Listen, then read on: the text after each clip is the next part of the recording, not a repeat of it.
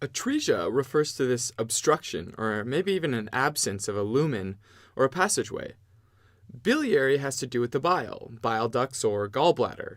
So biliary atresia is when there's some sort of blockage, deformity, or even a total absence of a bile duct. Biliary atresia specifically refers to newborns or young infants, and it can be a congenital defect, meaning something that happens during fetal development, but more commonly it's some sort of inflammation that happens soon after birth that leads to the destruction of the bile ducts. There isn't a definitive cause of biliary atresia, but it's generally thought that some viral or toxic substance might induce the inflammation. Some genetic mutations have also been suggested, like a mutation in the CFC1 gene, which is involved in the development of the left-right embryonic axis. At any rate, the mechanisms and pathogenesis are still pretty foggy, and it likely depends on a combination of genetic and environmental factors. Newborns with biliary atresia usually develop jaundice. Since there's some destruction or deformity of the bile ducts, eventually there's an obstruction to bile flow, right? And bile will start to build up. Pressure in the ducts will increase, and that bile will eventually push its way through the tight junctions between the epithelial cells lining the ducts and leak out into the blood. This increases the amount of conjugated bilirubin in the blood, which leads to this yellowing of the skin and eyes. Although not the most common cause of neonatal jaundice overall, it is the most common cause of neonatal jaundice that's surgically treatable, and early recognition of the disease improves the effectiveness of the surgery. Typically, the surgical procedure used for biliary atresia is called the Kasai procedure. And basically what's done is the damaged bile ducts outside the liver are first removed, and then the small intestine is cut and one end is directly reattached to the liver where bile comes out, also where the bile ducts used to be. This allows the bile to drain directly into the small intestine. The other end of the small intestine is reattached to another spot along the small intestine, such that now there's this path from the stomach to the small intestine, as well as a path for the bile to drain from the liver. Although this procedure can be effective at reestablishing some bile flow, a lot of newborns continue to have slowly progressing liver disease and will often need a liver transplant by 2 years of age.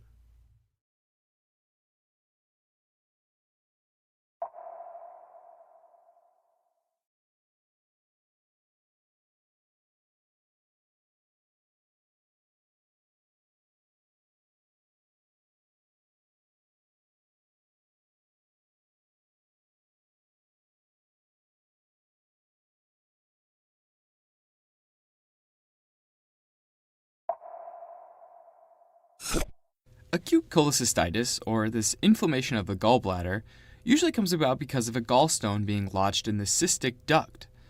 The cystic duct is the one that leaves the gallbladder and connects to the common bile duct.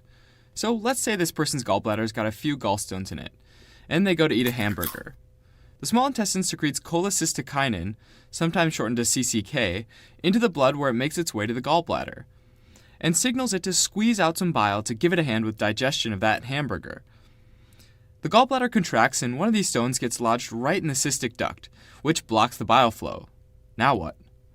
Well, this person will probably start experiencing some pain, specifically mid-epigastric pain, which happens because the gallbladder is trying to squeeze on a blocked duct.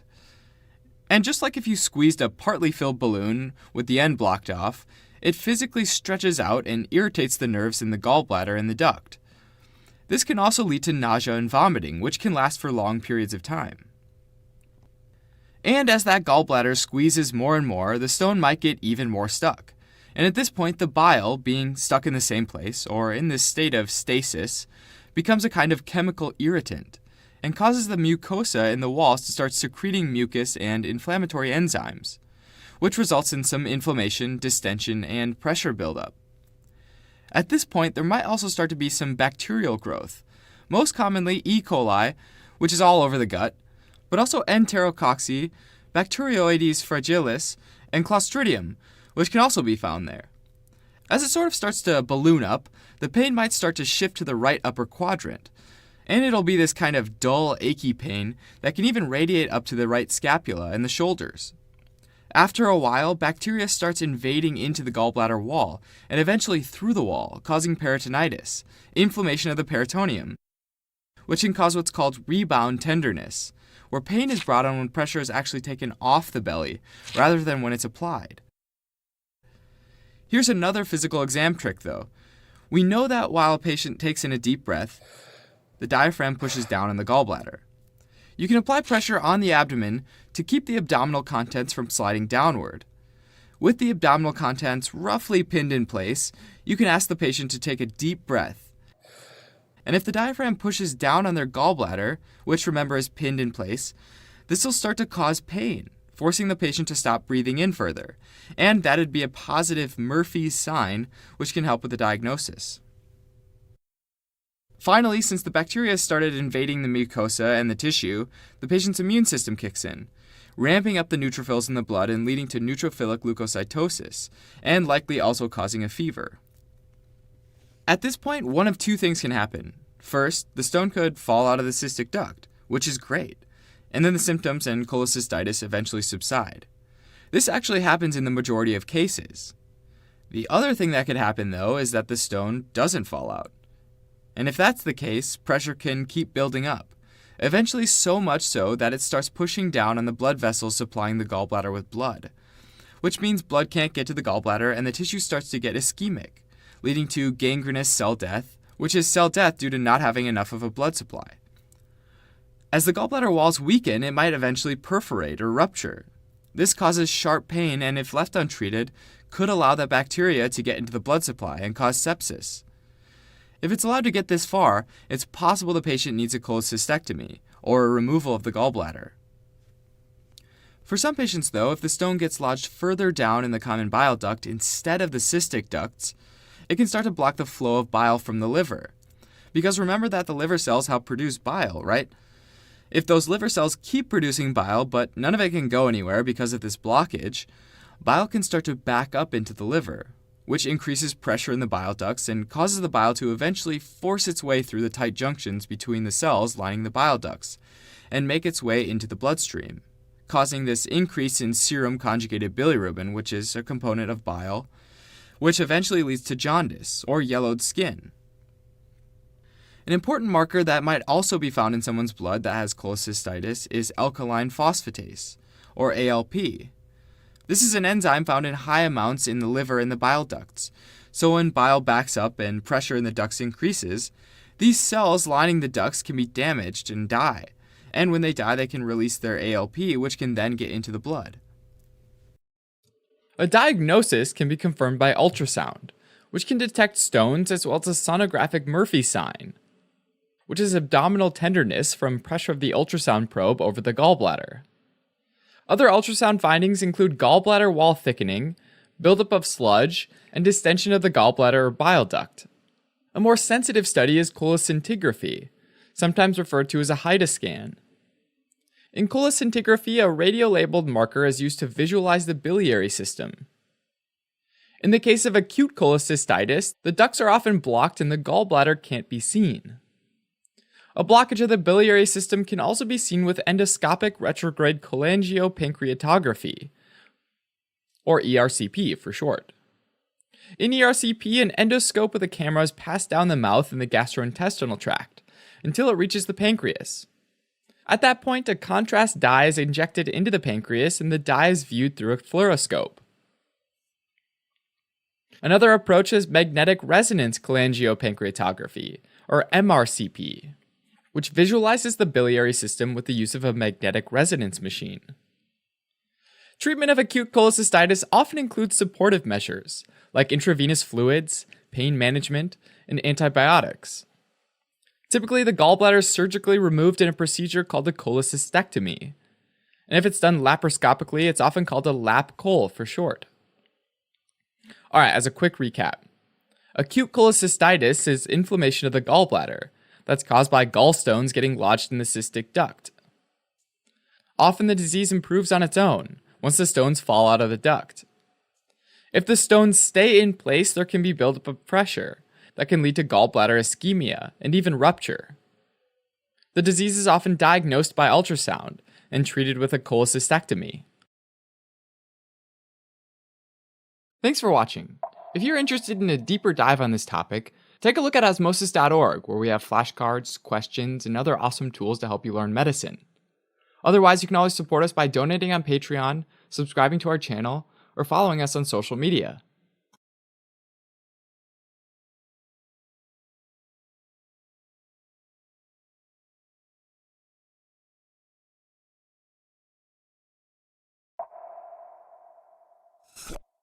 With ascending cholangitis, cholange refers to the bile ducts, and itis refers to inflammation, which is usually caused by a bacterial infection.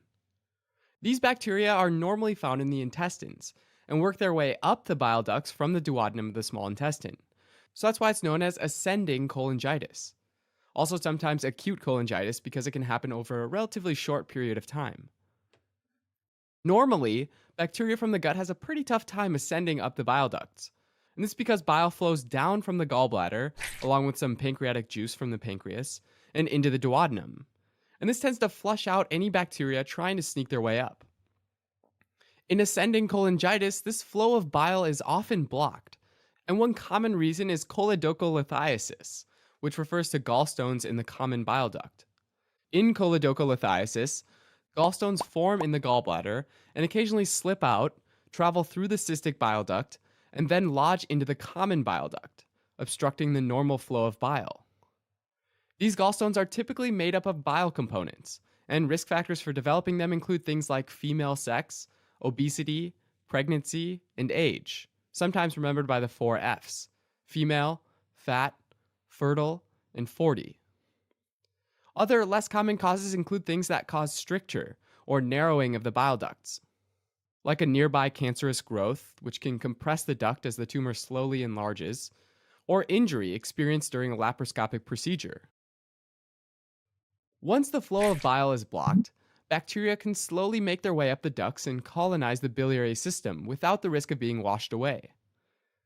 Most commonly, the bacterial species involved are a mixture of enteric organisms, including common ones like E. coli, Klebsiella species, and Enterococcus species. These bacteria can migrate up to the blockage and continue to infect the stagnant bile, as well as the surrounding tissue. Also, since the bile duct is under high pressures from the obstruction, it can cause the spaces between the cells lining the ducts to widen, which allows the bacteria and the bile direct access to the bloodstream.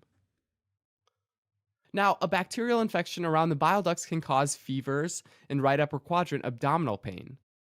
And if bile starts to back up into the bloodstream, individuals might also have jaundice.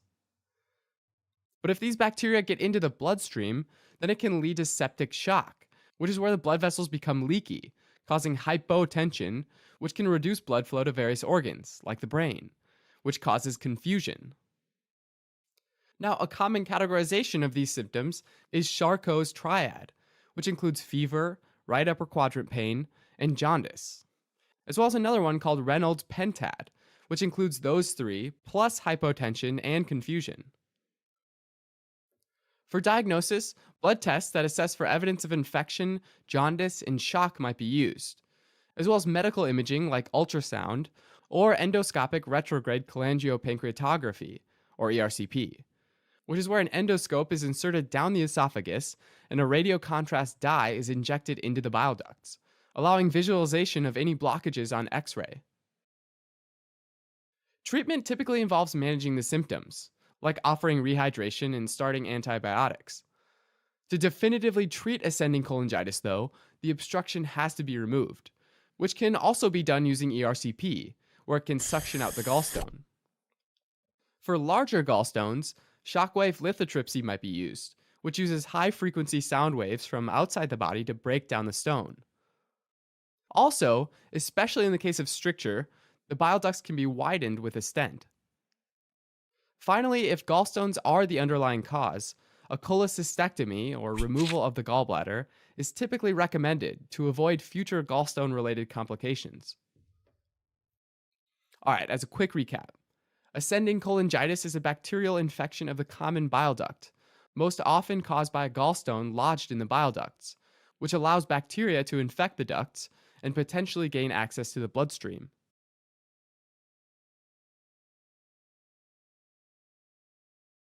Thanks for watching.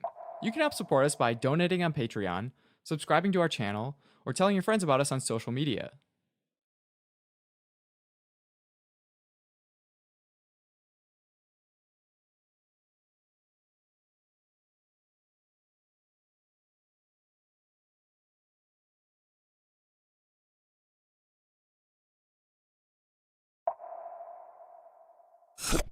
Colic refers to severe abdominal pain, and biliary refers to the bile ducts. Biliary colic happens when gallstones get lodged in the bile ducts, which causes temporary severe abdominal pain. Sometimes this is also called a gallbladder attack because it can come on pretty quick. When you eat foods that are high in fat, like delicious French fries, they make their way to the small intestine. And the fatty acids in the fries stimulate cells, which are the enteroendocrine cells, or hormone-secreting cells of the intestine. These cells secrete cholecystokinin, also called CCK, into the bloodstream, and those hormones make their way to the gallbladder and tell it to squeeze. Meanwhile, CCK relaxes the sphincter of Oddi, so that the bile can make its way to the duodenum. Now, bile's a fat emulsifier, essentially helping to break fats or lipids into small micelles. And then pancreatic lipase gets in there and helps break it down into even smaller molecules that can then be absorbed by the villi of the small intestine. Now, some people develop gallstones, which are hard stones that form in the gallbladder and are made up of the components of bile. Risk factors for developing gallstones include things like female sex, obesity, pregnancy, and age, sometimes remembered by the 4 Fs: female, fat, fertile, and 40. Now, after having a meal, that gallbladder might contract and eject the gallstone into the cystic duct, where it gets lodged. As the gallbladder contracts against the lodged gallstone, it can cause sudden, dull pain in the right upper quadrant or epigastrium, which can then radiate to the right shoulder. Typically, the pain intensity increases for about 15 minutes and then hits a steady plateau for a few hours, but usually less than about 6 hours, at which point the gallstone dislodges and rolls back into the gallbladder, and the pain subsides. The pain often starts up several hours after a meal, but can also happen frequently at night, since laying flat makes it easier for the gallstone to get lodged in the cystic duct. Other symptoms include nausea, vomiting, and sweating. So biliary colics where that pain's temporary. But if the gallstone doesn't dislodge and stays in the cystic duct for longer stretches, it can lead to acute cholecystitis, or inflammation of the gallbladder, which can cause similar symptoms like pain in the right upper quadrant, but since there's also a significant amount of inflammation, there are more severe symptoms like fever. Diagnosis of biliary colic is typically based on recurrent symptoms and confirmed by ultrasound of the right upper quadrant. Treatment involves managing pain and other symptoms, but a definitive treatment of recurrent biliary colic is cholecystectomy, removal of the gallbladder. Alright, as a quick recap. With biliary colic, usually a gallstone gets lodged in the cystic duct following a fatty meal, which tends to cause a steady, dull, upper right quadrant pain for a few hours, which then subsides when the gallstone dislodges.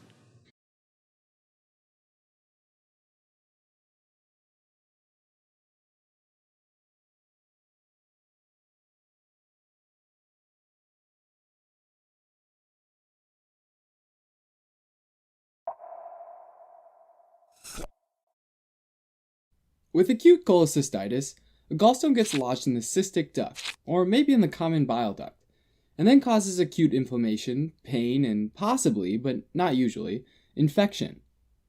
Almost all cases of acute cholecystitis, though, about 90%, clear up after about a month and the gallstone dislodges. It's possible, though, that gallstone gets stuck again, and then it dislodges, and then it gets stuck again, and then it dislodges, and so on. So over time, you can imagine that the gallbladder walls take a serious beating. And as those epithelial cells go through this cycle of inflammation over and over again, patients are essentially in this constant state of inflammation, also known as chronic cholecystitis. After a while, they can start to show signs of cellular damage, and the epithelial cells can possibly even die off. Some patients might not even have had cases of acute cholecystitis, where the gallstone gets lodged in the ducts. And sometimes they just have gallstones that cause this constant state of irritation and mild inflammation just by being in the gallbladder. Gallstones can be made up of bilirubin, called pigment gallstones, or cholesterol, called cholesterol stones. Or they could be made up of both. And when they roll around and are in contact with the epithelial cells, they can cause inflammation. One study found that cholesterol stones in particular might have a more potent ability to stimulate inflammation of the gallbladder epithelial cells. Whatever the case, chronic inflammation can take its toll, and changes in the gallbladder wall structure can start to take place. Normally, the gallbladder mucosa is nice and flat and uniform, but when they're under this constant state of inflammation and irritation, they start to change shape with deep grooves or pockets of mucosa, like this one here. This is called a Rokitansky-Aschoff sinus, and these sort of dive deep down and form these little cave-like structures. That's definitely not the normal structure of a gallbladder mucosa. This chronic inflammation leaves the gallbladder in a pretty sensitive state, and patients with chronic cholecystitis often feel pain after eating a meal, because that inflamed gallbladder starts contracting in an effort to squeeze out some bile to the small intestine and help with digesting that meal. That pain can usually be felt in the right upper quadrant, and it can radiate up to the right scapula in the shoulder area. As more and more damage is done to the epithelial cells and the gallbladder continues to be in this chronic state of inflammation with potential cell death, the epithelial tissue undergoes fibrosis and calcification, which leads to a condition called porcelain gallbladder, because it takes on a more bluish discoloration and becomes hard and brittle. Since it starts to calcify, it can usually be seen on an X-ray, like this one here. Why it starts to calcify, though, still remains a bit of a debate. Some think it's part of the natural progression of fibrosis and scarring from long-standing inflammation, but others suggest that it might be due to the stagnation of bile, which might cause calcium carbonate bile salts to precipitate out and deposit into the walls. Either way, this thing's gotta go, because all that inflammation and cell damage over time raises the risk of developing gallbladder cancer. So patients with porcelain gallbladder typically get it removed, called a cholecystectomy. Depending on the severity of the chronic cholecystitis, removal of the gallbladder might be needed even if it hasn't progressed to a porcelain state. Thanks for watching. You can help support us by donating on Patreon, or subscribing to our channel, or telling your friends about us on social media.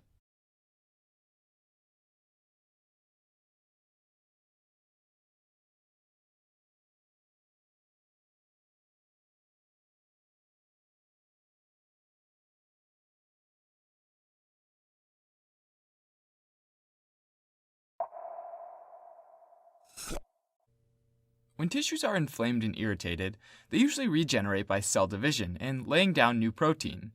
Tissues are mostly cells and protein after all. Now, each time a cell divides, there is a chance that something will go wrong. A mistake can happen and a normal gene can mutate. If this happens with genes involved in cell replication itself, then you might have a cell that continues to divide out of control. This is why tissues that are constantly subject to irritation and inflammation, especially tissues that aren't as used to it and typically don't have as much cell division happening, are a lot more likely to develop tumors. And the gallbladder is no exception to this. About 3/4 of patients that develop gallbladder cancer have cholesterol gallstones, and having gallstones in general is thought to increase the risk of having gallbladder cancer significantly. Why is that, though?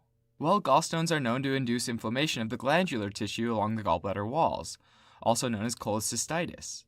Over time, this constant state of inflammation and cell turnover increases the risk of genetic mistakes and mutations, potentially leading to carcinogenesis or cancer formation. If these cells do become carcinogenic, they proliferate and start forming a mass of these defective tumor cells in the glandular tissue of the gallbladder, which is why we can call it gallbladder adenocarcinoma, or cancer of the glandular tissue. With chronic inflammation of the gallbladder, the risk for carcinogenesis increases more and more over time, and that chronic inflammation leads to calcification and fibrosis, a condition known as porcelain gallbladder. Porcelain gallbladder is actually such a high risk factor for gallbladder cancer that patients are immediately referred for cholecystectomy, removal of the gallbladder, as the risk for progressing to gallbladder cancer is as high as 50% at that point. Although chronic inflammation is one of the biggest links to gallbladder cancer, it's not the only link. Chronic infection, particularly associated with Salmonella and Helicobacter, seems to raise the risk of developing gallbladder cancer. Also, hereditary syndromes like Gardner syndrome and neurofibromatosis have also been associated with increased likelihood of developing gallbladder cancer. Another interesting link is a congenital abnormality called abnormal pancreatico-biliary duct junction, where this part that comes right after the spot where the pancreatic duct and the common bile duct come together is too long. It's thought that in this condition, pancreatic juice, which is secreted to help digestion just like bile, is refluxed into the bile ducts since there's a higher hydrostatic pressure that tends to push it up into the bile ducts. Pancreatic juices getting into the bile ducts starts to change the composition of bile, possibly through reactions with the pancreatic enzymes in the pancreatic juice, but also possibly just from the pancreatic juices themselves being corrosive to the lining of the gallbladder. This is thought to lead to a chronic state of inflammation in the bile ducts in the gallbladder, therefore making these patients much more likely to develop a gallbladder cancer. This condition is most prevalent in Asian populations, particularly the Japanese. Since this process of chronic inflammation and progression of calcification and damage is pretty slow and happens over years and years, gallbladder cancer isn't usually caught until it's progressed to later stages and is often caught incidentally. The most common case being elderly women presenting with apparent cholecystitis, often where the tumor has metastasized and invaded the neighboring liver tissue or porta hepatis, which yields a very poor survival rate. Surgical removal of the gallbladder is typically the go-to treatment, possibly with radiation therapy, but since this condition is so rare, the effectiveness of radiation therapy is relatively unclear.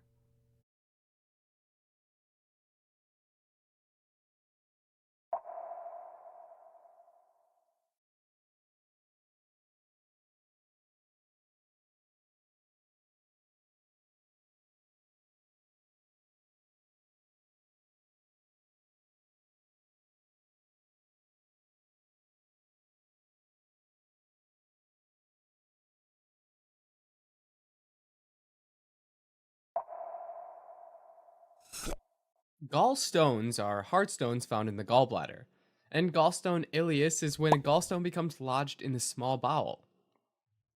Risk factors for developing gallstones include things like female sex, obesity, pregnancy, and age, sometimes remembered by the 4 F's: female, fat, fertile, and 40.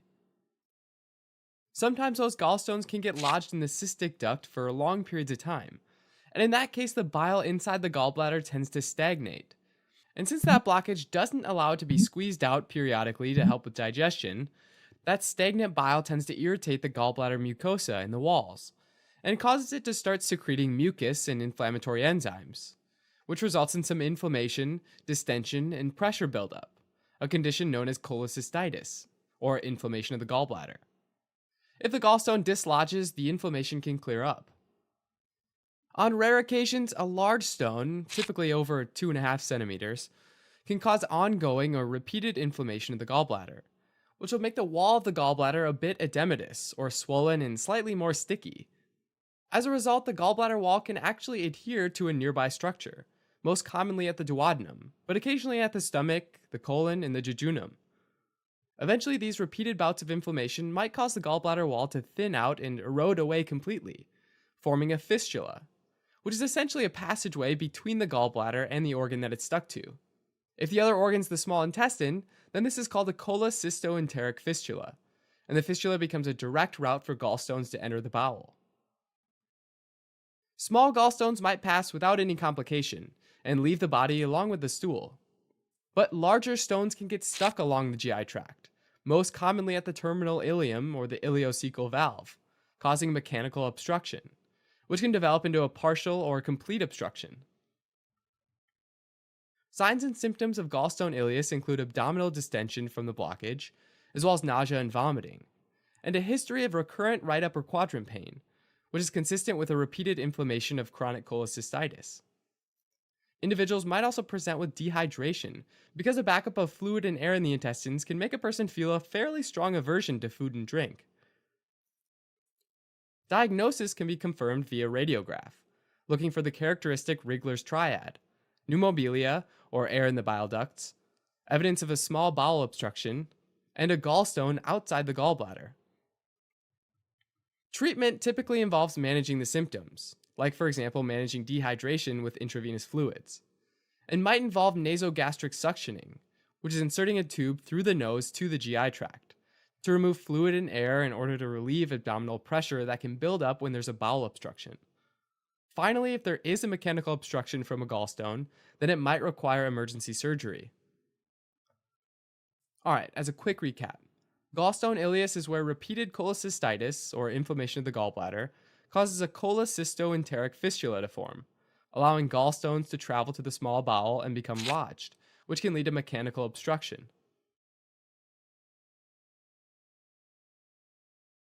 Thanks for watching.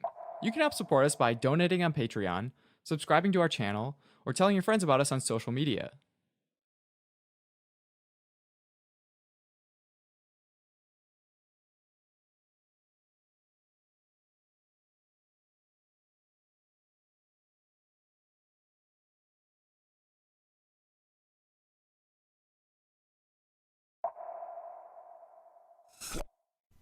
When you eat some real fatty foods, like say some delicious French fries, they make their way through the stomach and into the small intestine. At this point, they aren't really French fries anymore, but since they're high in fat, they're still a little more difficult to absorb, and that's where your gallbladder comes in. This high-fat food stimulates the gallbladder to squeeze out some bile into the small intestine. That bile emulsifies the fat, or basically mixes it up, and makes it easier to absorb. This is pretty much your gallbladder's job: store and concentrate bile until the time comes to send it to the small intestine. It's not the most glamorous of jobs, but hey, gotta start somewhere. If we take a closer look at this magical substance, we'd get a rough breakdown that's something like the following: 70% bile salts and acids, 10% cholesterol, 5% phospholipids, 5% proteins, and 1% conjugated bilirubin. And the rest are small amounts of other things like water, electrolytes, and bicarbonate. Bile salts and acids are mostly a product of cholesterol metabolism, so an acid might look something like this, and its salt is the anionic form, something like this. These acids and their salts have both hydrophobic and hydrophilic sides, making them amphiphilic, which help them make cholesterol and fat in the gut more soluble in bile. The phospholipids are mostly lecithin, also amphiphilic, and also help make cholesterol and fats more soluble in bile. Now, gallstones are these round and solid stones you can find inside your gallbladder, and they're made from the components of bile, and so they're categorized depending on what they're made of. The most common ones are cholesterol stones, but there's also bilirubin stones, which are sometimes called pigmented stones. The first type, as you might guess, are made mostly of cholesterol that is precipitated out of the bile as a solid and formed these solid stones. These account for about 75 to 90% of cases of gallstones. This precipitation of cholesterol can happen in a couple of ways. First, the bile can become supersaturated with cholesterol, meaning that the bile has so much cholesterol that the bile salts and acids, or phospholipids, can't hold any more in solution. Because remember that these all help make cholesterol more soluble in bile. And so the cholesterol comes out of solution as a solid, or precipitates.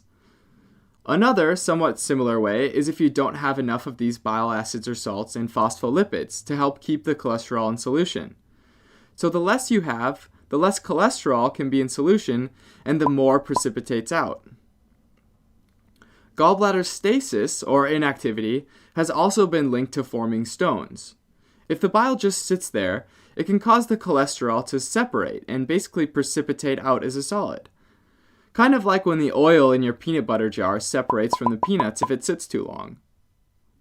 Stones made of cholesterol can't be seen on X-ray, but rarely are the stones only cholesterol, and usually you'll see a bit of a mixed composition. If they have enough calcium carbonate, they might be able to be seen on X-ray. Remember that we said that there's a small amount of electrolytes and bicarbonate? Well, some of these electrolytes are calcium ions, and calcium ions tend to form insoluble precipitates with bicarbonate as calcium carbonate, which would be radio-opaque and visible on X-ray. But usually there's not enough calcium carbonate, and the cholesterol stones will be radiolucent on X-ray, and you won't be able to see them. Alright, so the other type of stone is a bilirubin or pigmented gallstone. These ones again are pretty self-explanatory and are made mostly of bilirubin and therefore are pigmented. These are made when there's too much bilirubin in the bile and it's combined with calcium to form this solid precipitate, calcium bilirubinate. Since they're made partly of calcium, they'll usually be radio-opaque, meaning that you can see them on X-ray. Here's an example showing pigmented gallstones on an X-ray. Since it's the bilirubin in the bile, we'd maybe assume that they're made of conjugated bilirubin, right? Well, actually, pigmented gallstones are made of unconjugated bilirubin. What? I thought there was only conjugated bilirubin in bile. Well, the vast majority is conjugated, but there's a small amount of unconjugated bilirubin in bile as well. Only about 1 to 2% of the total bilirubin, which is only 1% of bile. Although the exact mechanism is unclear, this tiny amount of unconjugated bilirubin is thought to form from non-bacterial and non-enzymatic hydrolysis of conjugated bilirubin. So through a reaction in the chemical environment of bile that doesn't involve enzymes or bacteria. Okay, a quick breakdown of the structure of conjugated versus unconjugated bilirubin. The conjugated form has this R group, glucuronic acid, that makes it water-soluble. Unconjugated just has this OH group, which at the pH of bile is in an anionic form that probably really like to bind with calcium. Usually though, bile salts bind up with the calcium ions and keep them from binding with and precipitating unconjugated bilirubin. With extravascular hemolysis, we have these macrophages eating up red blood cells more than normal and unconjugated bilirubin production is ramped up, right? Which is conjugated by the liver and sent to the gallbladder. In these situations where there's a lot of hemolysis and unconjugated bilirubin production, there's going to eventually be more conjugated bilirubin produced, right? And it's thought that when there's more conjugated bilirubin in the bile, there's also going to be more unconjugated bilirubin, to the point where it can now bind to calcium instead of these bile salts and precipitate out to form black pigmented stones. If the gallstone is brown pigmented though, it's often a sign of gallbladder or biliary tract infection, and often the stones have even ventured outside the gallbladder and into the bile ducts. These brown gallstones are also made out of the calcium salts of unconjugated bilirubin. What's different about these though is how the unconjugated bilirubin forms. What happens is that a bacteria that causes a gallbladder infection, like E. coli for example, brings about hydrolytic enzymes that can hydrolyze both conjugated bilirubin and phospholipids. These hydrolyzed forms can combine with the calcium ions, which then precipitate out to form these stones. This brownness is due to this mix of unconjugated bilirubin and phospholipids. Some other gallbladder infections are Ascaris lumbricoides and Clonorchis sinensis, the second of which is endemic to China, Korea, and Vietnam. So brown pigmented stones are more commonly seen in Asian populations. Also, women are typically more at risk than men because estrogen increases cholesterol stone formation, which is also why the use of oral contraceptive pills that contain estrogen increase the risk of cholesterol stones. Also though, obesity is often associated with increased levels of cholesterol, right? Meaning that it's also associated with increased risk of cholesterol stones. Finally, rapid weight loss that decreases lipids can create an imbalance in bile composition that increases the chances of gallstone formation.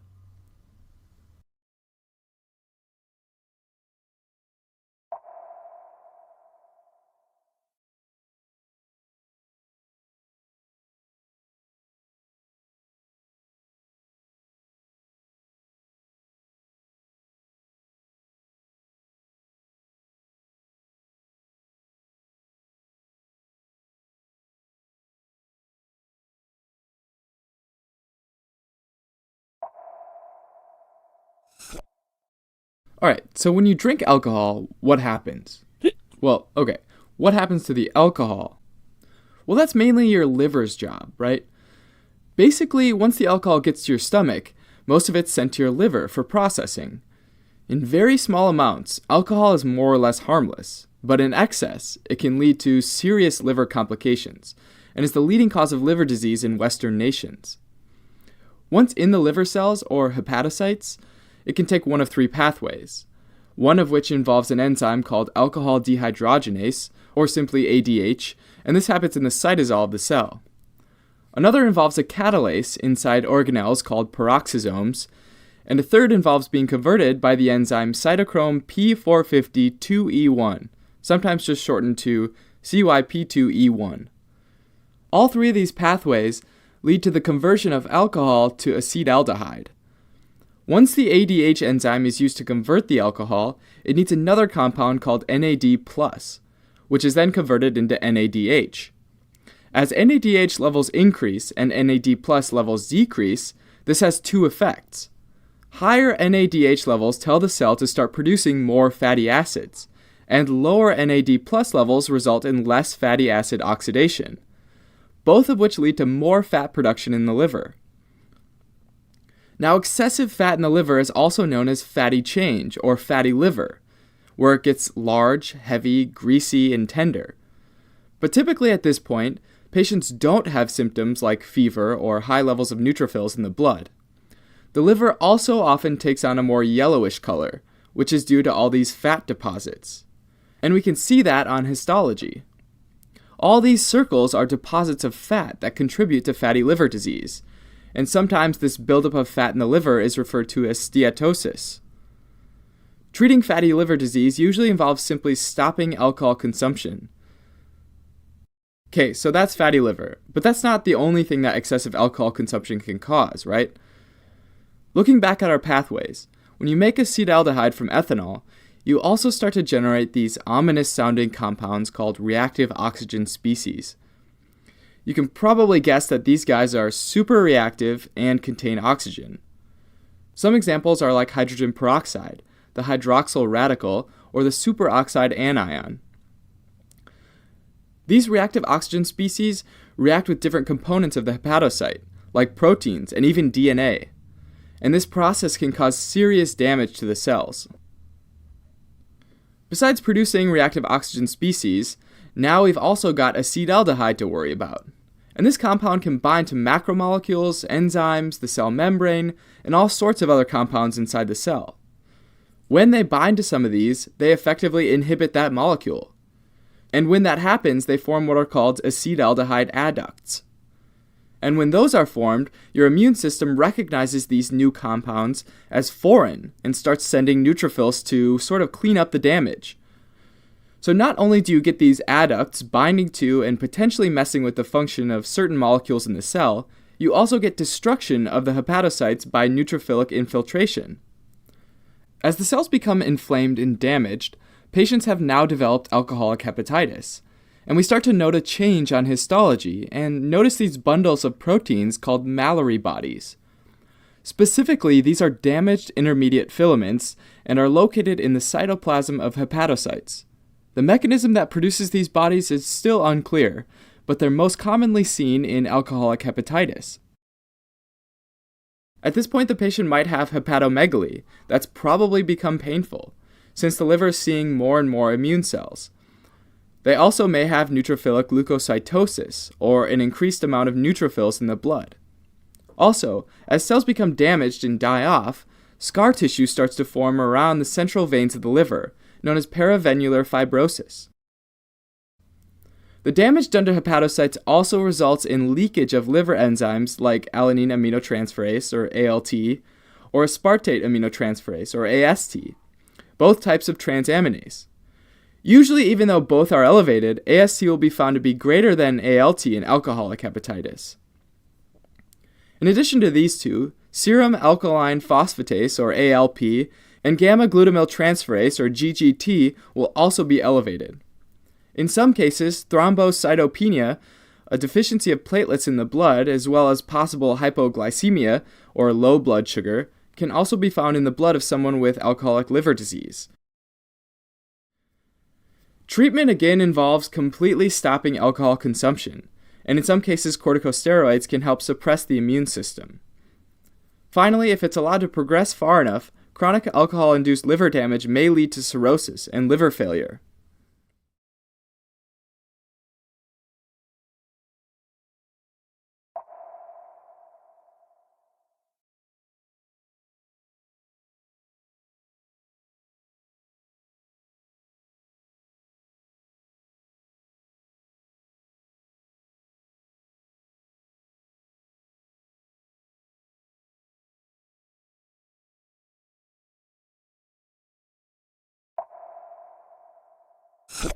Alpha-1 antitrypsin deficiency is a genetic disorder where a protein called alpha-1 antitrypsin is defective or absent. The name alpha-1 antitrypsin is a holdover from when the protein was discovered, a name given before its function was actually known. As it turns out, alpha-1 antitrypsin is a protease inhibitor that inactivates elastase, which is a type of protease, an enzyme that breaks down other proteins. Since alpha-1 antitrypsin inactivates elastase, elastase can't break down elastin. So alpha-1 antitrypsin deficiency leads to the opposite case, elastin breakdown, which particularly affects the lungs. In addition, defective alpha-1 antitrypsin can cause damage to the liver. Now in the lungs, let's zoom in on a tiny alveolus, which is where gas exchange happens. If there's some sort of infection or other cause of inflammation, inflammatory cells like neutrophils arrive on the scene. Neutrophils make an enzyme called neutrophil elastase, a protease capable of breaking down elastin, which is an extracellular matrix protein that gives elasticity and strength to the lung tissues. So while these little guys can help fight off infection by breaking down proteins of the bacteria, they can also go on to break down that precious elastin.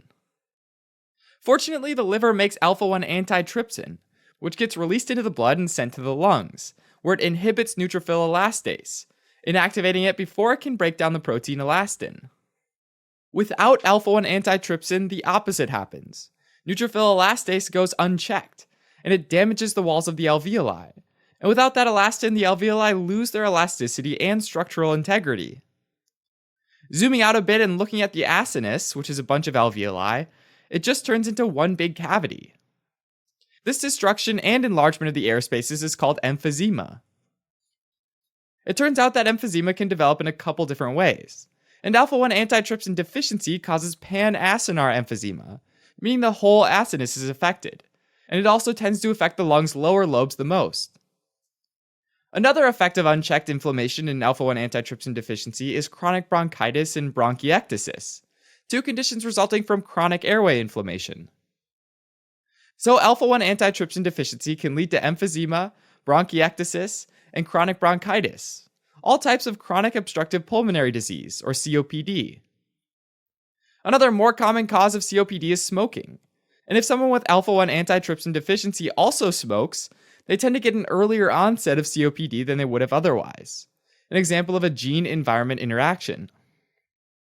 The gene that encodes alpha-1 antitrypsin protein is called SERPINA1, which stands for serine protease inhibitor, clade A, member 1, which is found on the long arm of chromosome 14. While some mutations in SERPINA1 completely abolish the gene's message, meaning no protein gets made, others, like the most common mutation called PiZ, result in a misfolded alpha-1 antitrypsin protein being made. Misfolded alpha-1 antitrypsin can aggregate and get stuck in the endoplasmic reticulum of the liver hepatocytes where it's made, causing some of those cells to die. Now, each wild type or normal copy of alpha-1 antitrypsin protein, termed PIM, contributes 50% of normal alpha-1 antitrypsin or A1AT activity, meaning 2 normal copies gets you 100%, which just means that there's a normal amount of alpha-1 antitrypsin in the blood. If instead they had 1 normal copy and 1 mutant copy, or Z, abbreviated PIMZ, the mutated gene only contributes about 10% of normal amounts. So these individuals only have about 60% the normal levels, which is usually enough to protect the lungs in non-smokers.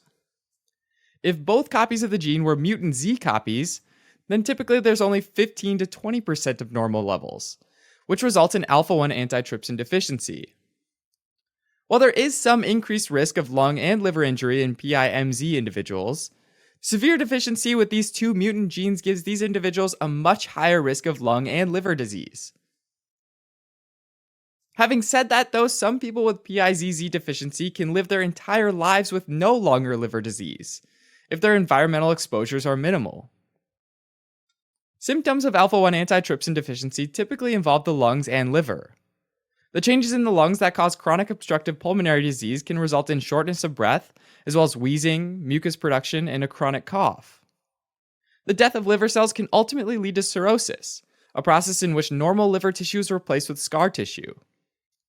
Cirrhosis can ultimately lead to a number of complications, including an inability to make coagulation factors, difficulty with detoxification leading to a buildup of waste products that can cause hepatic encephalopathy, portal hypertension that can lead to esophageal varices, and an increase in the risk of a type of liver cancer called hepatocellular carcinoma. Although cirrhosis usually affects adults, even newborns can have complications, like jaundice, which is a buildup of bilirubin in the blood because of poor excretion by the liver.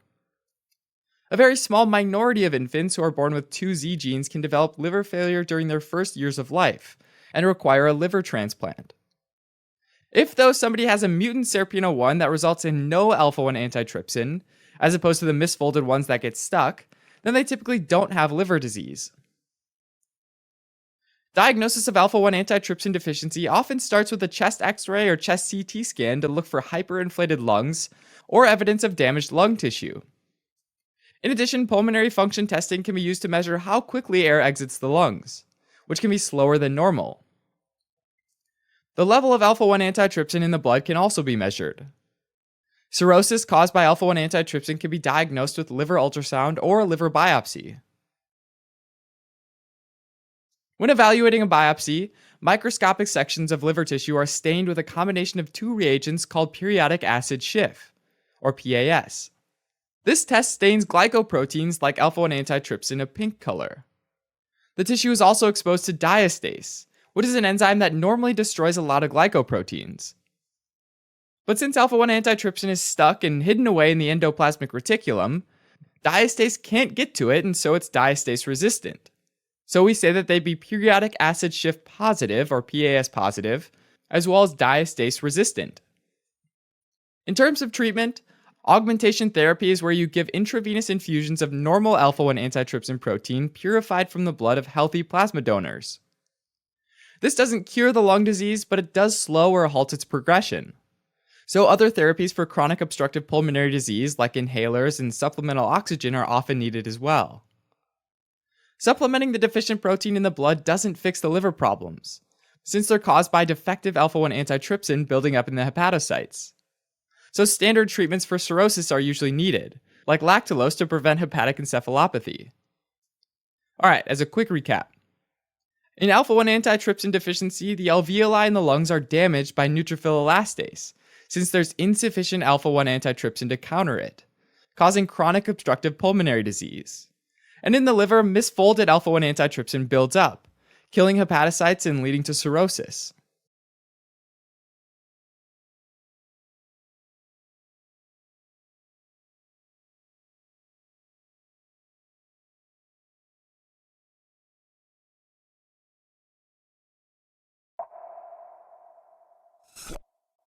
So an autoimmune disease is this special sort of disease where your own immune cells have gone rogue and start to attack your own cells, right? Hepatitis happens to mean inflammation of the liver, so it's reasonable to say that autoimmune hepatitis is this resulting inflammation of your liver tissue because they're being attacked by your own immune cells. Like many autoimmune diseases, the root cause of autoimmune hepatitis is ultimately not super clear. But some researchers think it's a combination of environmental triggers and genetic predisposition. It tends to occur most often in young women, and the female-to-male ratio is about 4-1. Also, though, an important piece of the genetic puzzle is the human leukocyte antigen system, shortened to HLA, which is this location of genes on chromosome 6 that regulate our immune functions. Specifically, these genes control the proteins that are encoded and used on the cell's surface to present foreign molecules to the immune system. But although they present antigens, they're also a form of antigen themselves. They aren't, though, the same type of antigen as one on an infectious molecule, but actually alloantigens that vary from person to person and are actually specific self-proteins. Usually, our thymus makes sure that the T cells that attack these self-proteins aren't allowed to survive. In autoimmune disease, there may be some abnormality associated with specific self-proteins that lets the T cells attack them. Based on studying people with autoimmune hepatitis, they often have HLA DR3 and DR4, which are both MHC class II surface receptors. The DR part refers to its location on the chromosome. For example, depending on the location, you could have HLA-A, HLA-B, HLA-C, or HLA-D. and HLA-D has three subregions, P, Q, and R. So this one is HLA-DR. So specifically with autoimmune hepatitis, there seems to be some sort of connection between these particular self-proteins, the HLA-DR, and mounting an attack against your own liver. Autoimmune hepatitis also tends to be associated with other diseases like Hashimoto's thyroiditis, where your immune cells attack your thyroid, and Graves' disease, where your thyroid overproduces thyroid hormones. Clinically, autoimmune hepatitis patients can sit anywhere on a spectrum from completely asymptomatic to cirrhosis and fulminant hepatitis, also known as acute liver failure. Or they might be somewhere in between with debilitating symptoms like fever, jaundice, and hepatosplenomegaly, a condition where both the spleen and the liver are way larger than their normal size, probably caused by inflammation due to immune cell attack. Also, for symptomatic patients, there'll be this increase in blood transaminases. Usually there's only a small amount of transaminases in the blood, which are these enzymes that help metabolize amino acids. Alanine aminotransferase, or ALT, is mostly found only in the liver, and aspartate aminotransferase, or AST, is found in both the liver as well as other tissues. So if the liver cells are damaged by immune cells, both ALT and AST start leaking out into the blood from the liver. But typically, since ALT is more associated with the liver, ALT will be higher than AST, even though they both will likely be elevated. Autoimmune hepatitis can be split into two types. Type 1 is the most common, accounting for about 80% of autoimmune hepatitis cases, and is characterized by several lab findings. First, we'll look for antibodies to your own nuclei that are floating around in your blood. We also call these anti-nuclear antibodies, or ANAs. And these antibodies have failed to be able to tell the difference between self and non-self, and so they end up being against the proteins in the nuclei of your own cells. Also, along the same lines, we might find antibodies that are targeting your own smooth muscle proteins as well. Decreased serum albumin is also a marker for autoimmune hepatitis and damage to the liver. Usually, serum albumin is produced in the liver, but if the liver becomes damaged, serum albumin production may decrease. Finally, an elevated or prolonged prothrombin time, which is the time it takes your blood to clot, is a typical lab finding in more severe cases. Type 2 autoimmune hepatitis is way less common and is defined by the presence of antibodies to the microsomes of the liver or your kidney, ALKM1, or to a liver cytosol antigen, ALC1. This type is most common in young girls and usually happens alongside another autoimmune disease. As to treatment, initially patients can be given immunosuppressant medications. They may be given corticosteroids, which help inhibit the immune responses that are mediated by both B and T cells. Another drug, azathioprine, has a similar immunosuppressing action and inhibits an enzyme that we need to synthesize DNA, and so it strongly inhibits cells like T cells and B cells that proliferate a lot during an immune response. If patients are resistant to these drug therapies, they might have to undergo a liver transplant.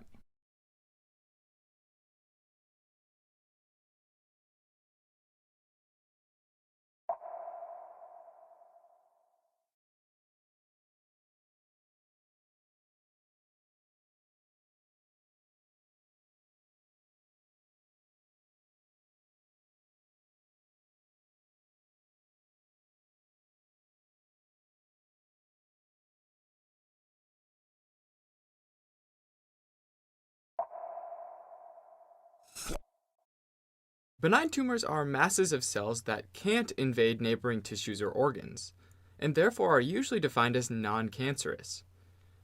Benign liver tumors are actually pretty common, and typically don't cause any serious complications. And there are three major types: cavernous hemangiomas, focal nodular hyperplasias, and hepatocellular adenomas. Cavernous hemangiomas are the most common form, and are these masses or swelling of the endothelial cells in the blood vessels of the liver that, when we check it out on histology, they form these huge vascular spaces that sort of look like a system of caves. In other words, instead of blood flowing through a tube, the blood goes into a giant cavern with endothelial cells randomly sprinkled throughout.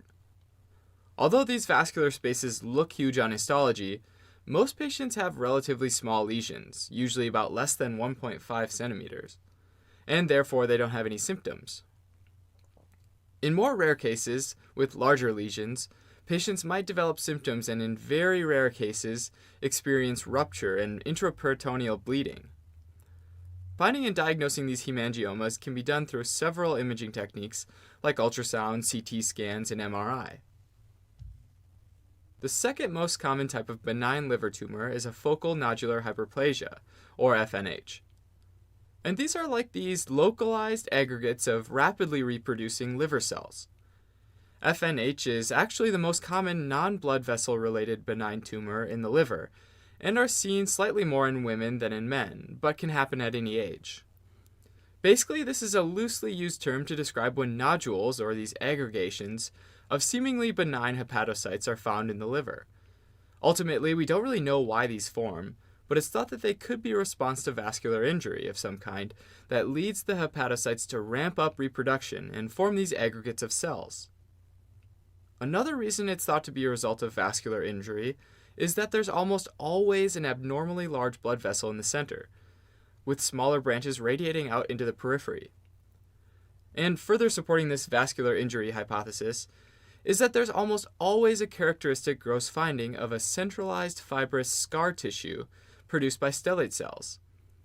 On histology, you'll often find this fibrous tissue as well, sometimes called fibrous septae, which means wall or separation. Diagnosis is usually done by a CT scan, where you look for these masses of cells. In almost all cases, though, focal nodular hyperplasias are found incidentally during some other exam. Unless associated with pain, these benign tumors are typically left alone, though. Alright, another type of benign hepatocyte tumor, one that's a lot more rare, is a hepatic adenoma. These are tumors thought to be made up of liver epithelial cells and often develop in an otherwise healthy liver. Usually these hepatocytes are enlarged, non-functional, and contain more glycogen and lipids than normal. The tissue around them is usually highly vascularized, and both bile ducts and portal areas are absent. Again, just like focal nodular hyperplasias, we don't really know why they form, but one important distinction is that these are highly associated with the use of estrogen-based drugs, especially oral contraceptives, but also other anabolic steroids. Before the introduction of birth control, or oral contraceptives, OCPs for short, hepatic adenomas were rarely reported and have increased along with increasing OCP use over time, and are associated more with higher dosed regimens. And the introduction of lower dose OCPs has resulted in a reduction in cases. That being said, how the estrogen influences the development of hepatic adenomas is unclear. One theory is that the estrogen might bind to estrogen receptors on the hepatocytes themselves and cause conversion of these hepatocytes into hepatic adenoma cells, though it probably has a lot to do with genetic predisposition or specific genetic mutations in combination with estrogen-based therapies. Along with OCPs, genetic glycogen storage diseases, particularly von Gierke's disease, are also highly associated with hepatic adenomas. Patients with von Gierke's disease have liver cells that can't generate glucose from glycogen through gluconeogenesis. What isn't clear is why or how this deficiency tends to lead to hepatic adenomas. Although less common than the other forms of benign tumors, hepatic adenomas are more likely to rupture and lead to internal bleeding, especially during pregnancy. If patients with adenomas are using OCPs and stop or reduce their dosage, the adenomas usually tend to regress. Likewise, for patients with von Gierke's disease, managing their diet, like their glucose, insulin, and glucagon levels, has led to improvement and even seen resolution of these adenomas.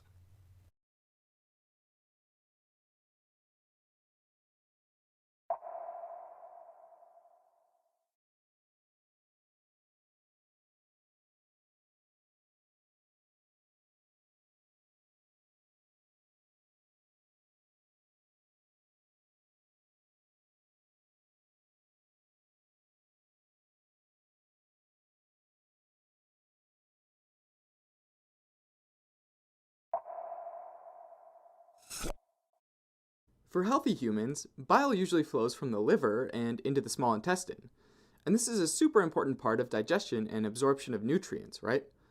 When there isn't enough bile flowing between these two, we can say that there's some sort of cholestasis going on, because chola means bile and stasis means inactivity.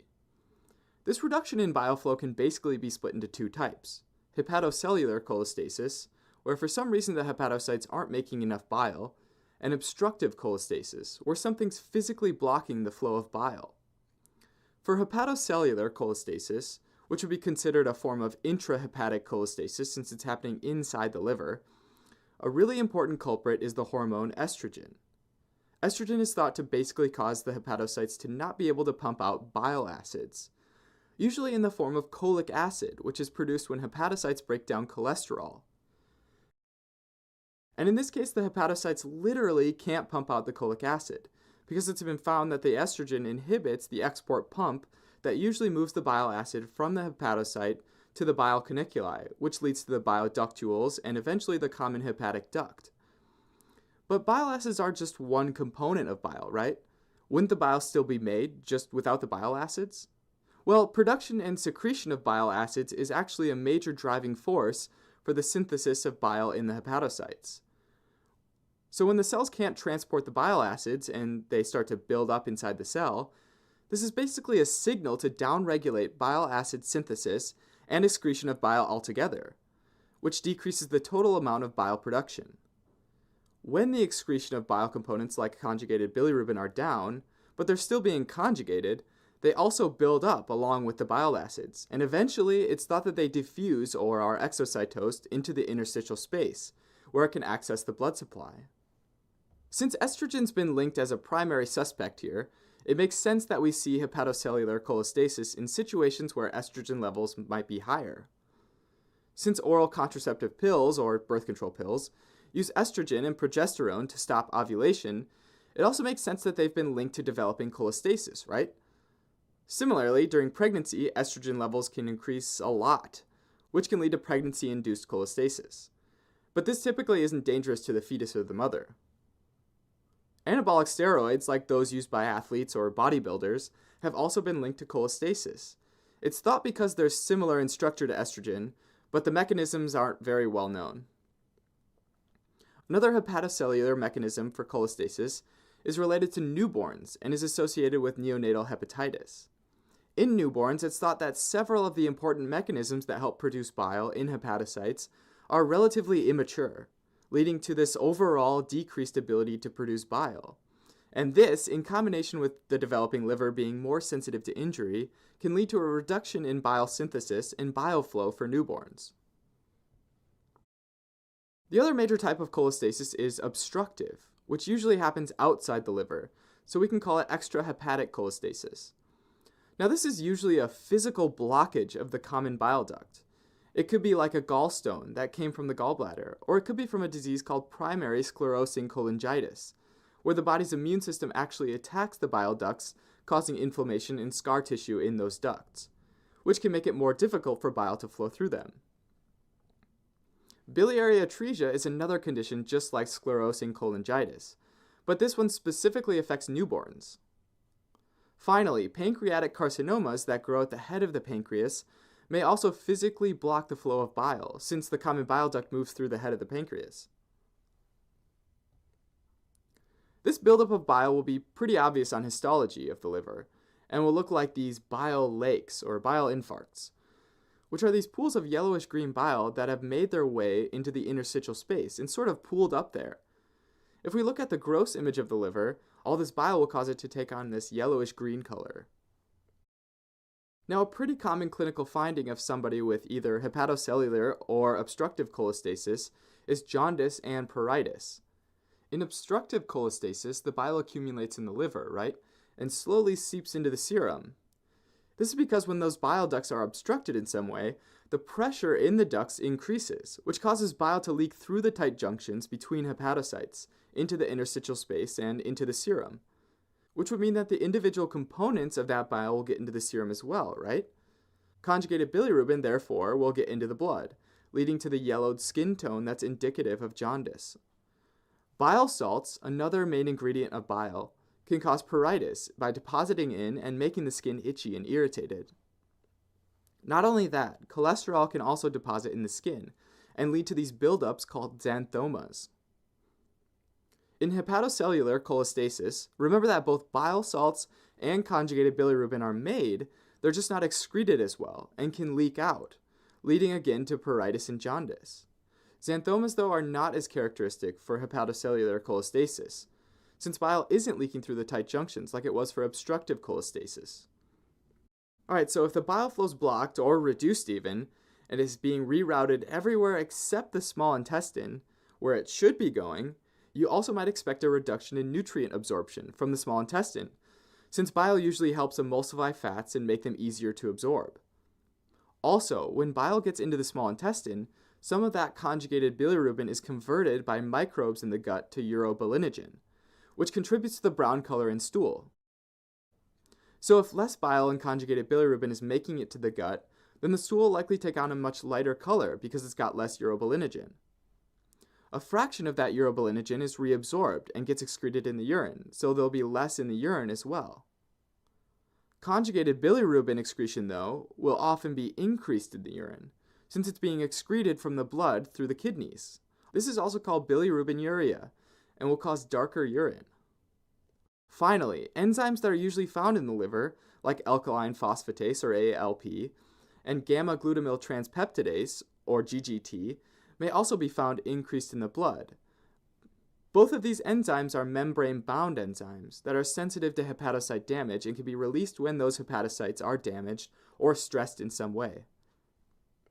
These signs of cholestasis, whether they're from obstructive or hepatocellular, are super important to recognize so that the underlying cause of this reduced bile formation or reduced bile flow can be found, and then the right treatment can be given.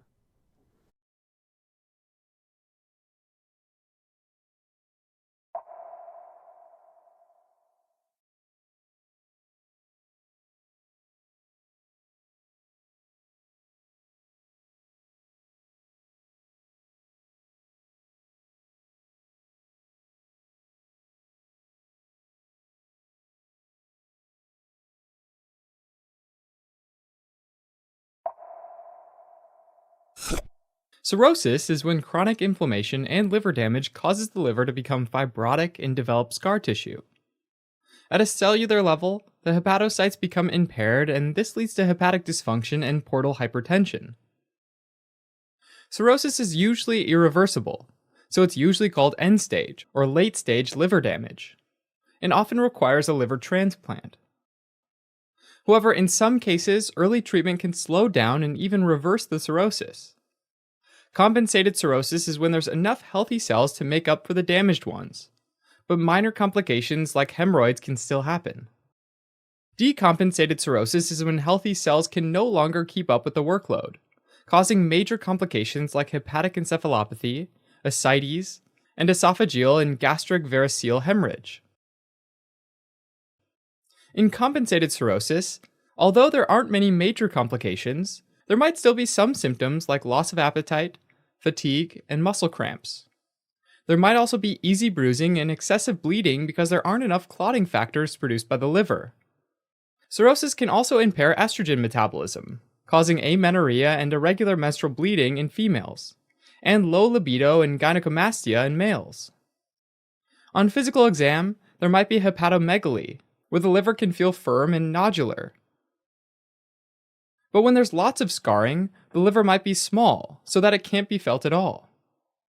Another sign is spider angiomas, or spider nevi, which are swollen blood vessels just beneath the skin surface on the trunk, face, and upper limbs. Palmar erythema, which is redness of the hands, can sometimes be seen as well. There can also be hypertrophic osteoarthropathy, which is when there's nail clubbing and periostitis, which is inflammation around the small hand joints. Sometimes there are Dupuytren contracture, which is when one or more fingers are permanently flexed. Portal hypertension can lead to splenomegaly, along with caput medusae, which are distended and engorged paraumbilical veins on the surface of the abdomen. Finally, there might be minor complications like hemorrhoids identified on a digital exam. In terms of diagnosing cirrhosis, lab work includes a CBC, which most commonly shows thrombocytopenia, especially if there's also splenomegaly. but can also show anemia and leukopenia. Markers of liver injury are AST, ALT, alkaline phosphatase, and GGT, and they're usually elevated. Total and conjugated bilirubin are usually normal in compensated cirrhosis. Finally, markers of liver function like albumin can decrease as cirrhosis progresses, and PT, PTT, and INR can increase as cirrhosis progresses.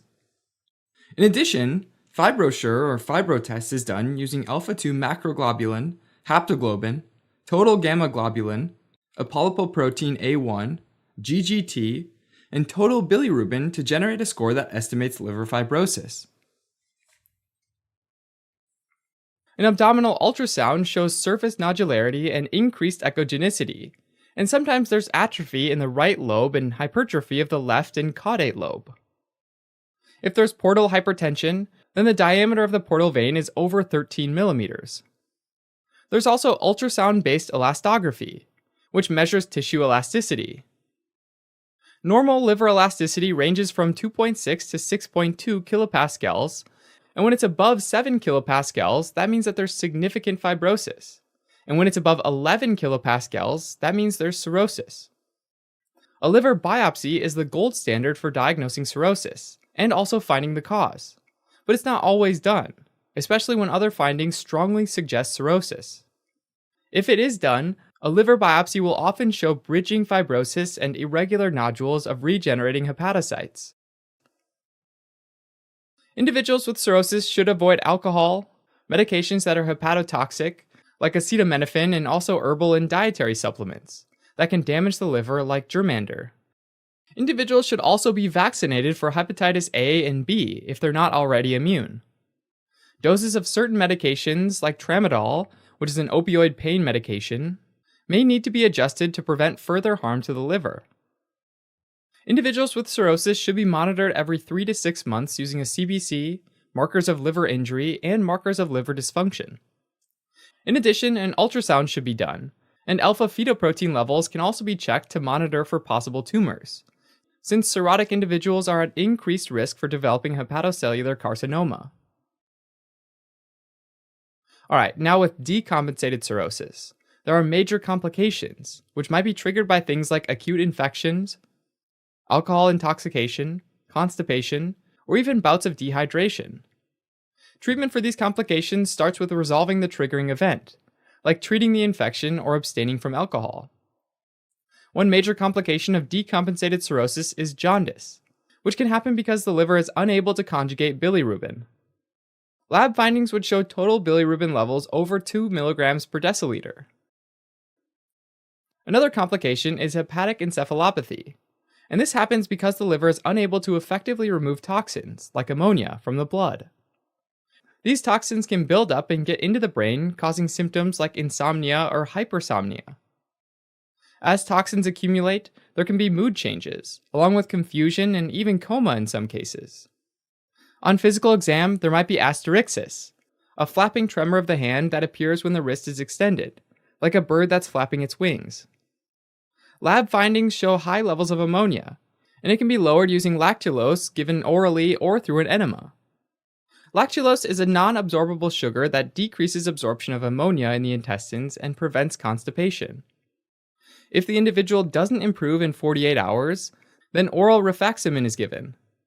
That's an antibiotic that kills ammonia-producing bacteria in the intestines, and also has anti-inflammatory properties.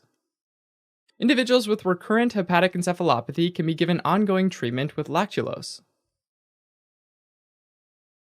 Now, although portal hypertension can be seen in compensated cirrhosis, as things worsen, it can lead to major complications that are seen in decompensated cirrhosis.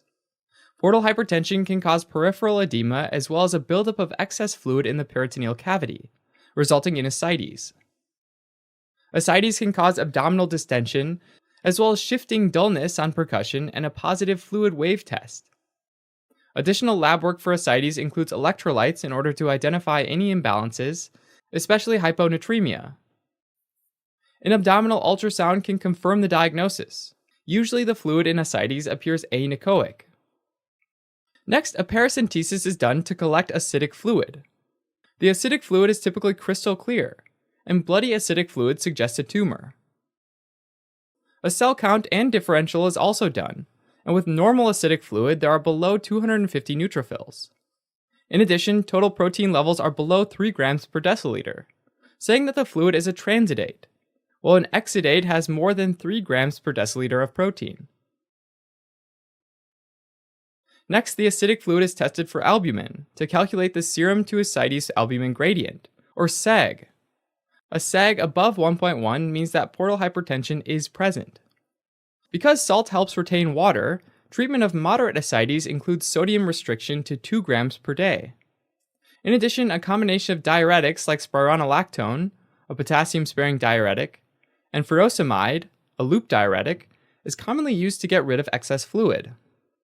Individuals without peripheral edema typically lose about 0.5 kilograms daily, and individuals with peripheral edema lose about 1 kilogram daily.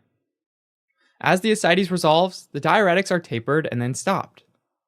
If an individual develops hepatic encephalopathy or has severe hyponatremia, with sodium levels below 120 milliequivalents per liter, then diuretic treatment is stopped and serial paracentesis is done to reduce the ascites.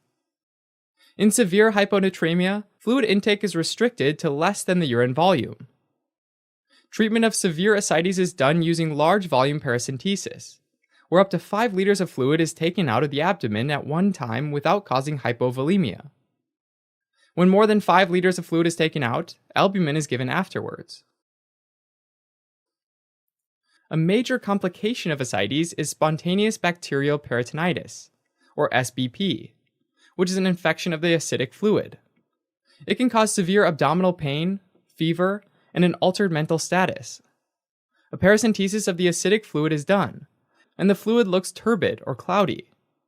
The cell count is over 250 neutrophils per millimeter square, and total protein is above 1 gram per deciliter, and the SAG is above 1.1.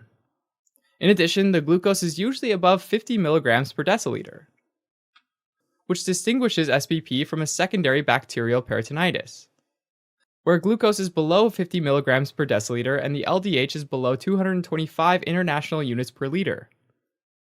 Cultures and gram stains are also sent. With SBP, there's a single pathogen found, and the common are Escherichia coli, Klebsiella pneumoniae, and Streptococcus pneumoniae. Whereas with secondary bacterial peritonitis, multiple pathogens are usually involved. Empiric antibiotics for SBP are IV cefotaxime. Another major complication of portal hypertension is variceal hemorrhage, specifically bleeding from dilated veins in the esophagus and stomach. Esophageal and stomach variceal veins are usually seen on an upper endoscopy, which is usually done within 12 hours of the bleeding. During that procedure, variceal ligation or endoscopic sclerotherapy can be done to help stop the bleeding. In addition, IV octreotide, which is a somatostatin analog, is used to help decrease portal blood flow. If there's a massive bleeding, or if endoscopic therapy fails to stop the bleeding, then balloon tamponade is done using a Blakemore tube. This applies direct pressure on the esophagus.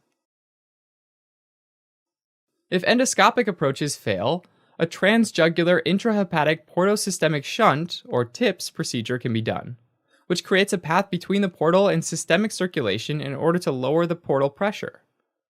In moderately ill individuals, IV ciprofloxacin is given for a week to prevent an infection, and in severely ill individuals, IV ceftriaxone is given instead. Given the risk of bleeding, it's important to spot varices early on. So in compensated cirrhosis, an upper endoscopy is done every 2 to 3 years, and in decompensated cirrhosis, it's done every year. Individuals with varices should have endoscopic variceal ligation done, and those at high risk, like individuals with decompensated cirrhosis, should get prophylactic beta blockers, like propranolol, which reduce portal vein pressures. Individuals with a history of ascites, or SBP, or variceal hemorrhage are given trimethoprim sulfamethoxazole as antibiotic prophylaxis. 2 more complications, hepatorenal syndrome and hepatopulmonary syndrome, describe failure of the liver and kidneys and failure of the liver and lungs, respectively.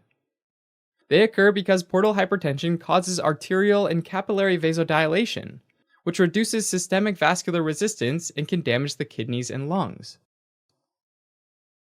Alright, now let's switch gears and talk about hepatocellular carcinoma, which is a primary liver tumor that often occurs in cirrhosis. In some cases, there's a paraneoplastic syndrome, with symptoms like hypoglycemia, because the tumor consumes a lot of glucose, diarrhea, caused by vasoactive peptides that increase intestinal secretion, and hypercalcemia, due to secretion of parathyroid-like hormone. Lab findings can include high levels of alpha-fetoprotein, and if there's a paraneoplastic syndrome, there can be a hypoglycemia and high levels of calcium. If there's diarrhea, there might be hyponatremia or hypokalemia. An ultrasound would show a hypoechoic mass in the liver, and an abdominal CT scan can help stage the tumor using the tumor node metastasis system. Finally, a liver biopsy can be done that typically shows broad tuberculi and pseudoglands. Common sites of metastasis include the lungs, intra-abdominal lymph nodes, and bone. Depending on the location and spread of the tumor, a partial hepatectomy or a liver transplant might be done. If the tumor cannot be surgically removed, then ablation and embolization or chemoradiation can be done. If lymph nodes were invaded or if there's metastasis, then medications like sorafenib or lenvatinib can be used to slow tumor growth and relieve the symptoms.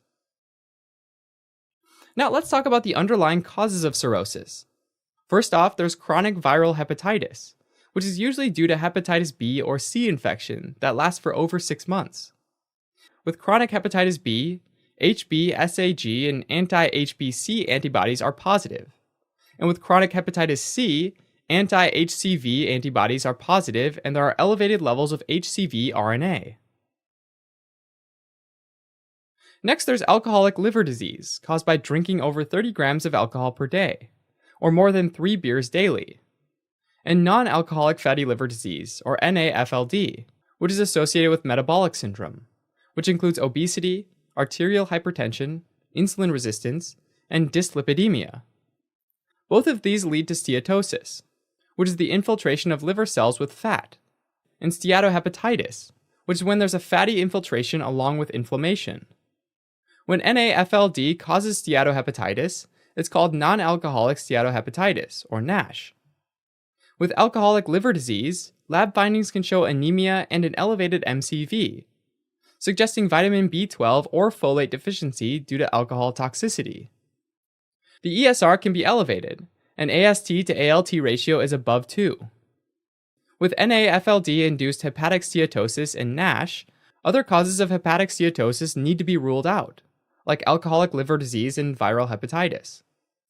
Next, an ultrasound is done and the liver typically appears hyperechoic, with both alcoholic and non-alcoholic liver disease. On an abdominal CT scan, the liver composition is compared to the spleen. A fatty liver has an attenuation that's at least 10 Hounsfield units lower than the spleen. On a liver biopsy, in steatosis, there's fat accumulation, and in steatohepatitis, there's neutrophilic infiltration. Treatment relies on alcohol abstinence, and with NAFLD, it requires management of metabolic syndrome. Hemochromatosis is a hereditary disorder caused by a mutation in the HFE gene, which leads to increased iron absorption. The excess iron gets deposited in the liver, heart, pancreas, and pituitary. In advanced stages, individuals have a classic triad of cirrhosis, diabetes mellitus, and skin pigmentation. The latter two are lumped together in the term bronze diabetes. Lab findings include a serum transferrin above 45%, and disease confirmation is done with genetic testing. Treatment consists of reducing iron load and phlebotomies that remove up to 500 milliliters of blood weekly for 50 weeks, and after that every 2 to 4 months. Autoimmune hepatitis is a condition where circulating antibodies attack liver cells. Lab findings include an elevated total gamma globulin level, especially IgG, anti-nuclear antibodies or ANA, anti-smooth muscle antibodies, anti-liver kidney microsomal 1 antibodies, and anti-mitochondrial antibodies. Autoimmune hepatitis is often associated with other autoimmune conditions, like autoimmune thyroiditis. Initial treatment is typically done with oral glucocorticoids, like prednisone. And once there's remission, meaning that liver injury markers normalize and there are no symptoms, prednisone or azathioprine can be used for maintenance therapy. Primary sclerosing cholangitis is a progressive disease in which there's inflammation, fibrosis, and strictures of the medium and large ducts in the intra and extrahepatic parts of the biliary tree. Sometimes there's an elevated total gamma globulin level, especially IgM. Paranuclear anti-neutrophil cytoplasmic antibodies, or p-ANCA, can also be high. Next, an ultrasound is done, and this shows bile duct wall thickening and focal bile duct dilations. Diagnosis is confirmed by MRCP, where the biliary ducts are beaded or have a pruned tree appearance, meaning that there are multiple strictures. If an ERCP is done, then a biopsy can be performed that shows onion skin fibrosis due to periductal fibrosis. Treatment is done using ursodeoxycholic acid, which is a bile acid, that stimulates hepatobiliary secretion and protects hepatocytes from being destroyed by bile acids. The only treatment for primary sclerosing cholangitis is a liver transplant. Primary biliary cholangitis, sometimes called primary biliary cirrhosis, is an autoimmune condition in which the epithelial cells lining the intrahepatic biliary ducts are gradually destroyed. There can be distinctive skin changes like hyperpigmentation, as well as lesions like xanthomas and rashes that show dermatographism, which means that it looks like someone has written or drawn on the skin. Lab findings include elevated cholesterol levels, anti-mitochondrial antibodies, which are the key finding, and sometimes anti-nuclear antibodies are also present. An ultrasound or MRCP can be done to rule out an extrahepatic obstruction. If a liver biopsy is done, it shows inflammation, abnormal connective tissue, or fibrosis in the portal and periportal areas. Treatment is done using ursodeoxycholic acid. The only curative treatment is a liver transplant. Wilson disease is a genetic disorder that leads to excessive copper deposition in the liver, eyes, and brain. Neurological symptoms include dysarthria, ataxia, dystonia, tremor, and Parkinsonism. There can also be psychiatric symptoms like depression and personality changes. An ocular slit lamp examination shows Kaiser-Fleischer rings, which are dark rings around the iris. Lab findings include ceruloplasmin levels below 20 milligrams per deciliter. That's the protein that transports copper. In addition, a 24-hour urine copper test shows over 100 micrograms of copper in the urine. Treatment includes avoiding foods with a high copper content like nuts, chocolate, and mushrooms. Treatment can also include chelators that can bind to excess copper like D-penicillamine and trientine. Alpha-1 antitrypsin deficiency is a genetic disorder that affects the lungs and the liver. In the lungs, there's excess protease activity that results in destruction of elastin, resulting in emphysema. In the liver, the abnormal alpha-1 antitrypsin protein accumulates and causes inflammation. Lab findings include alpha-1 antitrypsin levels below 11 micromoles per liter. Next, isoelectric focusing can be done. This separates molecules based on their isoelectric point and can identify different alpha-1 antitrypsin variants. PCR can be used to identify the different alpha-1 antitrypsin variants. Pulmonary treatment is done with inhaled bronchodilators, like salmeterol, and prevention relies on avoiding smoke exposure. And there's no specific treatment for this liver disease. Alright, as a quick recap. Cirrhosis can be compensated, in which the individual is asymptomatic or presents nonspecific symptoms. A workup includes a CBC that can show thrombocytopenia, anemia, leukopenia, markers of liver injury like AST, ALT, alkaline phosphatase, and GGT, which are elevated, and total and conjugated bilirubin, which can be normal. Markers of liver function like albumin can decrease as cirrhosis progresses, while PT, PPT, and INR can increase as cirrhosis progresses. An ultrasound is done next, along with FibroSure, ultrasound-based elastography, or a liver biopsy, which is the gold standard for diagnosing cirrhosis. With decompensated cirrhosis, major complications are present. First, there is jaundice, where total bilirubin levels are over 2 milligrams per deciliter. With hepatic encephalopathy, there's asterixis and high levels of ammonia. Treatment relies on eliminating precipitating factors.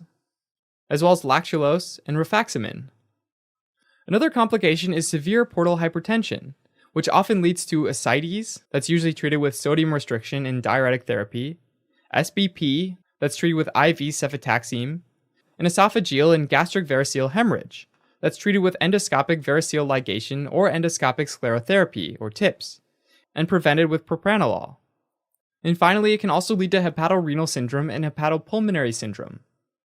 One complication of cirrhosis overall is hepatocellular carcinoma, which can be monitored with an ultrasound every 3 to 6 months. A CT scan is done to confirm the diagnosis and stage the condition using TNM system. Treatment depends on the extent and location of the tumor.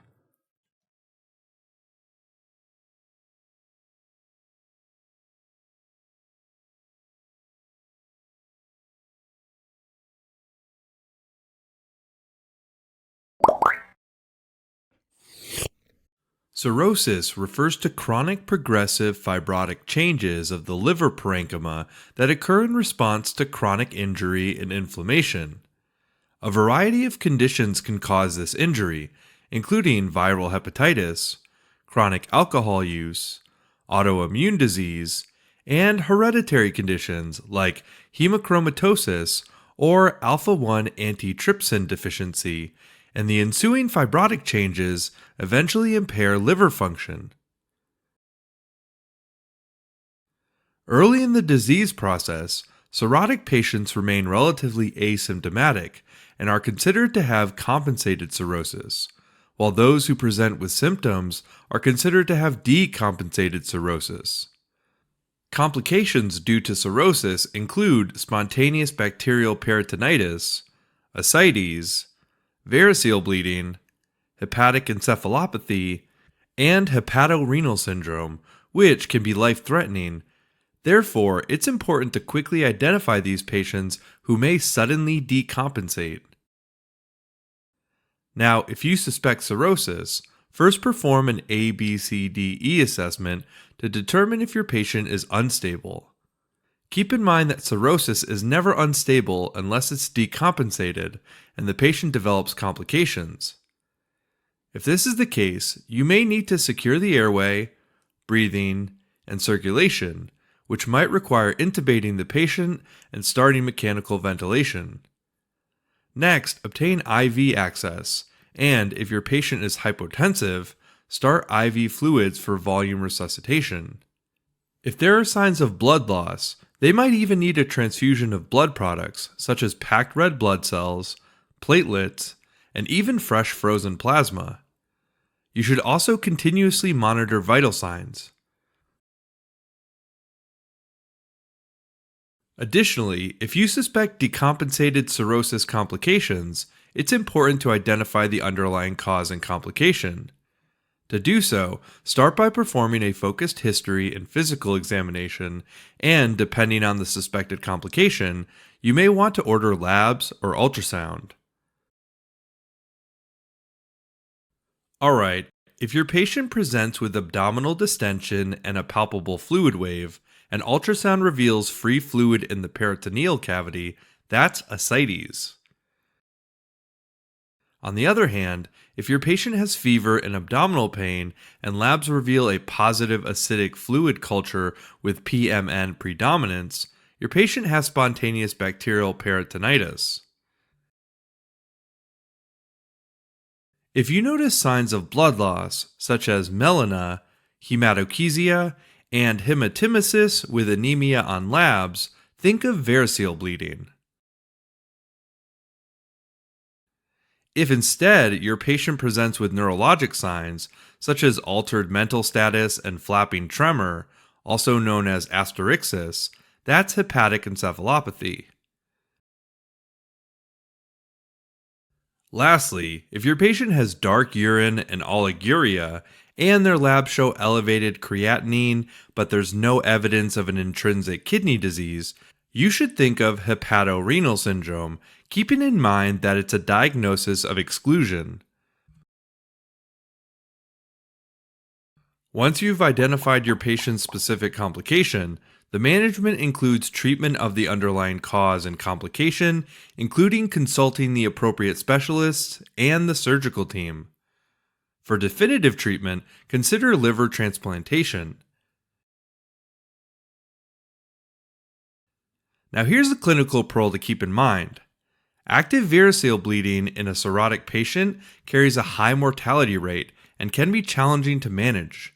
Not only is the presence of variceal bleeding associated with advanced disease in the first place, but variceal bleeding, by its very nature, is under increased pressure from portal hypertension. Further, cirrhotic patients typically have coagulopathy and thrombocytopenia, so their ability to clot is impaired, and gaining control of the bleeding is not easy. Hypotension and hemorrhagic shock may ensue, and volume resuscitation is challenging since albumin is already low. So, you should use colloids, albumin, and blood products to achieve hemodynamic stability. Finally, immediately call the endoscopy team to stop the bleeding. Okay, so let's go back to the ABCDE assessment where your patient is instead stable and cover compensated cirrhosis.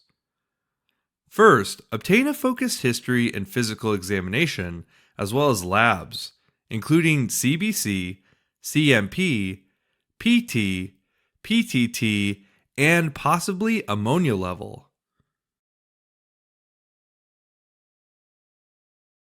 In compensated cirrhosis, the remaining healthy liver parenchyma is still able to compensate for systemic demands of liver function. As a result, these patients are usually asymptomatic, and they haven't developed overt complications from cirrhosis. Some may present with varices, but they haven't had any episodes of variceal bleeding. Now, since these patients are asymptomatic, they may come to clinical attention on routine lab evaluation. Lab findings might include elevated hepatic transaminases, AST and ALT, alkaline phosphatase, or ALP, bilirubin, clotting studies like PT and PTT, and ammonia levels, as well as decreased albumin and thrombocytopenia. The combination of these signs, symptoms, and lab findings should lead you to suspect compensated cirrhosis. To confirm the diagnosis, obtain an abdominal ultrasound as well as ultrasound with elastography. Additionally, you can obtain a liver biopsy, which is the gold standard for diagnosis. Abdominal ultrasound will reveal a small nodular liver as well as the absence of ascites, while ultrasound with elastography may show increased liver stiffness. Lastly, liver biopsy is not always done, but it may help confirm the diagnosis by showing regenerative nodules and fibrotic tissue. Okay, now that you've confirmed the diagnosis of compensated cirrhosis, let's turn our attention to management. First, you'll want to treat the underlying cause of cirrhosis. For example, if your patient has viral hepatitis, start them on antiviral medications. Or, if they use alcohol, encourage abstinence and get them specialty treatment for alcohol use disorder. Also, be sure to encourage additional lifestyle modifications, like weight loss for those with steatohepatitis, as well as avoiding heavily processed foods and limiting hepatotoxic and nephrotoxic medications like NSAIDs. Offer vaccination for hepatitis A and B and screen for hepatocellular carcinoma every 6 months by obtaining an ultrasound with or without measuring blood concentrations of alpha fetoprotein.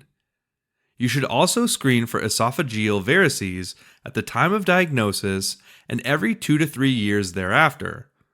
In addition, calculate your patient's MELD sodium score and Child-Pugh scores.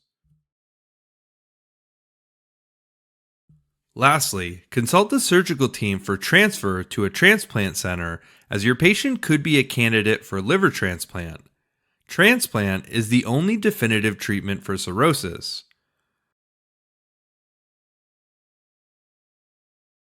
On the other hand, let's take a look at decompensated cirrhosis. Here, a patient with previously compensated cirrhosis develops an acute deterioration in liver function and progresses to decompensated cirrhosis. As a result, their focused history and physical examination may reveal symptoms like progressive abdominal fullness, anorexia, and weight loss, as well as weakness, fatigue, confusion, and even prior episodes of overt complications like variceal bleeding. Additionally, physical findings might include jaundice, palmar erythema, spider angiomata, and a distended abdomen with a palpable fluid wave suggestive of ascites. Lab findings might include elevated hepatic transaminases AST and ALT, alkaline phosphatase or ALP, bilirubin, clotting studies like PT and PTT, and ammonia levels, as well as decreased albumin and thrombocytopenia. Now, here's a high-yield fact to keep in mind. The hepatic transaminases are elevated in a variety of liver disorders besides cirrhosis and indicate the presence of hepatocellular injury. However, they are a poor indicator of the degree of liver fibrosis and do not correlate with the severity of clinical manifestations. In fact, in advanced cirrhosis, most of the viable hepatocytes have been replaced by fibrotic tissue, meaning that the liver releases less AST and ALT. Therefore, while we should check these values when performing a workup for cirrhosis, we should not use them for diagnosis or prognosis of cirrhosis. Now, the presence of this spectrum of signs, symptoms, and lab findings should lead you to suspect decompensated cirrhosis. To confirm this diagnosis, obtain an abdominal ultrasound as well as ultrasound with elastography and perform a diagnostic paracentesis followed by laboratory analysis of the acidic fluid, including albumin and total protein levels. Finally, you can obtain a liver biopsy, which represents the gold standard for diagnosis. Abdominal ultrasound will reveal a small nodular liver and in some patients could reveal ascites, while ultrasound with elastography may show increased liver stiffness. Next, use the acidic fluid results to calculate the serum ascites albumin gradient, or SAAG, and check total acidic protein levels. SAAG equal to or greater than 1.1, along with a total acidic protein of less than 2.5 grams per deciliter, are suggestive of ascites due to portal hypertension from cirrhosis.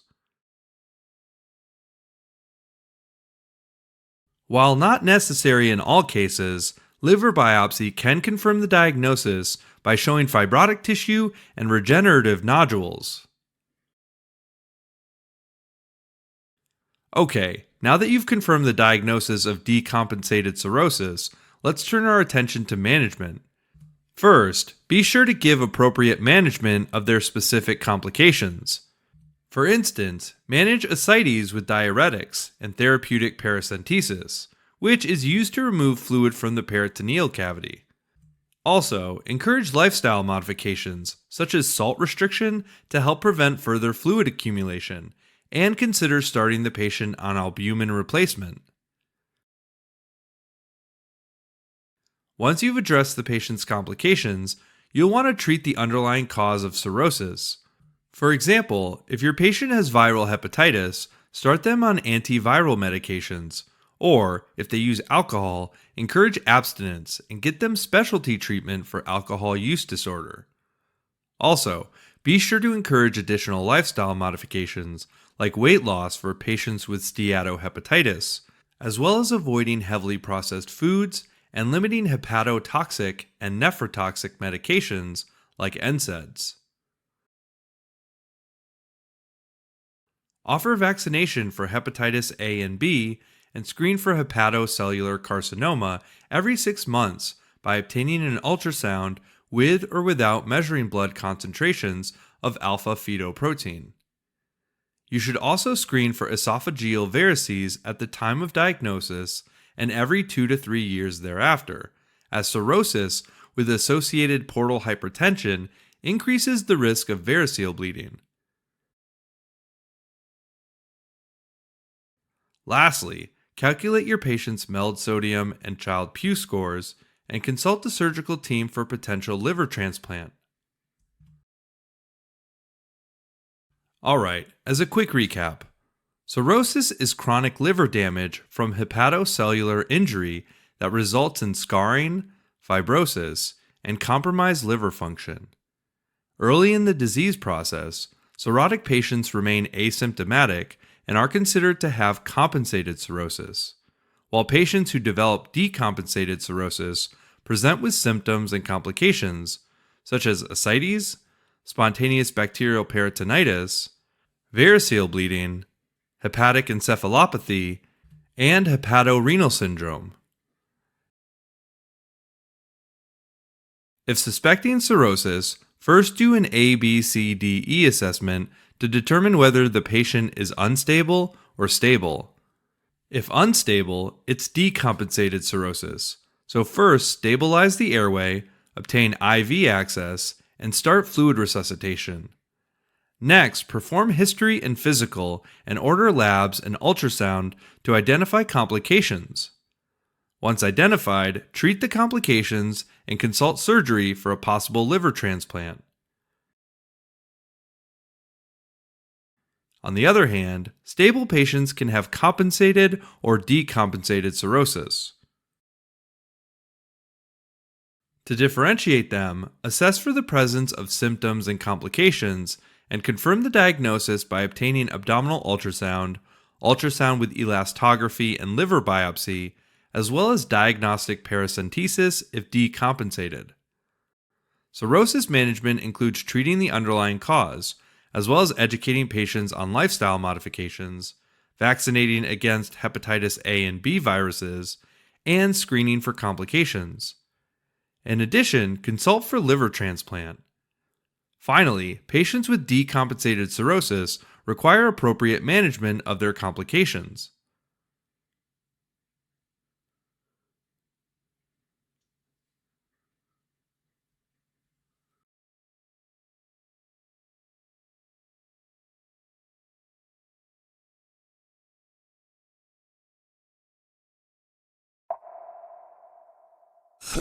At the family medicine clinic, a 52-year-old male immigrant from Africa named Jamar came in for a checkup for the first time in a decade. On questioning, he admits to an extensive history of alcohol abuse. Physical examination reveals gynecomastia, palmar erythema, and spider angiomata, as well as a palpable spleen. Next, a 70-year-old Caucasian female named Eleanor, with a history of chronic hepatitis C infection, is brought to the emergency department by paramedics due to an altered mental status. She's completely disoriented and unable to provide an adequate history. Neurologic examination also reveals asterixis. Lab tests of both people show an increased aspartate aminotransferase, or AST, and alanine aminotransferase, or ALT. There's also decreased albumin and increased prothrombin time. The difference is that Jamar has an AST level twice as high as ALT, in contrast with Eleanor, who has an ALT higher than AST. Eleanor, in particular, also has high serum levels of ammonia.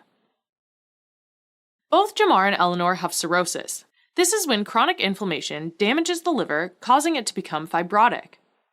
Normally, the liver is highly regenerative, but scar tissue can replace liver cells, which prevents regeneration. And when this goes on for too long, it reaches the point where the damage is no longer reversible.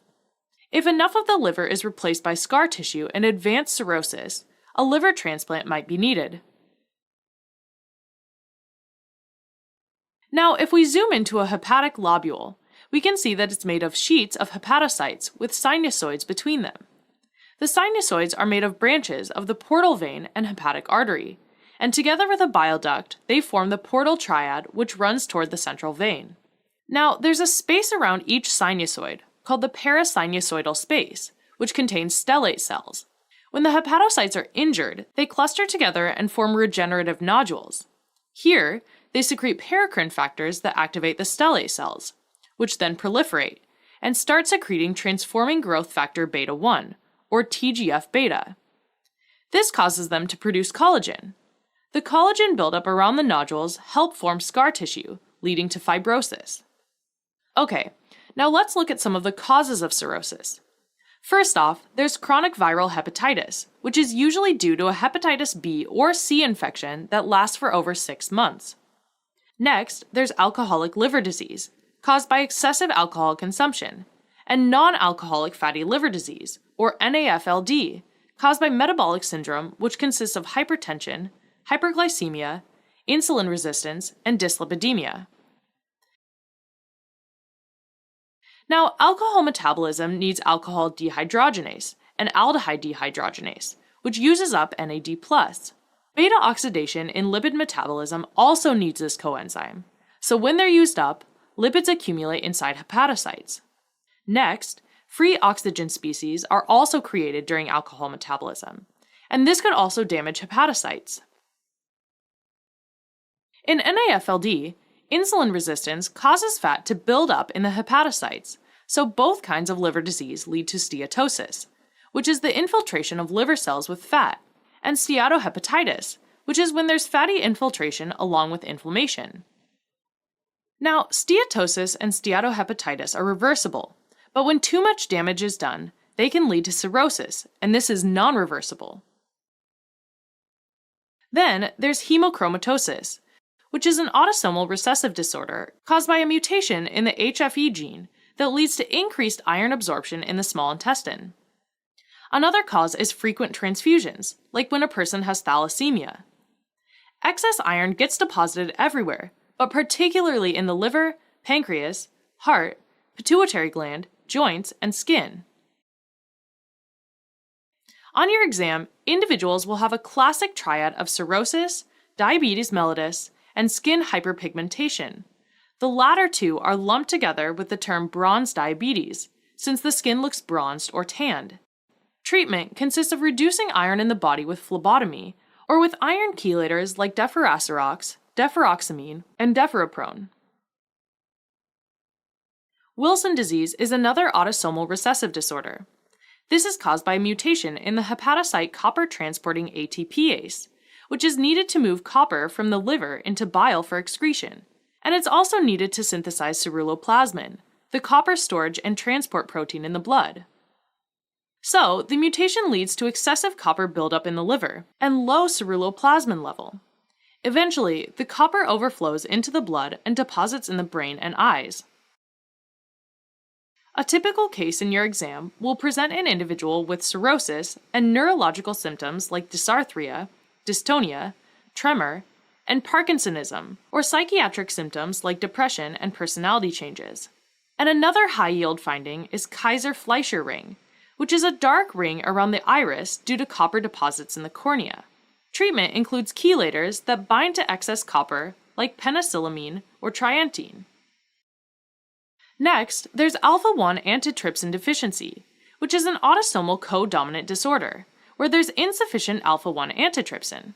This protein normally inactivates neutrophil elastase, but when there's a deficiency, these elastase can damage the alveoli in the lungs, resulting in emphysema. And in the liver, misfolded alpha-1 antitrypsin builds up, killing hepatocytes and leading to cirrhosis. So, a test question will often present a young person with cirrhosis and dyspnea without a history of smoking.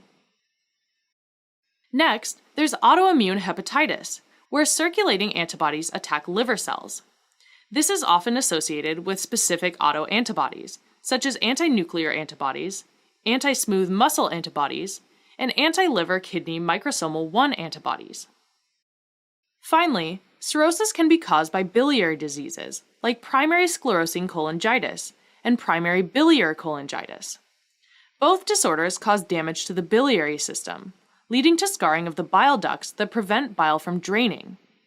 The bile backs up into the liver, causing damage and eventually cirrhosis. Key symptoms for both include jaundice, pruritus, dark urine, clay-colored stool, and hepatosplenomegaly. Primary sclerosing cholangitis, or PSC, is a progressive disease where there's inflammation, fibrosis, and strictures of the intra and extrahepatic parts of the biliary tree. This is classically described as onion skin fibrosis because it looks a bit like an onion skin, with concentric rings of fibrosis around the bile duct. It's classically seen in middle-aged males with inflammatory bowel disease. It's also linked to cholangiocarcinoma and cancer of the gallbladder. Now, in primary biliary cholangitis, or PBC, the epithelial cells lining the intrahepatic biliary ducts are gradually destroyed, but the cause is unknown. It's possibly autoimmune in nature since it's classically seen in middle-aged females with another autoimmune condition, like autoimmune thyroiditis or rheumatoid arthritis. Since the liver plays a major role in cholesterol metabolism, PBC can lead to hypercholesterolemia. This can manifest as xanthelasmas, which are cholesterol deposits that form skin nodules, typically around the eyes. Now, sometimes, the exam will try to test you on cirrhosis by presenting its complications. So, let's start with portal hypertension. As the central veins and sinusoids become compressed by scar tissue, their pressure starts to build up.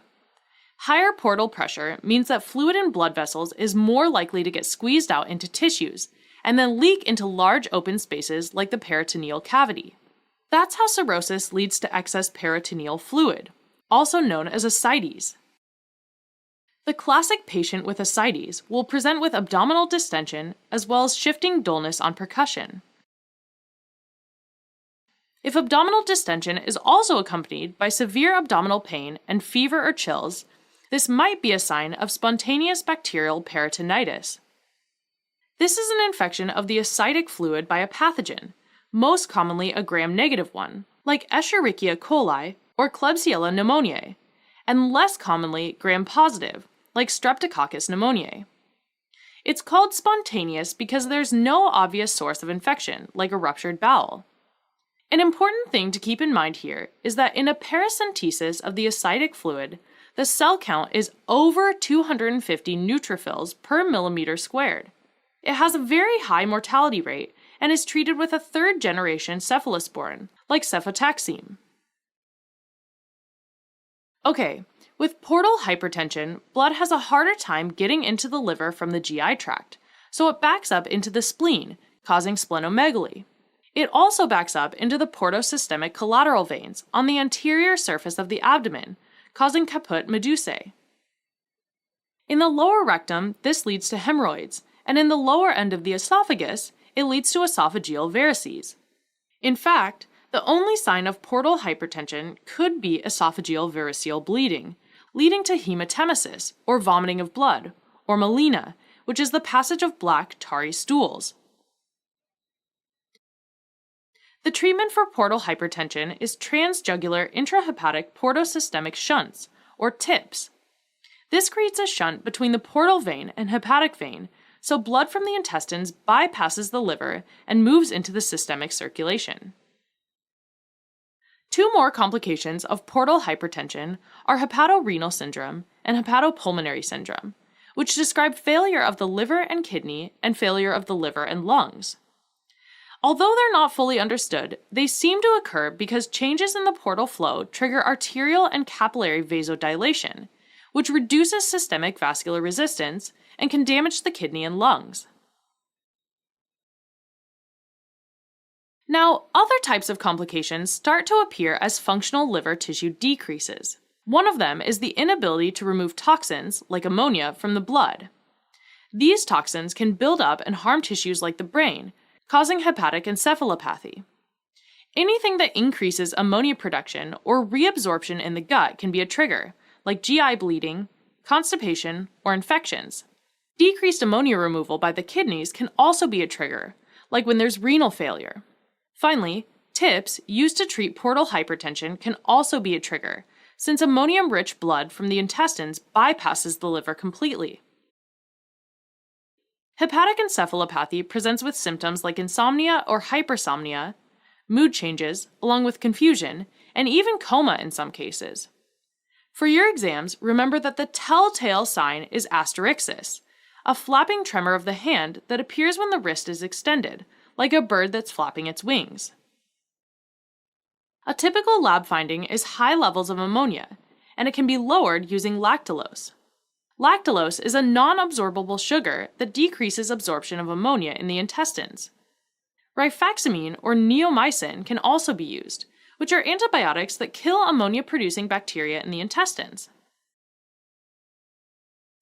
Also, since the liver plays a big role in metabolizing estrogen into inactive metabolites, increased estrogen in the blood can also lead to complications like testicular atrophy, decreased body hair, and gynecomastia in males, as well as spider angiomas, which are swollen blood vessels just beneath the skin surface, and palmar erythema, which is redness of the hands.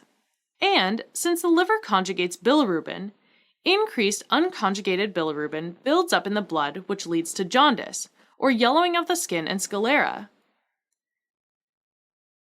Another important job of the liver is producing albumin, so cirrhosis also causes low albumin levels in the blood, or hypoalbuminemia. This causes peripheral edema, often seen in the lower limbs, since there's less oncotic pressure in the blood vessels and the fluid leaks out. The liver also helps in making clotting factors, so on your tests, a cirrhotic patient could also present with easy bruising and excessive bleeding. Eventually, since the liver is in a constant cycle of damage and repair, it raises the chances of genetic mutations, potentially leading to carcinogenesis or development of hepatocellular carcinoma. This is the most common primary malignant liver tumor in adults. A high-yield fact is that it's associated with high levels of alpha-fetoprotein. For diagnosis of cirrhosis, the gold standard is a liver biopsy. But, for your exams, there are many important findings that will act as clues to help identify the cause. In cirrhosis, there's usually indicators of liver cell damage, like elevated aspartate aminotransferase, or AST, and alanine aminotransferase, or ALT. In most cases, ALT is higher than AST, except for alcoholic liver disease, where the ratio of AST to ALT is typically higher than 2:1. For alcoholic liver disease, remember that the histology will show Mallory bodies, which are damaged intermediate filaments that accumulate inside hepatocytes. These are eosinophilic, so they appear pink on the H&E stain. In NAFLD, lipids build up inside the hepatocytes, causing them to swell up, which is called ballooning. For hemochromatosis, look for high serum iron, ferritin, and transferrin, but low total iron binding capacity. Next, a liver biopsy with Prussian blue stain that detects iron is traditionally used, but this has been replaced by MRI, which detects liver iron distribution without an invasive procedure. In Wilson disease, look for Kaiser-Fleischer ring with an ocular slit lamp examination. Serum ceruloplasmin level is low, while serum and urine copper are elevated. In alpha-1 antitrypsin deficiency, a liver biopsy will reveal globules of misfolded alpha-1 antitrypsin protein inside the liver cells. And remember that these are periodic acid Schiff, or PAS stain, positive. For your exams, remember that primary sclerosing cholangitis is associated with elevated IgM antibody levels and paranuclear antineutrophil cytoplasmic antibodies, or p-ANCAs. Paranuclear means they're specific antibodies that target antigens around the nucleus of neutrophils. Also, in a magnetic resonance cholangiopancreatography, or MRCP, the biliary ducts are beaded or have a pruned tree appearance, meaning that there are multiple strictures. In contrast, primary biliary cholangitis has increased antimitochondrial antibodies and a normal MRCP. Indicators of biliary injury, like elevated alkaline phosphatase, or ALP, and gamma-glutamyl-transferase, or GGT, are hints for primary sclerosing cholangitis, or primary biliary cholangitis. Remember that ALP can also be elevated in bone disease, in contrast with GGT, which is specific for biliary diseases. Next, indicators of reduced liver function include decreased serum albumin levels, increased bilirubin levels, and prothrombin time, or INR. These are the best indicators of the prognosis in a person with cirrhosis.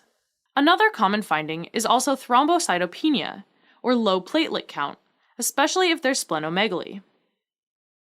Alright, as a quick recap, cirrhosis is when there's damage to the liver and healthy tissue is replaced with scar tissue.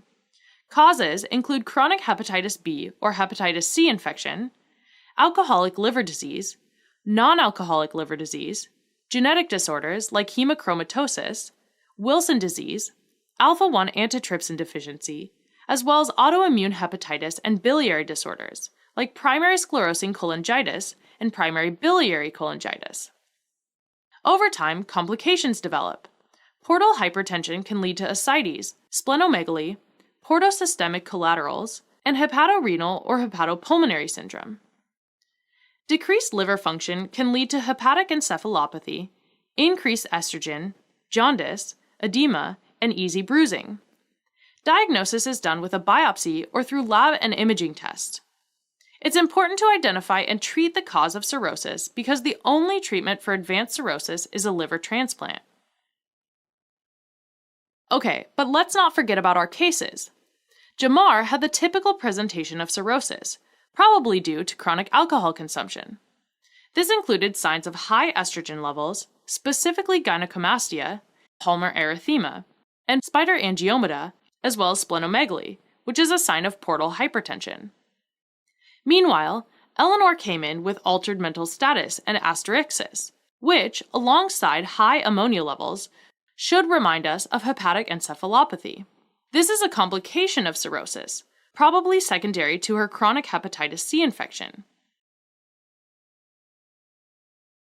In both of them, blood tests showed indicators of liver damage, meaning elevated AST and ALT, and decreased liver function, meaning decreased albumin and increased prothrombin time. The fact that Jamar has a ratio of AST to ALT higher than 2 is indicative of alcoholic liver disease. And if a liver biopsy were to be done, it would show regenerative nodules with intermediate bands of fibrosis.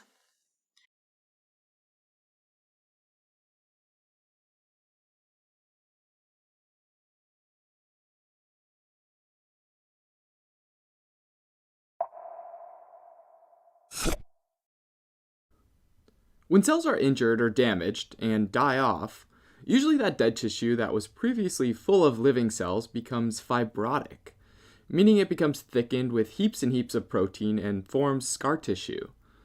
So when your liver is constantly forced to process alcohol, like an alcoholic liver disease, or subject to a viral attack for a long time, like an HBV, or anything else that causes a long-term or chronic state of liver cell or hepatocyte destruction and inflammation, your liver can become seriously scarred and damaged to the point where it's no longer reversible, at which point it becomes fibrotic, and in the liver we call this process cirrhosis.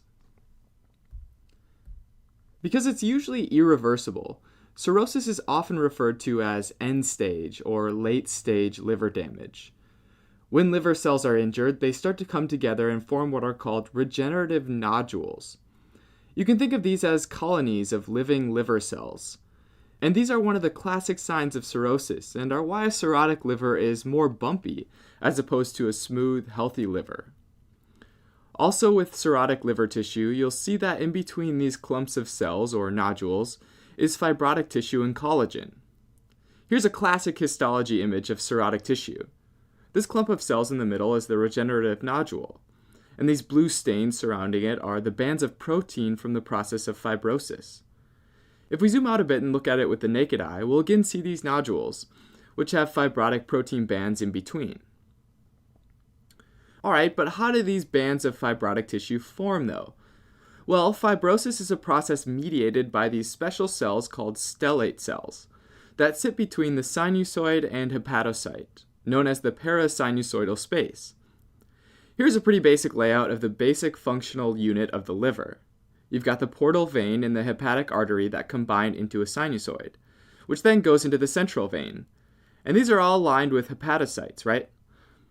Along these, though, you've also got a bile duct, and all these three constitute a portal triad. So the parasinusoidal space, which literally means around the sinusoidal space, and stellate cells are about here.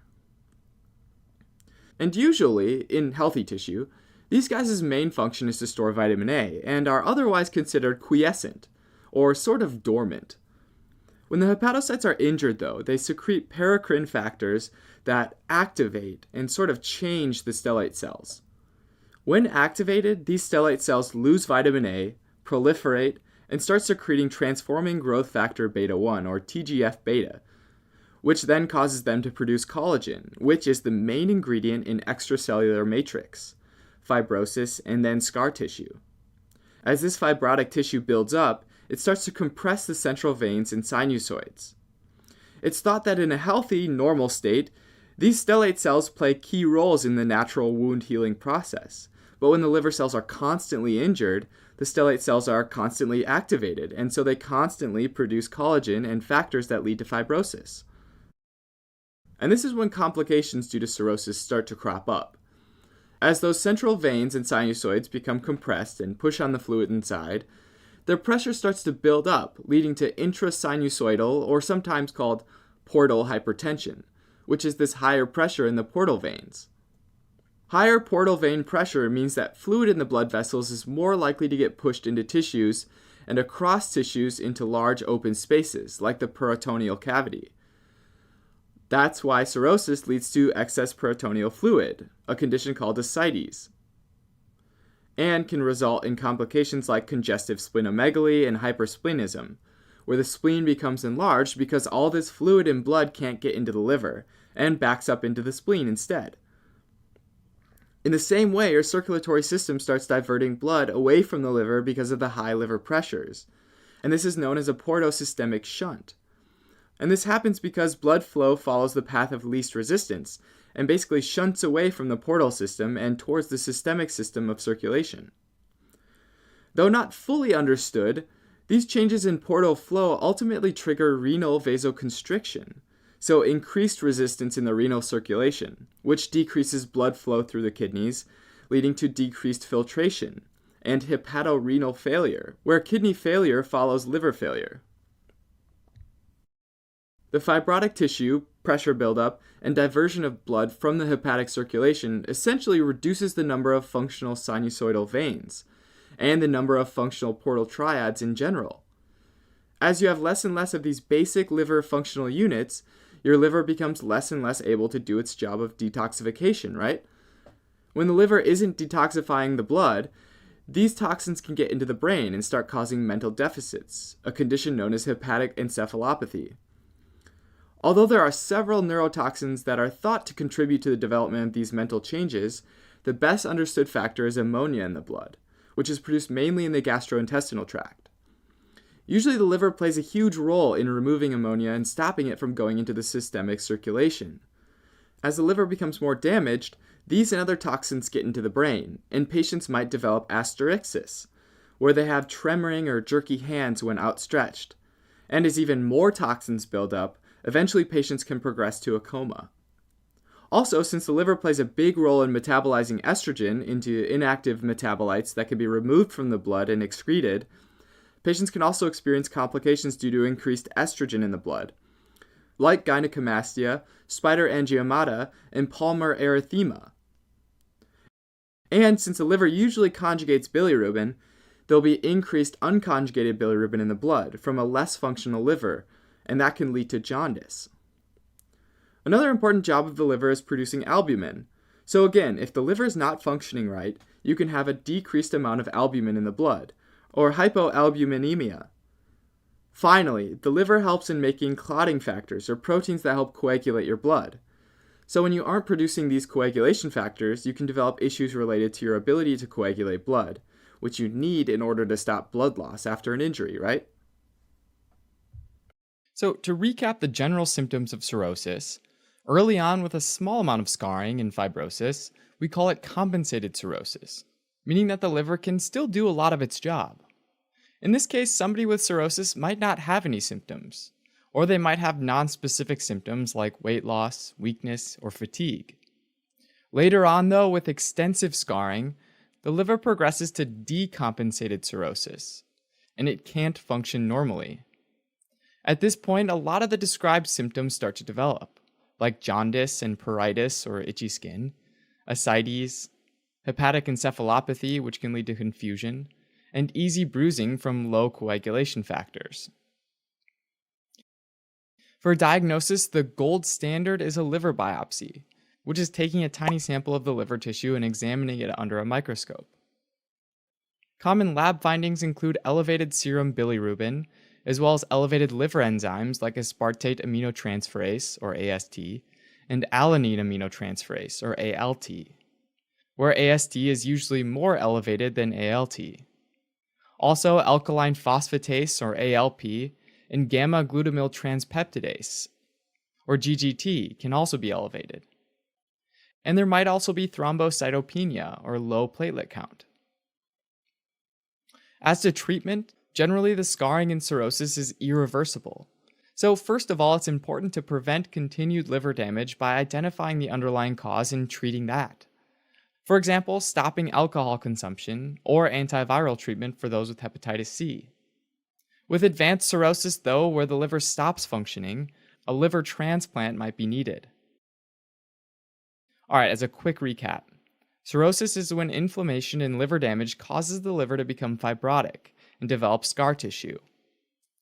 Causes include things like excessive alcohol consumption or prolonged viral attack, like from hepatitis B or hepatitis C virus. Over time, as the liver becomes less functional, symptoms like jaundice, ascites, easy bruising, and hepatic encephalopathy develop.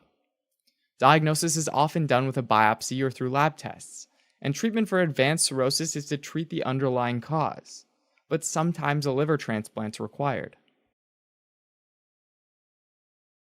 Thanks for watching. If you're interested in a deeper dive on this topic, take a look at osmosis.org, where we have flashcards, questions, and other awesome tools to help you learn medicine. Otherwise, you can always support us by donating on Patreon, subscribing to our channel, or following us on social media.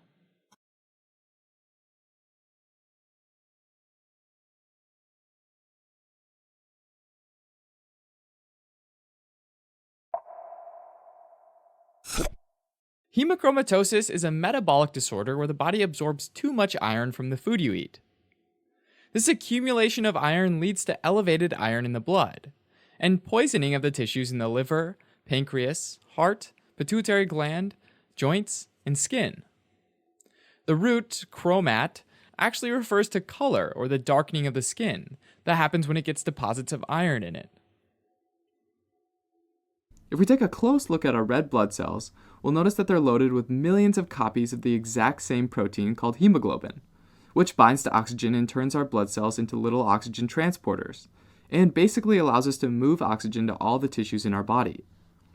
If we take an even closer look at those hemoglobin proteins, we'll find that they're made of 4 heme molecules, which have, right in the middle, iron. This iron molecule is what binds to oxygen, so without iron, we probably wouldn't fare too well, right? Right. Normally, you actually lose a small amount of iron every day, about 1 milligram, some in the sweat, some in shedded skin cells, and some in shedded cells in the gastrointestinal tract. Most of us, through the diet, take in about 10 to 20 milligrams of iron every day, and absorb about 10% of that. So 1 to 2 milligrams, which is perfect. People with hemochromatosis, though, absorb an unusually high amount of iron, sometimes as much as 4 milligrams per day, even though you probably only need about 1 milligram to even out your losses, right? You'd think that absorbing more of something is good, but in this case, a net gain of about 3 milligrams a day comes out to about 1 gram per year of excess iron in your body, leading to more than 20 grams by age 40. Most of this iron you hold on to is deposited in your organs, most notably the liver, but also in your pancreas, your heart, your joints, your skin, and pituitary gland. This process of depositing iron into organs is called hemosiderosis. But hey, a little hemosiderosis over the course of a lifetime never hurt anyone, right? Wrong. Unfortunately, all this extra iron does start doing some serious damage because iron in the body is actually pretty good at generating free radicals through the Fenton reaction. The Fenton reaction is where molecules of iron 2+ are oxidized by hydrogen peroxide, producing iron 3+ and the hydroxyl radical and hydroxide ion as byproducts. Now, iron 3+ can be reduced back to iron 2+ via hydrogen peroxide again, creating a peroxide radical and a proton. And then this cycle repeats, creating this endless loop of free radical generation. So over time, all these deposits of iron slowly damage the cells in the various organs by free radical generation, which can cause cell death and then lead to tissue fibrosis. Dang. Usually, since it takes so long to accumulate and for damage to set in, it's not diagnosed until age 50 for men and usually 10 to 20 years after menopause for women, mostly because women have one extra method of getting rid of iron, which is through bleeding as a part of the menstrual cycle. Another really important point that we skipped over, though, is why someone might absorb more iron than normal in the first place. Well, someone could have primary or secondary hemochromatosis. Primary hemochromatosis is also called hereditary hemochromatosis. So I'm sure you can guess that it's caused by a gene mutation, and it is. Specifically in the HFE gene, which stands for high Fe, or iron. And this is located on chromosome 6. This guy usually helps regulate how much iron we absorb from food. People with the autosomal recessive disorder have a defect or a mutation, though, either the C282Y mutation or the H63D mutation, the former being more common. This mutation specifically affects the absorptive cells in your small intestine, called enterocytes, and these guys are super important for absorbing all sorts of things, including iron. One awesome thing about them, though, is that they only move the iron they absorbed into the blood when there's a need to move it into the blood. So basically, they regulate how much iron goes into your blood from your intestine. With this mutation, though, these enterocytes aren't as good at regulating the iron, so most of that iron in your diet just goes right across from the gut through to your bloodstream, overloading the blood with iron. If hemochromatosis is brought on by some other means besides a genetic mutation, it's going to be called secondary hemochromatosis. An example of this is through frequent blood transfusions. When you get new blood through a transfusion, after about 120 days, those red blood cells die off, and the iron they contain gets recycled. So each new bag of blood basically adds a bag of iron to your body. So lots of transfusions means lots of iron in the blood. Depending on the organs that absorb the iron, different complications can crop up. A lot of the iron gets deposited in the liver cells, so it makes sense that the liver sees quite a bit of damage over time from fibrosis due to free radical damage. For that reason, about 60% of cases leads to cirrhosis, and all this damage increases the risk of liver cancer. If it deposits in the pancreatic cells, individuals might develop type 1 diabetes mellitus from destruction of beta islet cells, and they might develop malabsorption from damage to the exocrine pancreas that helps us absorb nutrients. If the iron is absorbed into the skin, the accumulation of iron along with an increase in melanin production, whose mechanism isn't really that well understood, might give individuals a bronze pigmented skin.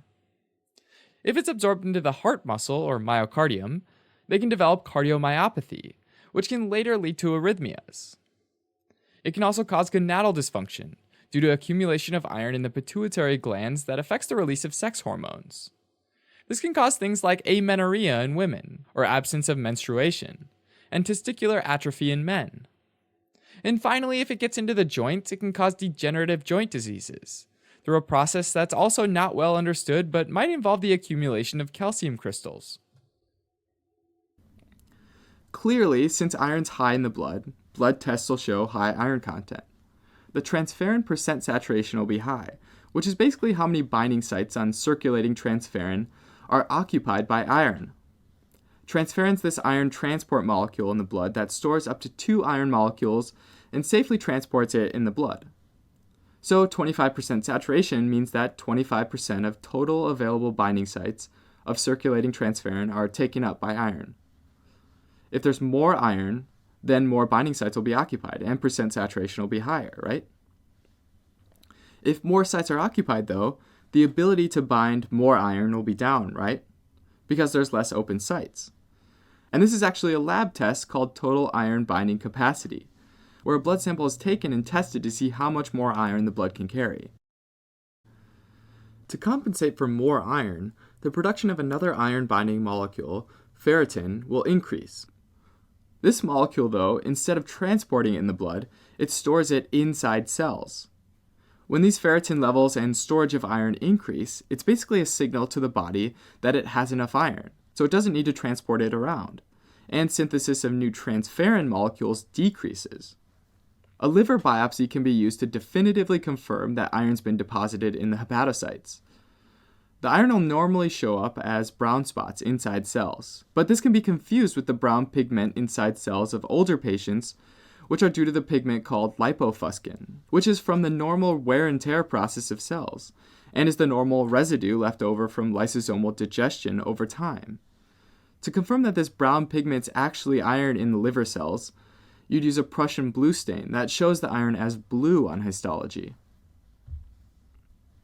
Treatment of hemochromatosis usually involves phlebotomy, literally bloodletting like the age-old treatment for so many things. In this case, though, red blood cells are taken until the serum ferritin and percent saturation levels are lowered, and the iron load is decreased. Deferoxamine is a medication that can also be used as a drug treatment. Deferoxamine binds to free iron in the blood and makes it easier to get rid of via the urine, which again decreases the iron load. Alright, as a quick recap. Hemochromatosis is a metabolic disorder where too much iron is absorbed by the body.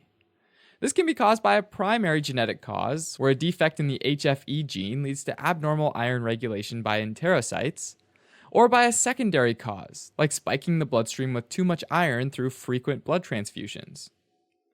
Hemochromatosis can lead to liver, heart, pancreatic, gonadal, and joint damage, and can cause bronzing of the skin. And the disease can be managed by bloodletting. Thanks for watching. If you're interested in a deeper dive on this topic, take a look at osmosis.org, where we have flashcards, questions, and other awesome tools to help you learn medicine. Otherwise, you can always support us by donating on Patreon, subscribing to our channel, or following us on social media.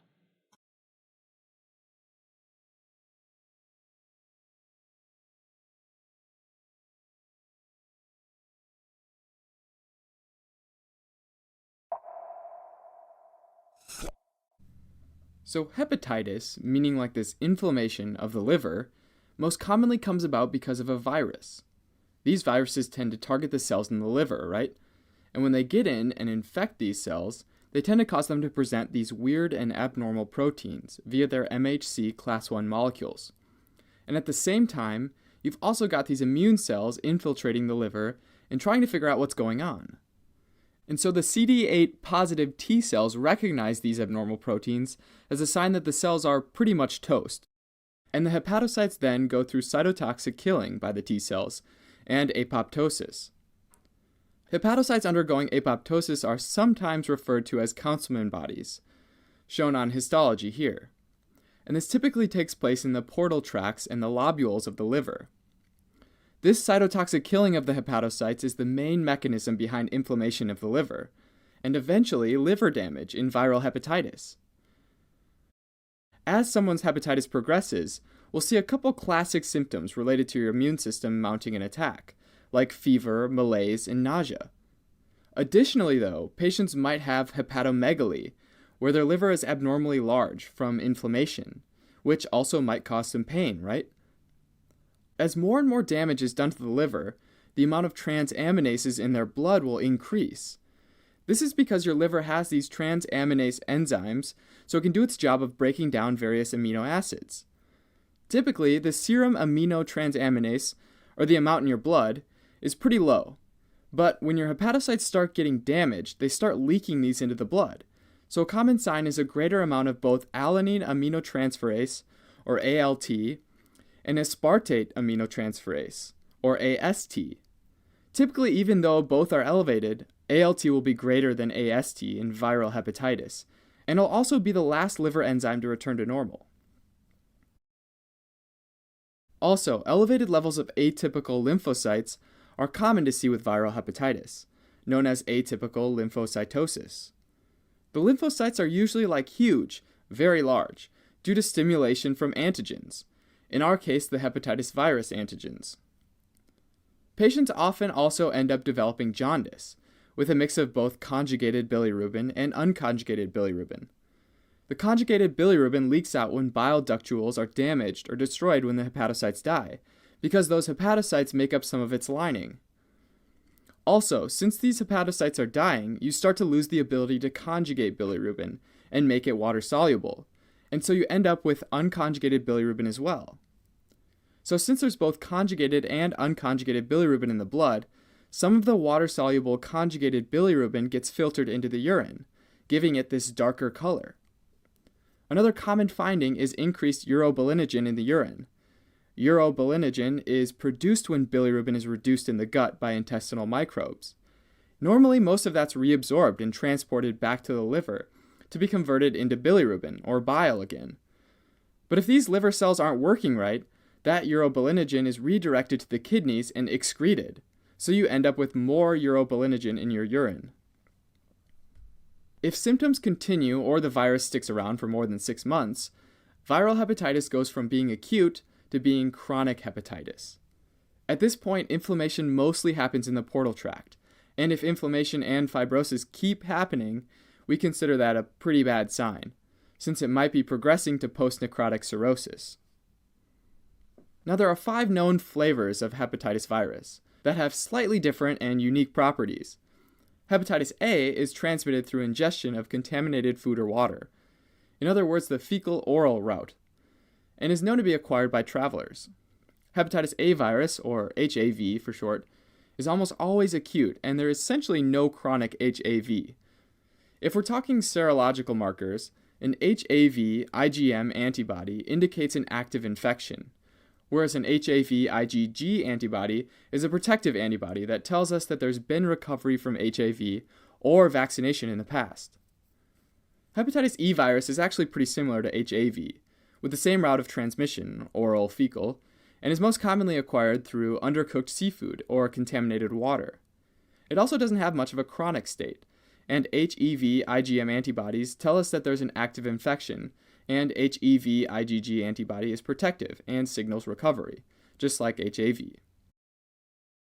2 big differences to note, though, between these 2 guys is that 1, only HAV has the option for immunization, and 2, HEV infection for pregnant women can be very serious and can lead to acute liver failure, also sometimes called fulminant hepatitis.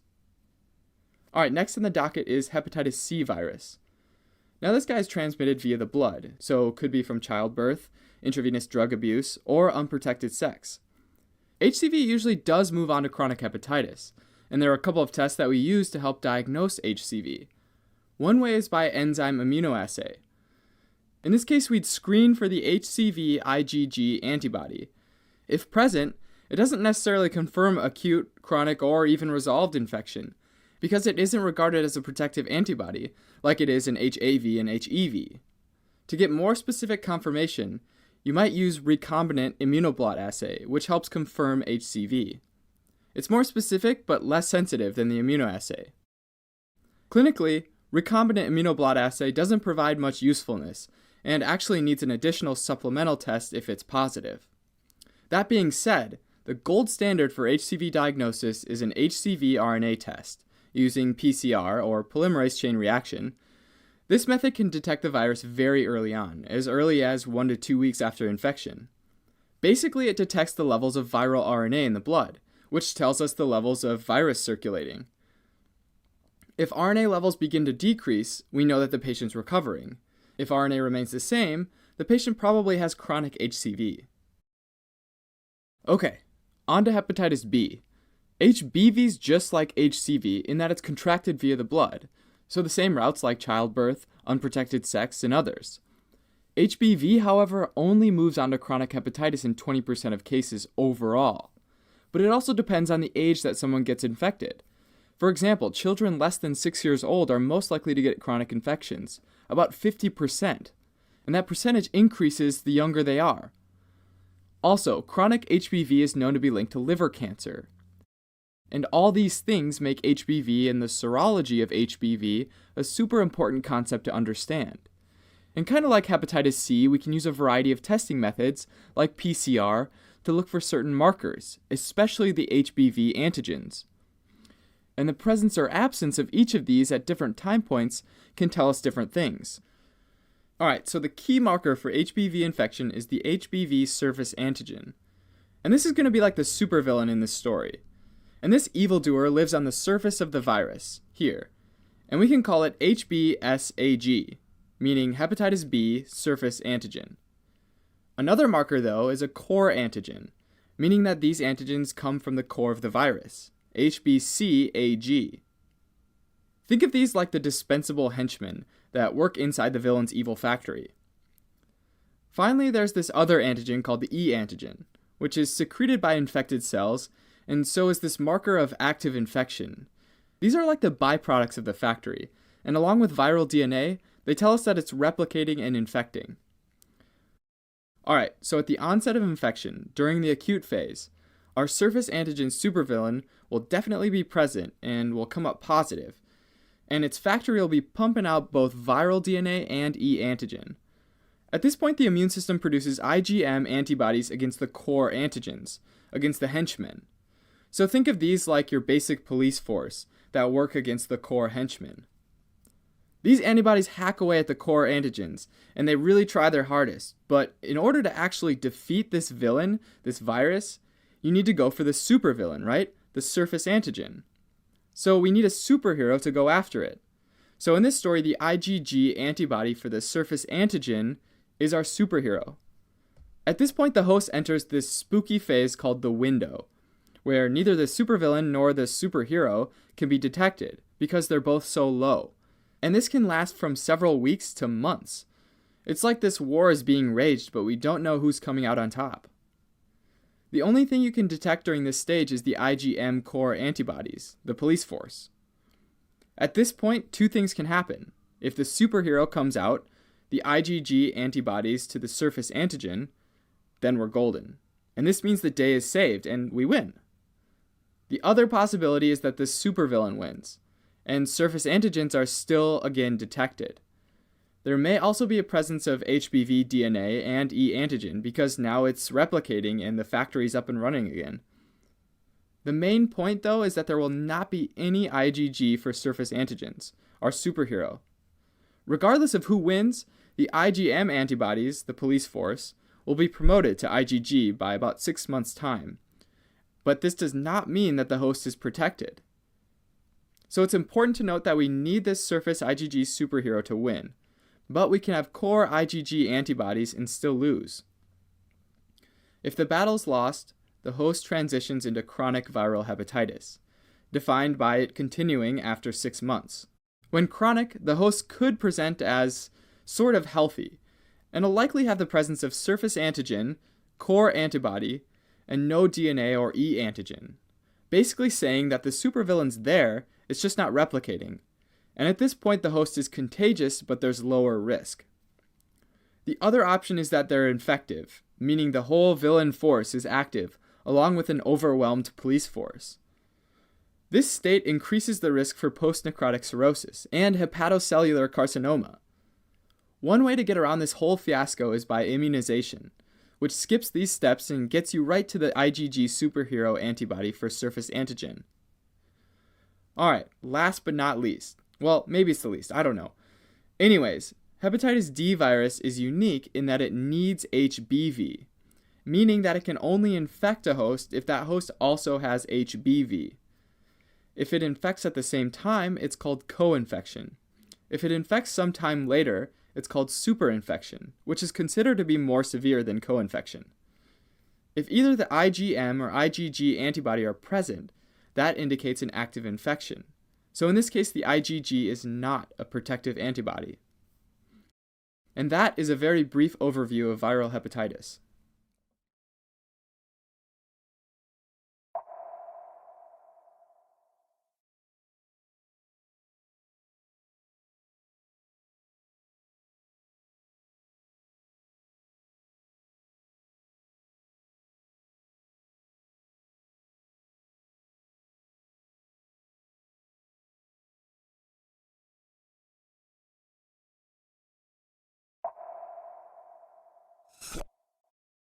As opposed to benign hepatic tumors, malignant hepatic tumors are cancerous, very severe, and are actually now the third leading cause of cancer deaths worldwide. With these malignant liver cells, or hepatocytes, just like malignant cells in other cancers, they develop some mutation that causes them to replicate at way higher rates and form these masses of cells that continue to grow and potentially spread to other tissues. Now, this would be a primary hepatic tumor since it starts in the liver. Now, if the cancer is able to metastasize and gets into the bloodstream, it most commonly goes to the lungs as a secondary organ. It's totally possible, though, for liver tumor to develop as a metastasis from another primary cancer, in which it would not be a hepatocellular carcinoma, but a carcinoma from somewhere else. And this is actually way more common than primary liver tumors themselves. The most common sources of the tumor cells that got to the liver but started somewhere else are the colon, the pancreas, the lung, and the breast. Alright, but what exactly causes the mutation in the hepatocyte, though? Well, the mechanism isn't fully understood and can probably be caused by a lot of different things. Most importantly, though, things that put the liver in a constant cycle of damage and repair are the biggest culprits. If the liver cells are constantly being forced to repair, this raises the chances of genetic mistakes or mutations, which potentially leads to carcinogenesis or development of cancer cells. Examples might be any disease that leads to cirrhosis and scarring of the liver tissue, which can include alcoholic hepatitis, hereditary hemochromatosis, primary biliary cirrhosis, alpha-1 antitrypsin deficiency, and others. The most common risk factor, the one that's been linked the most with hepatocellular carcinoma, are the hepatitis B and hepatitis C viruses, both of which can become chronic and long-lasting. In this case, the cells are at greater risk because of the constant state of infection and immune cell attack, which leads to this constant damage and repair. HBV is particularly problematic because of how the virus replicates. The HBV virus is a DNA virus that integrates into the hepatocyte's DNA, which, although not completely understood, is thought to either directly disrupt regulation of cell growth and replication, which leads to carcinoma, or cause some indirect effect that later leads to unchecked cell growth and replication. One interesting risk factor, though, is exposure to aflatoxins. Aflatoxins are highly toxic chemicals produced by certain Aspergillus molds that can be found in certain foods when they start to decay, like grains, peanuts, and vegetables. As foods that have this type of mold are eaten, aflatoxins are also eaten, and then they're absorbed in the small intestine and sent to the liver for metabolizing. The most potent type of aflatoxin thought to be involved in carcinogenesis is aflatoxin B1, and when it gets to the liver, it's metabolized to aflatoxin B1,8,9 epoxide. And now this guy can bind right to DNA, called a DNA adduct. And this interaction leads to mutations in the p53 tumor suppressor gene, which usually, when it's functioning right, stops the formation of tumors. So if it becomes mutated and dysfunctional, tumor formation and carcinogenesis might follow. Now, because most patients with hepatocellular carcinoma also have cirrhosis, the hepatocellular carcinoma can be hard to spot.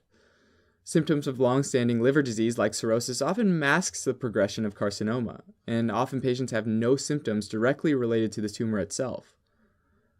A delay in detection of any disease typically means a worse prognosis, right? And hepatocellular carcinoma is no exception. In general, the cancer might be focal or limited to one area, but it might also have several areas affected and be multifocal, or it could even spread diffusely through the liver tissue and not really have any distinct focal points at all. A classic sign of a secondary hepatic tumor, though, are multiple focal points that can even be sometimes felt on the free edge of the liver.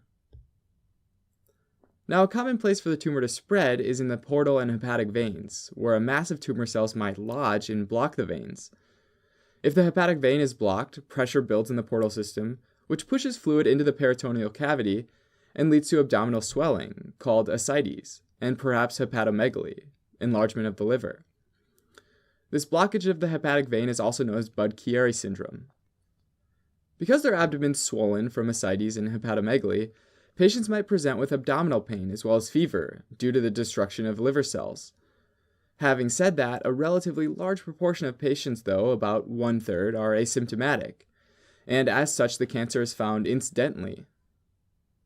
On histology, it's common to see bile inside the hepatocytes, as well as the smaller cancerous hepatocytes invading the spaces around the larger normal hepatocytes.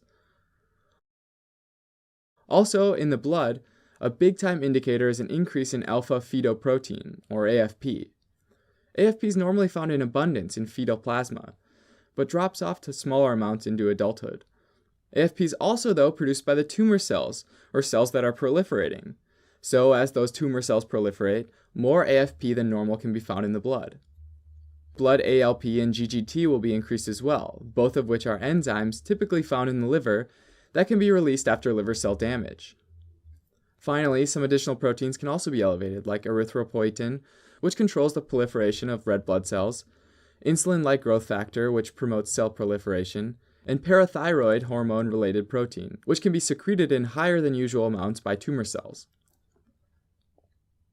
Imaging procedures can be helpful in making a diagnosis, like CT scans, ultrasound, and particularly angiography, which can help show vascularity of the tumors. If the tumor is found and can be surgically removed, which is about 20% of cases, then the survival rate is improved by quite a bit. But if it's not able to be removed, then survival is much lower, and in the range of months to years. Typically, radiation and chemotherapy have not been shown to be super effective, but certain patients might be candidates for a liver transplant.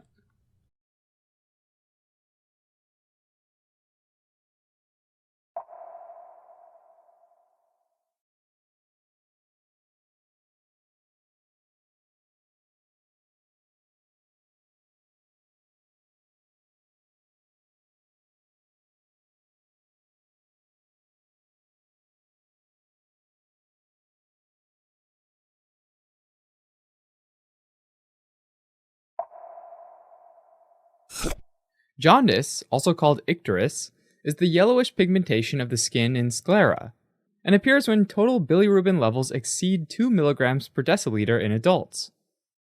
Total hyperbilirubinemia can be predominantly due to unconjugated or indirect bilirubin, or it can be due to conjugated or direct bilirubin, and it largely depends on where the bilirubin metabolism is disrupted. So jaundice can be thought of as prehepatic, hepatocellular, or posthepatic. A workup for jaundice includes total and conjugated bilirubin, AST, ALT, and alkaline phosphatase, which are markers of liver injury. In addition, albumin, PT, PTT, and INR are done, which are markers of hepatocellular function. If total bilirubin levels are elevated and unconjugated bilirubin levels are normal, and there's no other evidence of liver injury or liver dysfunction, then that means that there's a high amount of unconjugated bilirubin, and the jaundice is most likely due to a prehepatic cause. At that point, additional labs can be sent, like a CBC, LDH, haptoglobin, and a blood smear. Common prehepatic causes of excess unconjugated bilirubin include hemolytic anemia and dyserythropoiesis, which is where macrophages inappropriately destroy too many red blood cells. These show anemia, an elevated LDH, a decreased haptoglobin, and can show schistocytes on a blood smear.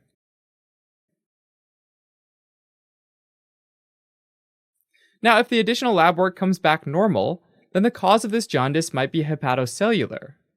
One example of this is Gilbert syndrome, which is a genetic condition that causes a decrease in the enzyme uridine glucuronol transferase. As a result, hepatocytes are less effective at conjugating bilirubin. Individuals are usually asymptomatic, but when there's a trigger like fasting, adipocytes release a lot of unconjugated bilirubin that can overwhelm the hepatocytes. Usually during an episode of jaundice, the unconjugated bilirubin doesn't rise above 3 mg per deciliter, and it resolves within 24 hours after resuming a normal diet. Usually, laboratory tests repeatedly show normal results between jaundice episodes over 18 months. In some cases, the diagnosis can be confirmed with genetic testing.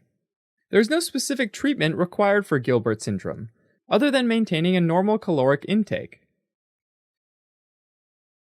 Now, if total bilirubin levels are elevated and unconjugated bilirubin levels are normal, and there's also evidence of liver injury, like high AST and ALT levels, then it could be due to medications like rifampin and probenecid, and the treatment is to stop taking those medications.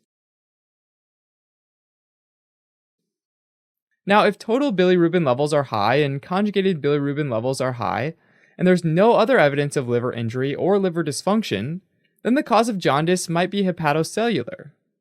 One example of this is Dubin-Johnson syndrome, which is a benign genetic condition that causes a decrease in bilirubin transport out of the hepatocyte.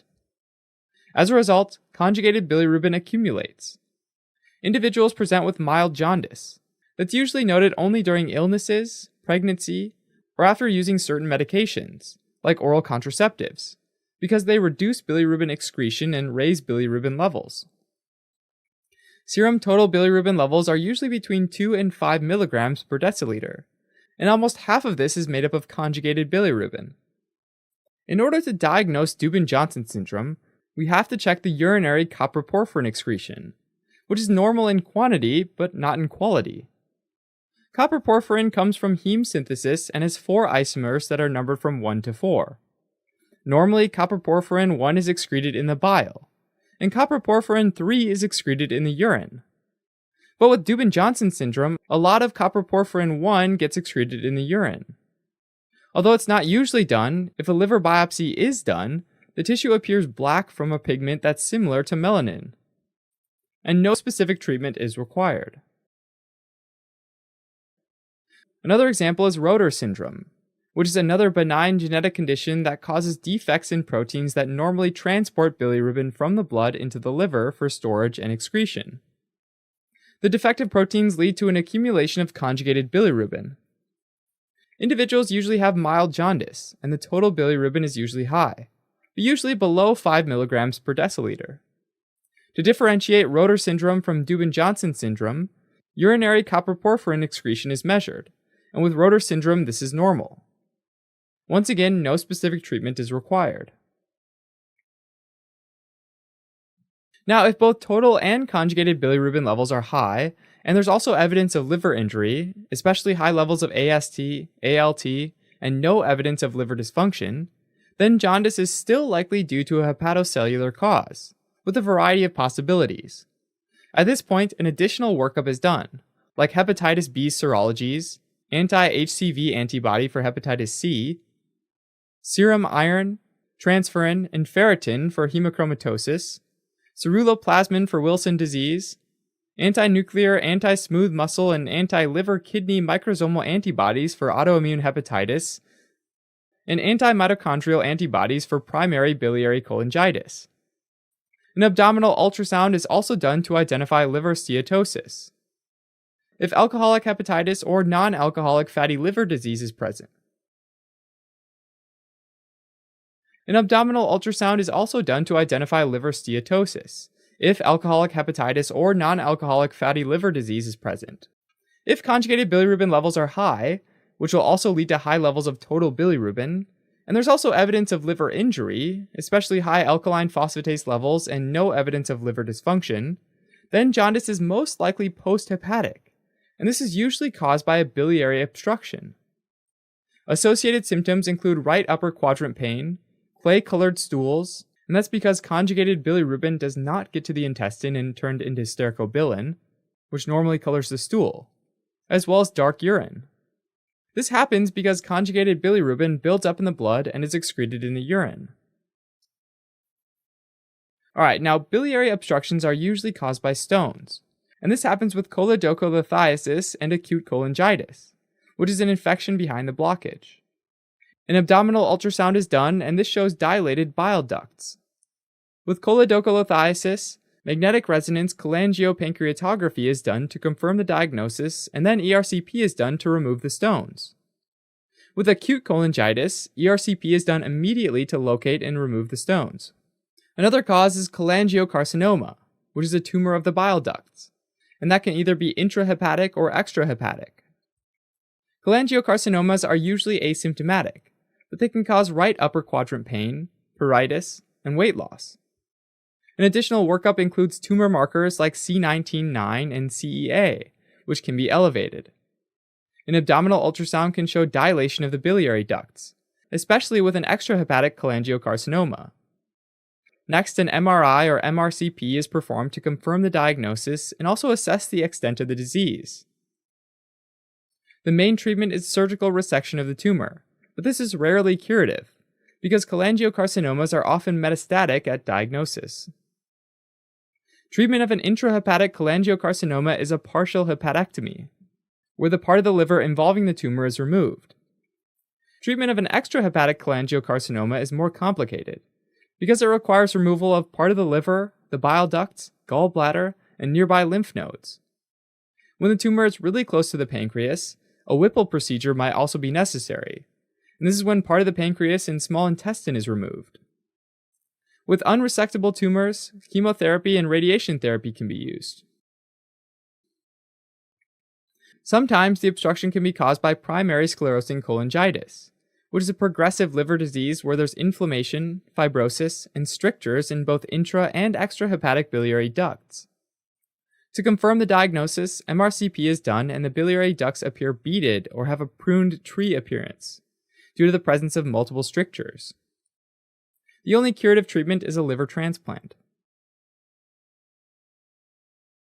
Finally, the biliary tract can be compressed from the outside by a tumor, most often a pancreatic exocrine cancer. Symptoms of pancreatic cancer include epigastric abdominal pain and weight loss. Additional tests include serum lipase and CA19-9 levels, and both can be elevated. Next, an abdominal ultrasound is done, and this shows dilated bile ducts, and sometimes the tumor can be seen as a focal hypoechoic solid mass that has irregular margins. An abdominal CT scan can reveal an ill-defined mass within the pancreas. If the diagnosis is unclear after imaging, then a percutaneous biopsy is done to confirm the diagnosis. Depending on the extent of involvement and the location of the tumor, a Whipple procedure or a partial pancreatectomy can be done. That's where part of the pancreas is removed. If the tumor has spread to nearby blood vessels or if metastasis is present, then chemotherapy and radiation therapy are typically given. Alright, as a quick recap. Jaundice appears when total bilirubin levels are above 2 mg per deciliter in adults. Workup for jaundice includes serum total and conjugated bilirubin, AST, ALT, alkaline phosphatase, albumin, PT, PTT, and INR. If there's isolated unconjugated hyperbilirubinemia, then jaundice can be prehepatic, in which case additional workup includes CBC, LDH, haptoglobin, and a blood smear is done to rule out hemolysis and dyserythropoiesis. If labs come back normal, then jaundice might be hepatocellular and caused by Gilbert syndrome. If there's isolated unconjugated hyperbilirubinemia and high levels of AST and ALT, then medications like rifampin and probenecid might be the cause, in which case treatment is stopping the medication. If total bilirubin and conjugated bilirubin levels are high, then jaundice can be hepatocellular and caused by genetic syndromes, like Dubin-Johnson and Rotor syndrome. If AST and ALT are high, then a large spectrum of liver conditions that lead to cirrhosis can be the cause. An additional workup includes hepatitis B serology, anti-HCV antibody for hepatitis C, serum iron, transferrin, and ferritin for hemochromatosis, ceruloplasmin for Wilson disease, anti-nuclear, anti-smooth muscle, and anti-liver kidney microsomal antibodies for autoimmune hepatitis, and anti-mitochondrial antibodies, or AMA, for primary biliary cholangitis, and an ultrasound for alcoholic and non-alcoholic liver disease. If alkaline phosphatase levels are high, then jaundice is post-hepatic and caused by an obstruction of the biliary tree. Obstructions are caused by stones, like with choledocholithiasis and acute cholangitis, as well as liver conditions like primary sclerosing cholangitis and tumors like cholangiocarcinomas or pancreatic exocrine cancer.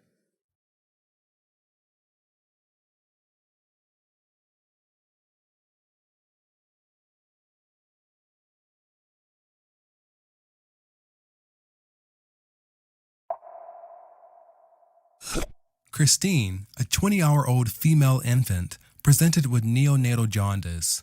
She was born at term following an uncomplicated pregnancy. Physical examination shows she's alert, well perfused, feeding normally, and afebrile. The skin is yellow in the face, trunk, and limbs, but there is no organomegaly. Laboratory studies reveal high total bilirubin of 25 milligrams per deciliter, normal liver function tests, and no evidence of hemolysis.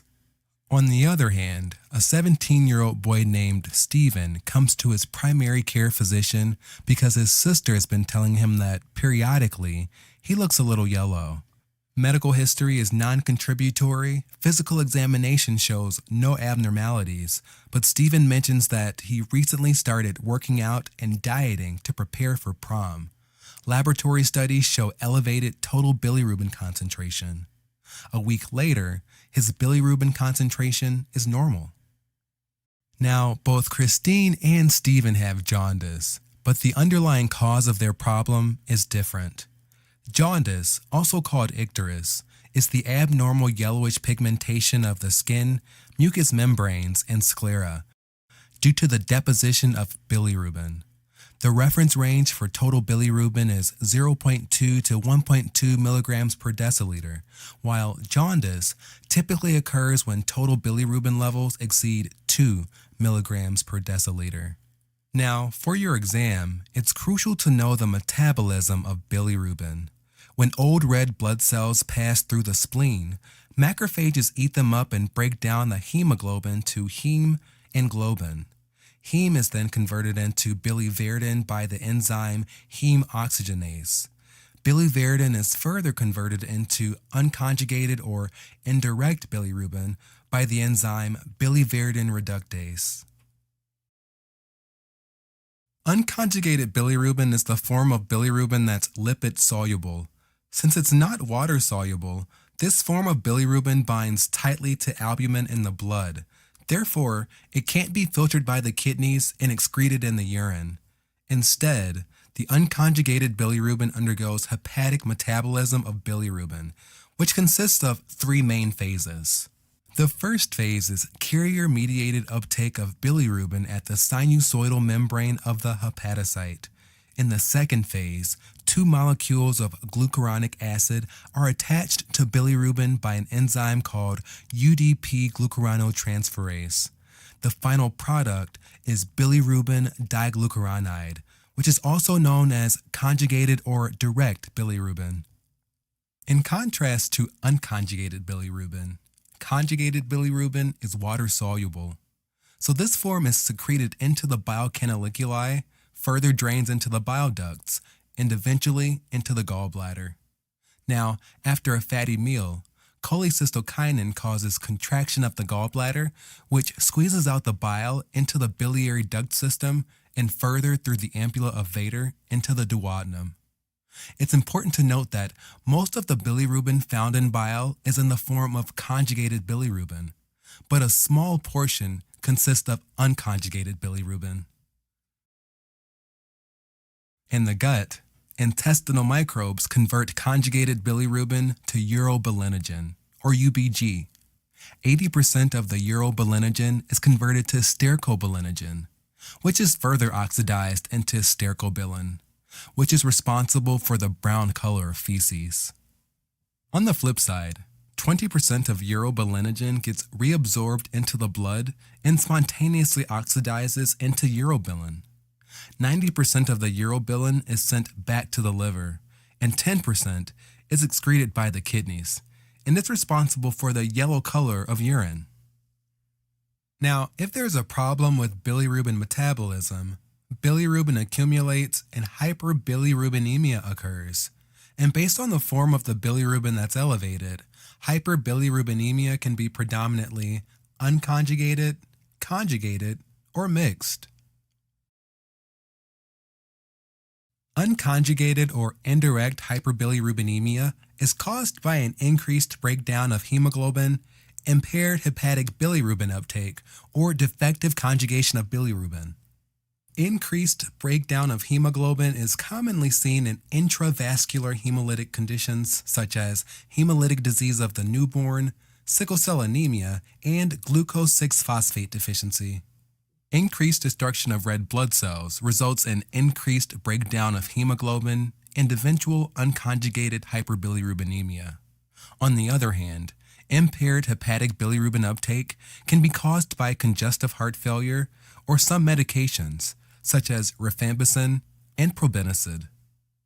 Finally, defective conjugation of bilirubin can be physiologic, which is also referred to as physiologic jaundice of the newborn, or pathologic, which is commonly seen in hereditary conditions such as Gilbert syndrome and Crigler-Najjar syndrome. Now, as mentioned before, unconjugated bilirubin is lipid soluble, meaning it can deposit in many organs of the body, including the brain. Deposition of unconjugated bilirubin in basal ganglia can cause bilirubin encephalopathy, also known as kernicterus, which is a potentially fatal condition characterized by jaundice and neurological problems. In addition, these individuals can have an increased concentration of unconjugated bilirubin in bile, and this can result in the formation of numerous small black pigmented gallstones. Now, physiologic jaundice of the newborn is extremely common, and this is especially the case for preterm infants. A high-yield fact to remember is that it typically manifests within the first 2 days to 1 week of life. It's important to note that physiologic jaundice of the newborn is more commonly seen in Asian newborns. At birth, newborns have a high hematocrit, but their red blood cells have a shorter life. As a result, when a large number of red blood cells turn over, a lot of unconjugated bilirubin gets released. To make this problem worse, newborn livers have immature UDP glucuronoltransferase. Therefore, they're inefficient at conjugating this bilirubin, and this eventually leads to unconjugated hyperbilirubinemia.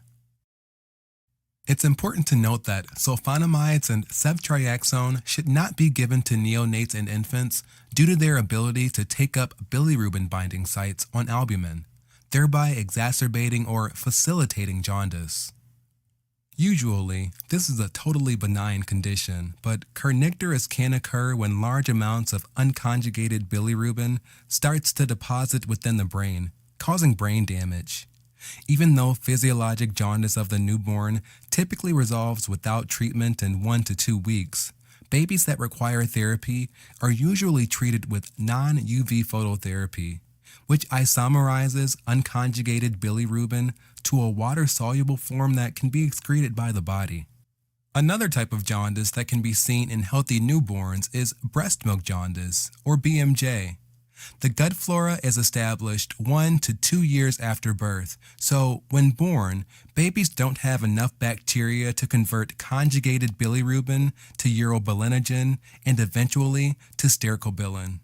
With breast milk jaundice, high levels of glucuronidase in breast milk actually deconjugate conjugated intestinal bilirubin, thereby increasing enterohepatic circulation of unconjugated bilirubin, eventually causing unconjugated hyperbilirubinemia and jaundice.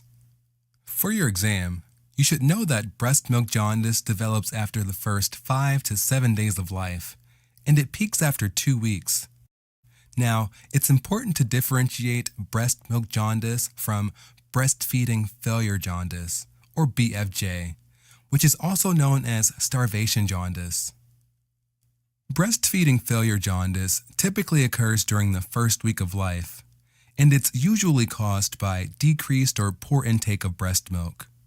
As a result, these babies have inadequate stooling and decreased elimination of bilirubin by stool.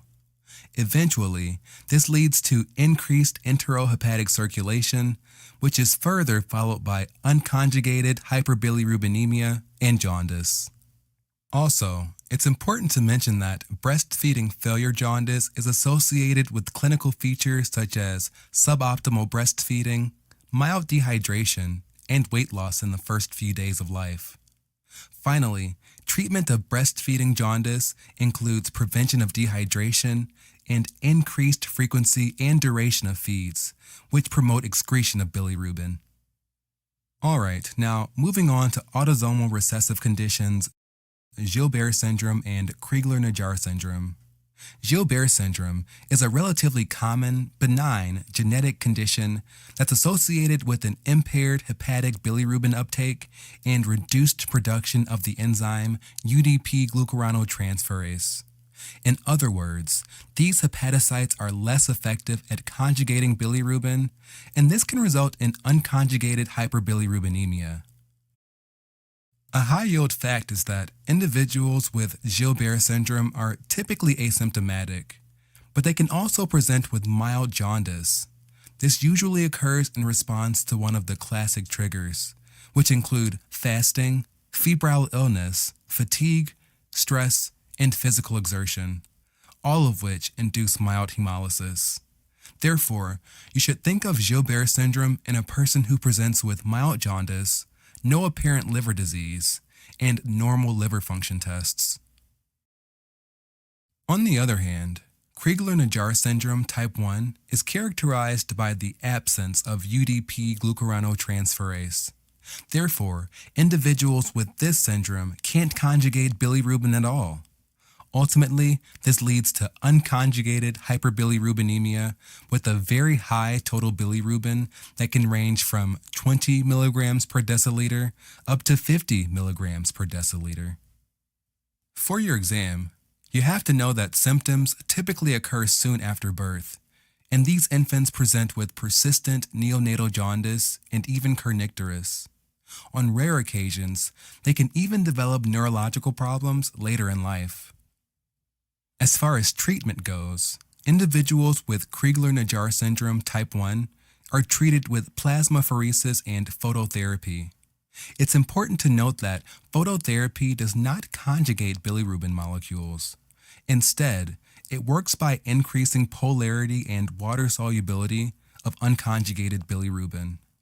But since this condition is associated with a fatal outcome, the only curative treatment for individuals with this type of Crigler-Najjar syndrome is liver transplantation.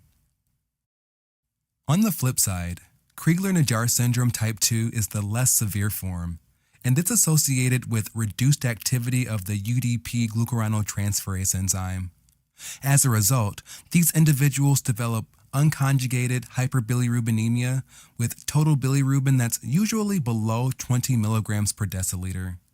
Prognosis is good, since people with this type have a good response to treatment with phenobarbital, which induces the synthesis of liver enzymes. Now let's move on to conjugated or direct hyperbilirubinemia, which is commonly associated with pruritus or itchiness. Furthermore, you have to know that pruritus occurs due to increased plasma bile acids that build up in tissues. Now, conjugated hyperbilirubinemia can be caused by decreased excretion of bilirubin, some biliary tract conditions, and biliary tract obstructions. Decreased excretion of bilirubin is commonly seen in hereditary conditions, such as Dubin-Johnson syndrome and Rotor syndrome.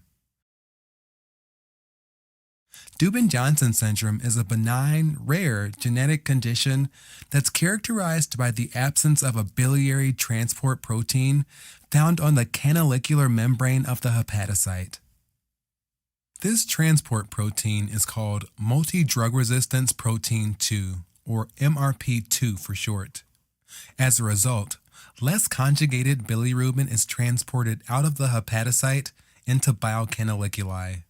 Eventually, this leads to conjugated hyperbilirubinemia with total bilirubin levels between 2 and 5 milligrams per deciliter.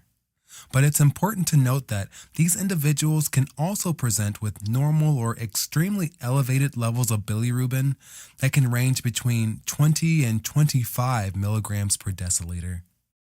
For your exam, you should know that most individuals are asymptomatic, while some have non-specific symptoms such as fatigue, abdominal pain, and weakness. In some cases, individuals present with mild jaundice that's usually noted during illnesses, pregnancy, or after using certain medications like oral contraceptives.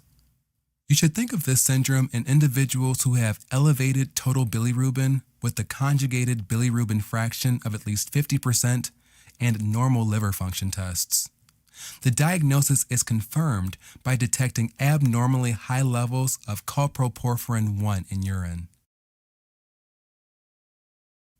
Histopathology reveals normal hepatocytes with a dense pigment composed of epinephrine metabolites within the lysosomes of hepatocytes. A frequently tested concept is that individuals with Dubin-Johnson syndrome have strikingly black livers. Since individuals with Dubin-Johnson syndrome have good prognoses, no treatment is necessary. Next, we have Rotor syndrome, which is another benign condition that's associated with numerous defects in proteins that enable normal hepatic uptake and excretion of bilirubin. The defective proteins lead to an accumulation of conjugated bilirubin and conjugated hyperbilirubinemia. Individuals with Rotor syndrome have total bilirubin levels below 5 milligrams per deciliter, and they can be asymptomatic or they can present with mild jaundice. In contrast to Dubin-Johnson syndrome, the urinary excretion of coproporphyrin 1 is normal, and the liver has a regular color. Finally, no specific treatment is required since these individuals enjoy normal life expectancies. Conjugated hyperbilirubinemia is also associated with biliary tract conditions such as primary sclerosing cholangitis and primary biliary cholangitis. Primary sclerosing cholangitis, or PSC, is a progressive liver disease characterized by inflammation, fibrosis, and strictures of both intra- and extrahepatic parts of the biliary tree. This is classically described as onion skin fibrosis because, on histology, it looks a bit like an onion skin, with concentric rings of fibrosis around the bile duct. It's classically seen in middle-aged males with inflammatory bowel disease. It's also linked to cholangiocarcinoma and cancer of the gallbladder. On the other hand, primary biliary cholangitis, or PBC, is associated with the gradual destruction of epithelial cells lining the intrahepatic biliary ducts by granulomatous inflammation. The cause is unknown, but it's possibly autoimmune in nature, since it's typically seen in middle-aged females with another autoimmune condition, like autoimmune thyroiditis or rheumatoid arthritis. Symptoms of primary biliary cholangitis develop gradually, first with pruritus, especially at night, and fatigue. As the condition progresses, these individuals present with signs of cholestasis, such as jaundice, pale stools, and dark urine. And since the liver plays a major role in cholesterol metabolism, PBC can lead to hypercholesterolemia, which can manifest as xanthelasmas. Xanthelasmas are a type of xanthomas, which are cholesterol deposits that present as well-demarcated yellow papules or plaques. Xanthelasmas typically occur on or around the eyelid. Finally, conjugated hyperbilirubinemia and jaundice can be caused by biliary tract obstruction.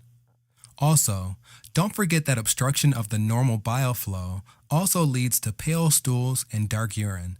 This is because there's less conjugated bilirubin in the intestines, so there's less urobilinogen and stercobilin, and this results in pale stools. On the other hand, increased levels of conjugated bilirubin in the blood lead to dark urine. Since there is less bile secreted into the intestines, individuals with biliary tract obstruction are commonly associated with hypercholesterolemia and malabsorption of fat-soluble vitamins, A, D, E, and K vitamins. As far as laboratory findings go, individuals with biliary tract obstruction typically present with elevated alkaline phosphatase and gamma-glutamyl transpeptidase. Now, biliary tract obstructions are usually caused by gallstones, and this happens with choledocholithiasis, which is the presence of a gallstone in the common bile duct, and acute cholangitis, which is an infection behind the blockage. For your exam, you absolutely have to know that the Charcot triad of cholangitis includes jaundice, fever, and right upper quadrant pain. Another cause is cholangiocarcinoma, which is a tumor of the bile ducts that can be either intrahepatic or extrahepatic. In addition, the normal flow of bile can be compromised by tumors outside of the biliary tree, such as liver and pancreatic cancer. Pancreatic cancer that's associated with jaundice is typically located in the pancreatic head or neck. Now, the most common pancreatic cancer is pancreatic adenocarcinoma, which arises from the epithelial cells lining the pancreatic ducts. This is a very aggressive tumor, and its histopathologic features include disorganized glandular and ductal structures with cellular infiltration. Important risk factors include smoking, high alcohol consumption, and chronic pancreatitis, especially if it lasts more than 20 years. Also, it's important to note that individuals older than 50 years of age and Jewish or African American males have a higher risk of developing pancreatic adenocarcinoma. Common clinical features include mid-epigastric pain that radiates to the mid or lower back, weight loss due to malabsorption and anorexia, and true sign, also called migratory thrombophlebitis, which is when blood clots appear unexpectedly in superficial veins and then over time migrate to different locations. Another high yield point is that true sign presents with swelling, erythema, and tenderness on the extremities. Also, these individuals can present with Courvoisier sign, which is an enlarged, palpable, and non-tender gallbladder, along with jaundice. It's important to note that at the time of presentation, these individuals typically have metastasis. Therefore, their average survival rate is 1 year after diagnosis. A frequently tested fact is that tumor markers associated with pancreatic adenocarcinoma are carbohydrate antigen 19-9, which is used for diagnosis and monitoring of pancreatic adenocarcinoma, and carcinoembryonic antigen, which is less specific since it's also seen in individuals with colorectal, breast, lung, and thyroid cancers. Finally, treatment of pancreatic adenocarcinoma includes the Whipple procedure, also known as pancreaticoduodenectomy, chemotherapy, and radiation therapy. And don't forget, individuals with lung cancer can have liver metastasis. Therefore, they can present with jaundice, just like the ones with liver or pancreatic cancer. Finally, for your exam, you have to know that Clonorchis sinensis is a liver fluke that's associated with obstructive jaundice. Similar to biliary tract obstruction, there's also biliary atresia, which occurs in infants. This is a childhood disorder where the gallbladder fails to form, or there's early fibroobliterative destruction of the extrahepatic biliary tree. It can be caused by inflammation of the biliary tract, typically due to viral infection or toxins. And by the end of the 3rd week after birth, there's a total obstruction of the biliary tree. For your exam, it's important to remember that neonates with biliary atresia have normal birth weight and weight gain, but you should suspect biliary atresia in neonates that present with persistent jaundice after 2 weeks of life, dark urine, acolic stools, and hepatomegaly.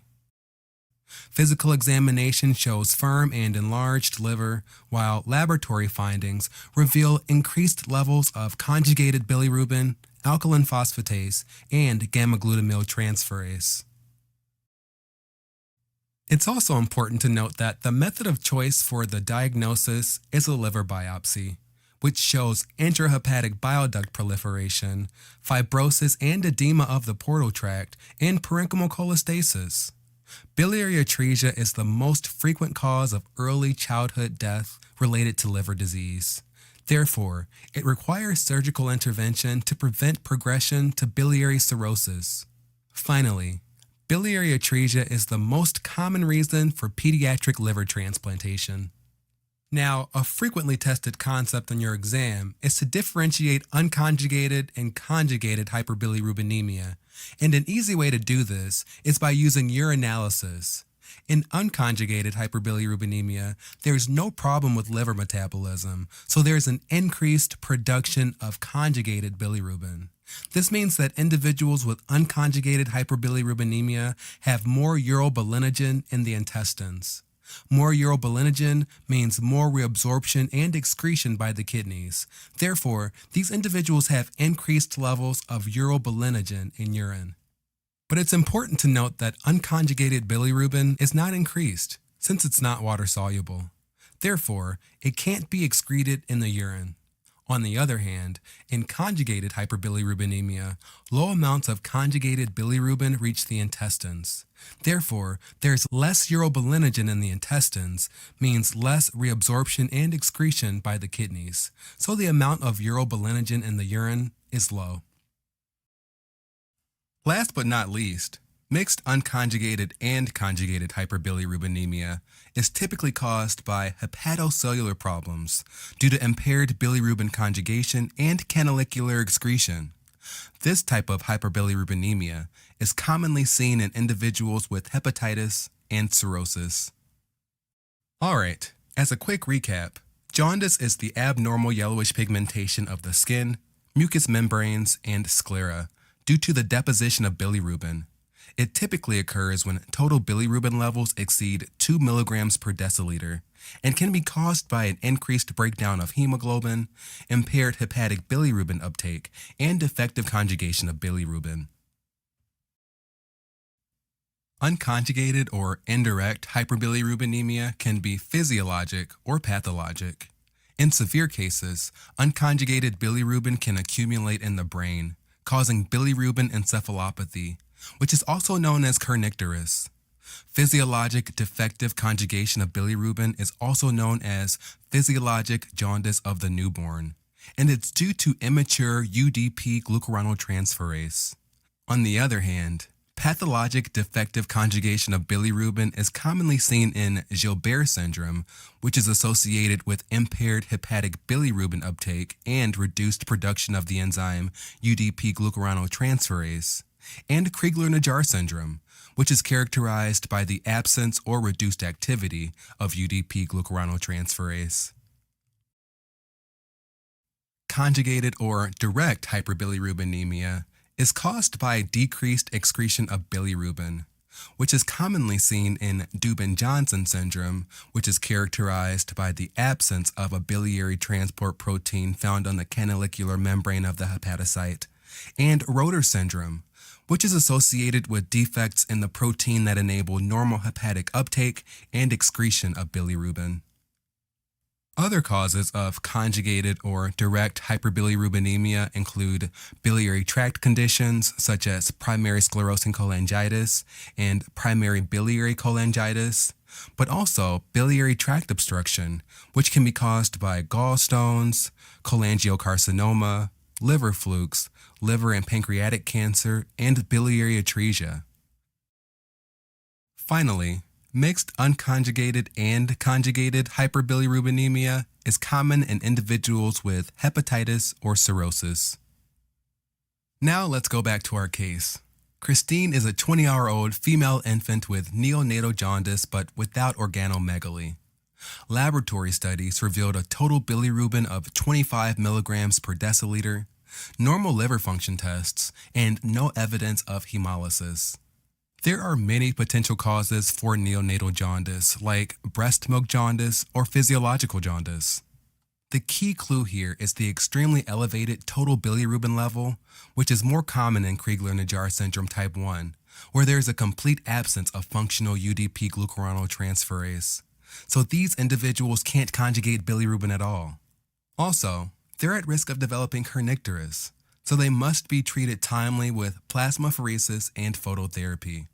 Remember that phenobarbital does not treat this disorder, since it works by inducing the production of liver enzymes.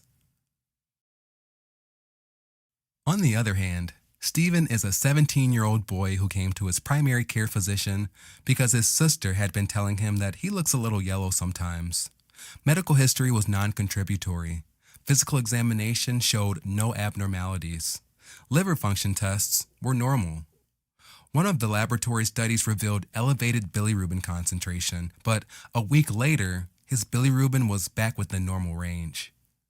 Stephen most likely has Gilbert syndrome, where there is an impaired hepatic bilirubin uptake and reduced production of enzyme UDP glucuronoltransferase.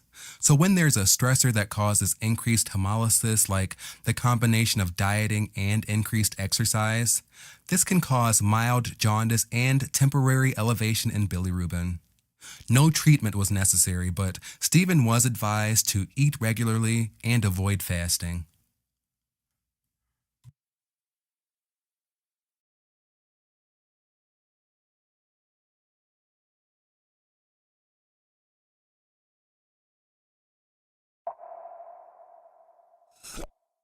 Jaundice, which doesn't have the most intuitive name, comes from the French jaunisse, meaning yellowing. It's also sometimes referred to as icterus, though, the origin of which is even less intuitive, coming from the thought that jaundice could once be cured by looking at a yellow bird. Well, the more you know, right? Anyways, as you've probably gathered, jaundice involves someone taking on yellow pigments, specifically in the skin and eyes. The yellowing pigment is caused by a compound called bilirubin, a component of bile and the main cause of bruises being yellow, and, after its metabolism, the yellowness of urine and brownness of feces. So since bilirubin's our main culprit of yellowness, it's super important to know where it comes from. As red blood cells near the end of their lifespan, which is about 120 days, they're eaten up or phagocytized by macrophages in the reticuloendothelial system, aka the macrophage system, where the spleen plays the largest part, but it's also made of parts of the lymph nodes.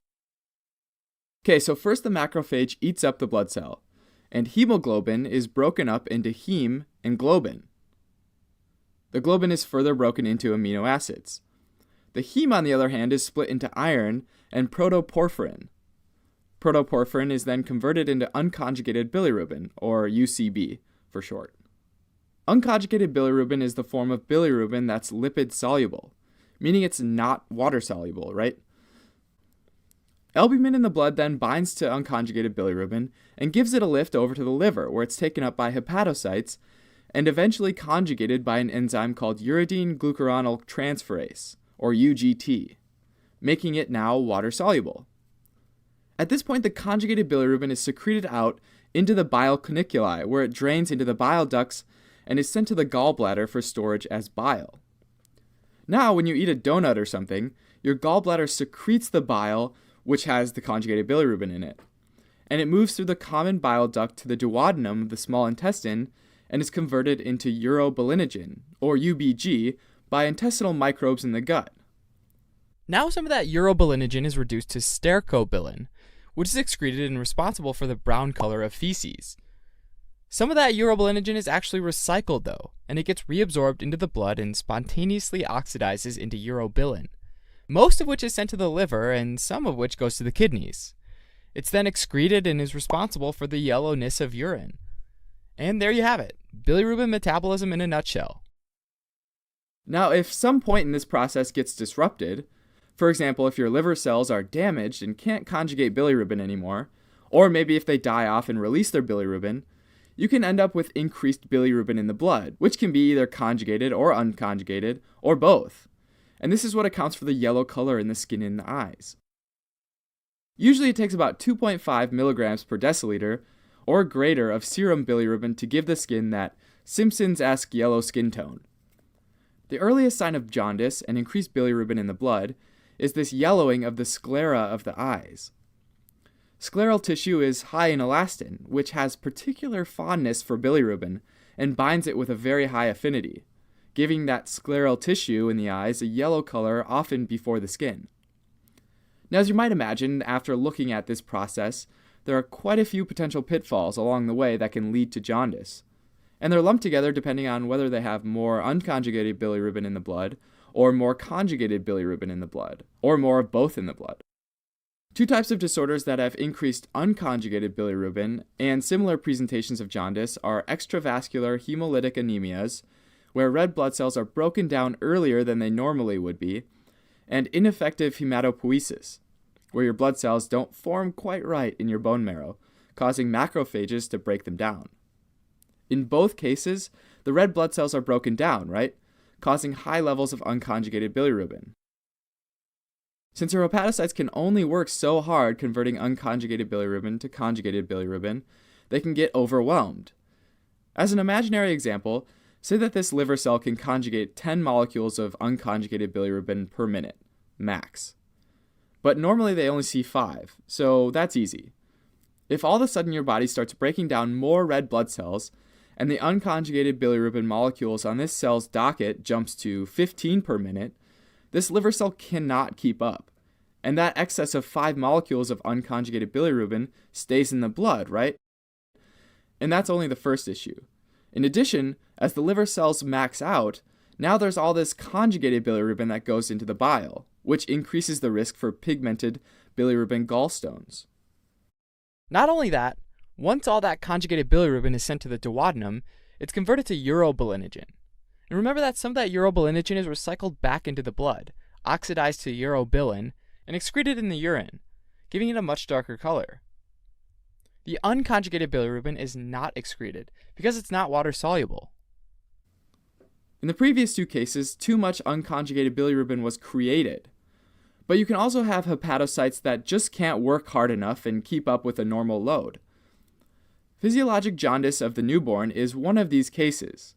Newborn livers have a lower amount of the enzyme UGT in the liver to convert unconjugated bilirubin.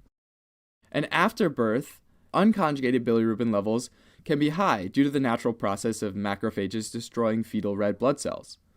Typically, this is normal, but there can be complications if unconjugated bilirubin rises a lot. Since it's fat-soluble, it can collect in the basal ganglia of the brain, which is also called kernicterus, and cause damage to the brain or death. Treatment of this condition is usually phototherapy, which uses light to induce structural and configurational changes in the bilirubin molecule. Basically, it absorbs the energy from the light and changes shape.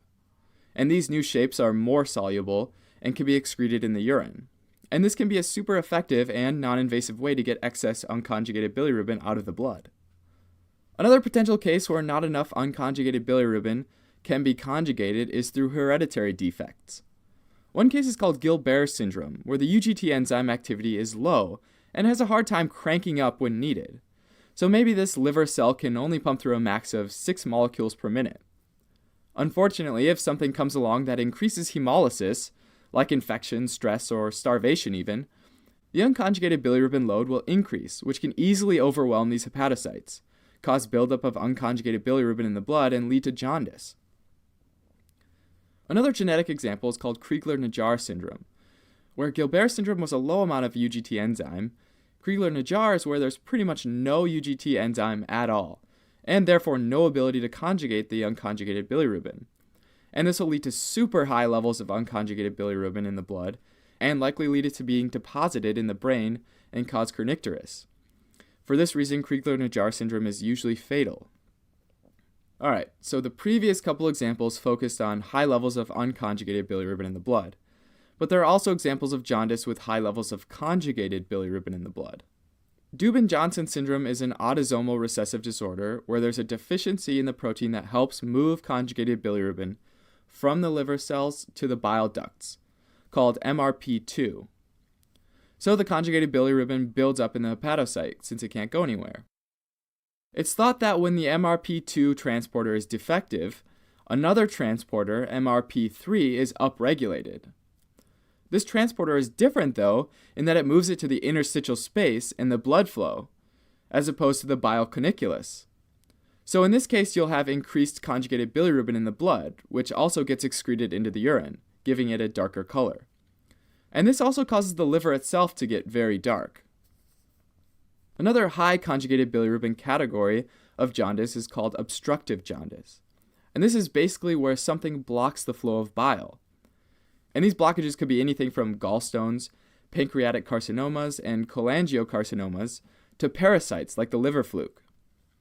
Remember that bile is made up of conjugated bilirubin, and this blockage basically causes pressures to rise in the bile ducts, which literally causes bile to leak through the tight junctions between hepatocytes that line the walls of the bile ducts. But that's not the only thing that leaks out though, right? Bile salts, bile acids, and cholesterol can all get into the blood. If they deposit into the skin, it can lead to itchiness or pruritus, but also lead to things like hypercholesterolemia and xanthomas. That excess conjugated bilirubin is excreted in the urine since it's water soluble, which again leads to dark urine. Also, since you're losing a lot of bile, you won't be able to absorb fat as well, which, 1, causes you to excrete a ton of fat, a condition called steatorrhea, and 2, causes you to not be able to absorb as many fat-soluble vitamins as you need. Finally, viral hepatitis leads to both conjugated and unconjugated bilirubin in the blood. When hepatocytes get infected and start to die off, they both lose the ability to conjugate bilirubin, leading to excess unconjugated bilirubin in the blood, and since they also line the bile ducts, when they die they let bile leak into the blood, causing an increase in blood conjugated bilirubin as well. Again, since conjugated bilirubin is up, patients will have more conjugated bilirubin excreted and darker urine. Thanks for watching. You can help support us by donating on Patreon, or subscribing to our channel, or telling your friends about us on social media.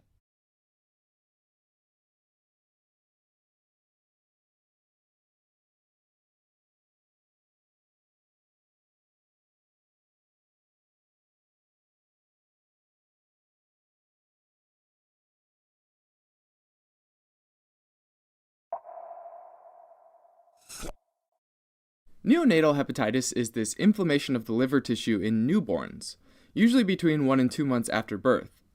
A minority of cases, about 20%, are known to be caused by a virus that infected the infant before birth, through the mother, or maybe shortly after birth. Several viruses that have been known to cause neonatal hepatitis are rubella, cytomegalovirus, and hepatitis viruses A, B, and C. The other 80% of cases are said to be idiopathic, meaning we don't really know what the underlying cause was. A lot of times viruses are suspected, but it could also be due to other genetic disorders, cholestasis where bile flow is impaired, or metabolic liver disorders like alpha-1 antitrypsin deficiency. This last one's an inherited disease in which the alpha-1 antitrypsin, or AAT protein, that's produced in the liver isn't quite produced right, and is essentially the wrong shape. When this happens, it can't get out of the liver cells, and it ultimately builds up there and causes liver cell death, inflammation of the liver tissue, and hepatitis. A newborn or infant with neonatal hepatitis will often have jaundice, causing this yellowed skin and eyes due to the blockage or inflammation of the bile ducts. When these are blocked, bilirubin, a yellow pigmented component of bile, builds up in the blood and starts to get into the tissues, causing yellowed skin and eyes. Bile, though, is an essential part of fat digestion and absorption of fat-soluble vitamins like vitamin A, D, E, and K. So, children with neonatal hepatitis and jaundice may fail to gain weight and grow normally due to this lack of adequate nutrition. Bile's other function is removing toxins from the body, like bilirubin, but also things like drug metabolites. So if bile flow is reduced, these might start to deposit and build up in the skin and lead to itching and rashes. But the bilirubin might also be filtered into the urine through the kidneys, causing darker colored urine. Since hepatitis is an inflammation of the liver, patients may also present with an enlarged liver, or hepatomegaly. Because such a large portion of neonatal hepatitis is idiopathic, it can be pretty tough to diagnose. Jaundice is one of the keys to recognition and will usually prompt further tests. Imaging tests like ultrasonography might be used to examine the bile ducts, but in some cases a liver biopsy may be required. For a biopsy, a small piece of liver is removed and examined under a microscope. A common finding is multinucleated giant cells. Multinucleated giant cells are cells that are the combination of several neighboring and distinct cells. Notice how these cells are all clumped together to form this, giant cell. In the case of neonatal hepatitis, this would be made up of several hepatocytes. These sort of can still function, but just at a much lower level than normal. When these guys are found, it can sometimes be known as giant cell hepatitis. Usually infants are treated by paying close attention to nutritional needs and supplementing vitamins. They might also be given medication to help with bile flow. Most infants actually recover with little to no permanent damage to the liver. But if jaundice and hepatitis continue for 6 months, though, then it might be considered chronic liver disease, and by that point there may be further complications like cirrhosis and liver failure. The liver might become scarred and physically feel firm and hardened. And at this point, liver transplant might be considered a last resort sort of choice for infants that have severe liver disease.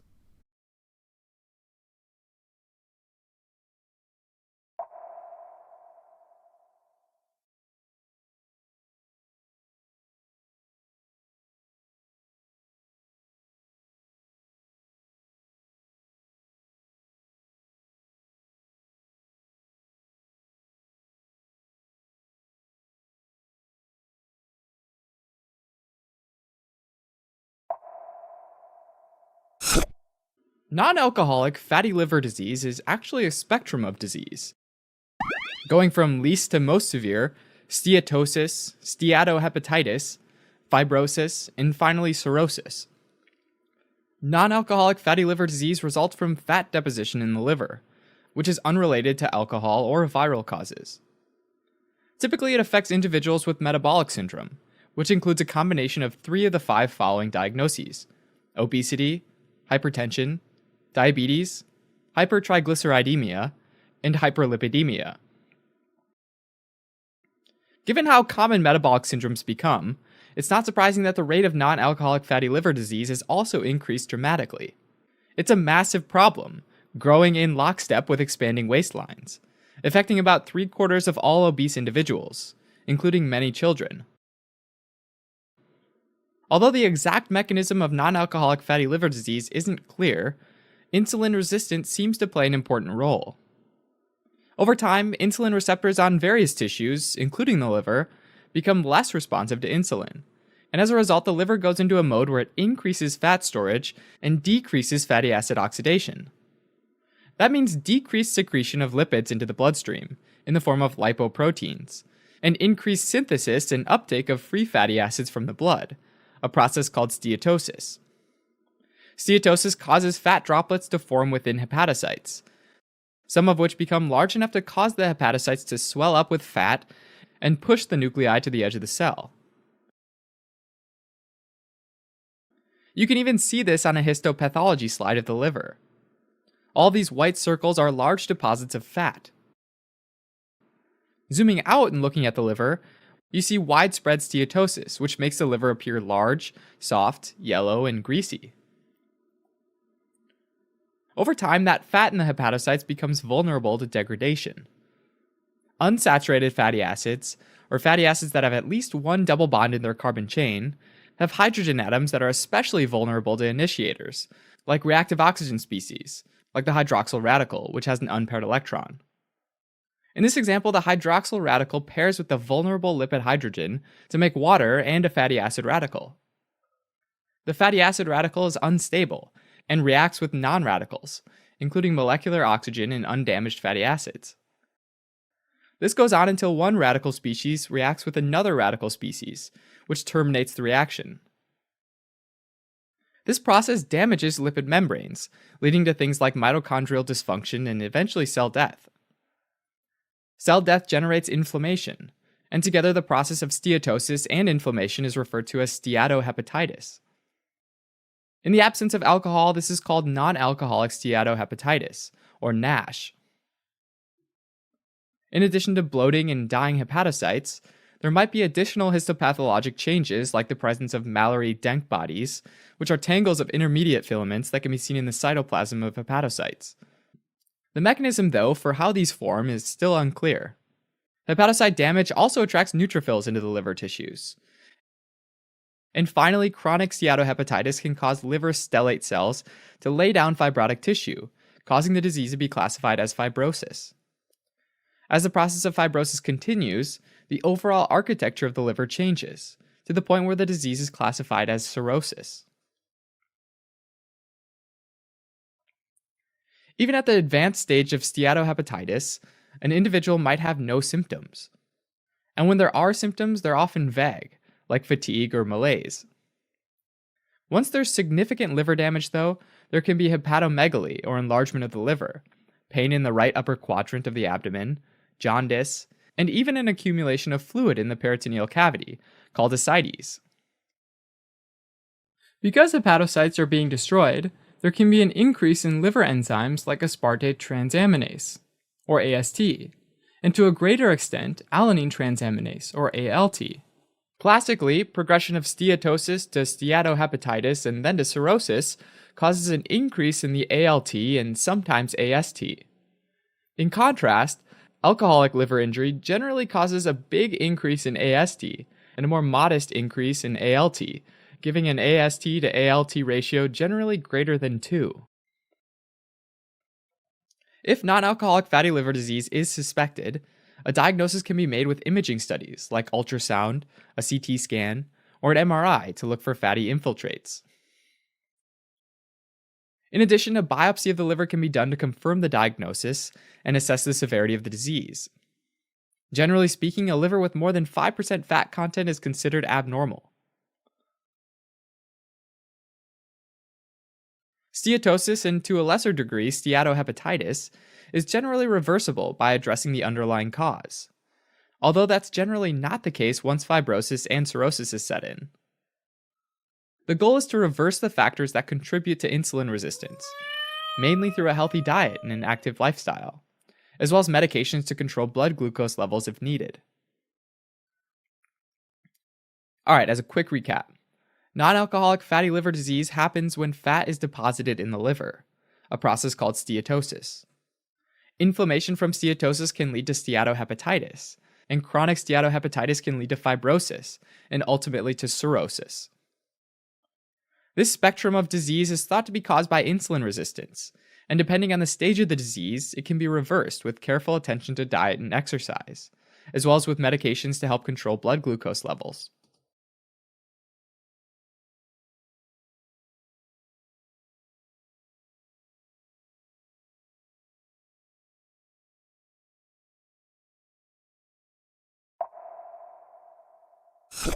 Portal hypertension means increased blood pressure in the hepatic portal system, or portal venous system. Most commonly, this happens because of hepatic cirrhosis, which is when the liver tissue is replaced by fibrotic functionless tissue. Now, the portal venous system comprises the portal vein and its tributaries, namely the splenic and mesenteric veins. This blood contains all the nutrients absorbed in the GI tract, but it also carries toxins that the liver metabolizes so that they can be safely excreted by the kidneys. Once the liver processes all these substances, it sends the blood to the heart through the inferior vena cava to enter the systemic venous system. Now, there's a few points in the boundaries of the hepatic portal system where it could be connected with the systemic venous system that collects blood from the rest of the body. The inferior portion of the esophagus, the superior portion of the anal canal, and the round ligament of the liver, which used to be the umbilical cord during fetal life. At birth, the umbilical cord is cut and the umbilical vein collapses to form the round ligament. Normally, the round ligament stays shut because pressures in the portal venous system and the systemic venous system are the same, between 5 and 10 millimeters of mercury. But in some situations, an obstruction may prevent blood flow from the portal vein towards the inferior vena cava. When this happens, venous blood accumulates in the hepatic portal system, causing pressure to rise above 5 to 10 millimeters of mercury, which defines portal hypertension. Portal hypertension leads to the formation of portosystemic shunts, which is when blood is diverted away from the portal venous system and backs up into the systemic veins. So first, less blood gets to the liver, causing diminished liver function, and decreased blood detoxification, which leads to a buildup of toxic metabolites like ammonia in the blood. Ammonia and other toxins can pass through the blood-brain barrier and cause hepatic encephalopathy. Second, blood backing up into the systemic veins leads to portosystemic shunts, which happens in 3 points where the systemic venous system and the hepatic portal system are connected. In the esophagus, this causes esophageal varices, or enlarged esophageal veins. In fact, portal hypertension is the most common cause of esophageal varices. These varices are very fragile and could easily rupture, causing massive upper GI bleeding. In the rectum and anal canal, there may be hemorrhoids, which are also enlarged veins that can bleed as well. Finally, portal hypertension causes the round ligament to rechannel, allowing blood from the portal system to pass into the systemic veins of the abdomen, which dilate, making the abdomen look like the head of the Greek mythological creature Medusa, the one with snakes for hair. So this consequence is frequently termed caput Medusa. Portal hypertension can also cause blood to back up into the spleen, causing congestive splenomegaly, meaning an enlarged spleen. This causes hypersplenism, meaning the spleen traps blood elements like red blood cells, causing anemia, white blood cells, causing leukopenia, and platelets, causing thrombocytopenia. Another consequence of portal hypertension is that the endothelial cells lining the blood vessels release more nitric oxide. The reason behind this is unclear, but nitric oxide makes peripheral arteries dilate, so blood pressure drops. This stimulates the release of aldosterone, which tries to bring blood pressure back up by telling the kidneys to retain more sodium and water. In time, plasma volume expands so much that fluid in blood vessels is more likely to get pushed into the tissues and across tissues, into large open spaces like the peritoneal cavity. The accumulation of fluid in the peritoneal cavity is called ascites. As if that wasn't enough, bacteria can also invade the peritoneal cavity, causing spontaneous bacterial peritonitis. So the features of portal hypertension can be remembered as A, B, C, D, E, where A stands for ascites, B for bleeding, C for caput medusa, D for diminished liver function, and E for enlarged spleen. Now, causes of portal hypertension can be classified as prehepatic, intrahepatic, or posthepatic, depending on where the obstruction is. The most common prehepatic cause is portal vein obstruction, like when there's a thrombus occluding the portal vein and blocking blood flow. Intrahepatic causes include cirrhosis, schistosomiasis, which is when flatworms invade the liver, and sarcoidosis, which is when inflammatory cells form lumps called granulomas inside the liver. Cirrhosis is by far the most common of the three. Finally, posthepatic causes include right-sided heart failure, constrictive pericarditis, and Budd-Chiari syndrome. Both right-sided heart failure and constrictive pericarditis restrict the blood flow from the heart to the lungs and the rest of the body, causing blood to accumulate downwards, including into the portal circulation. And Budd-Chiari syndrome occurs when a thrombus, or a tumor, inside the hepatic veins that obstructs hepatic venous flow towards the inferior vena cava.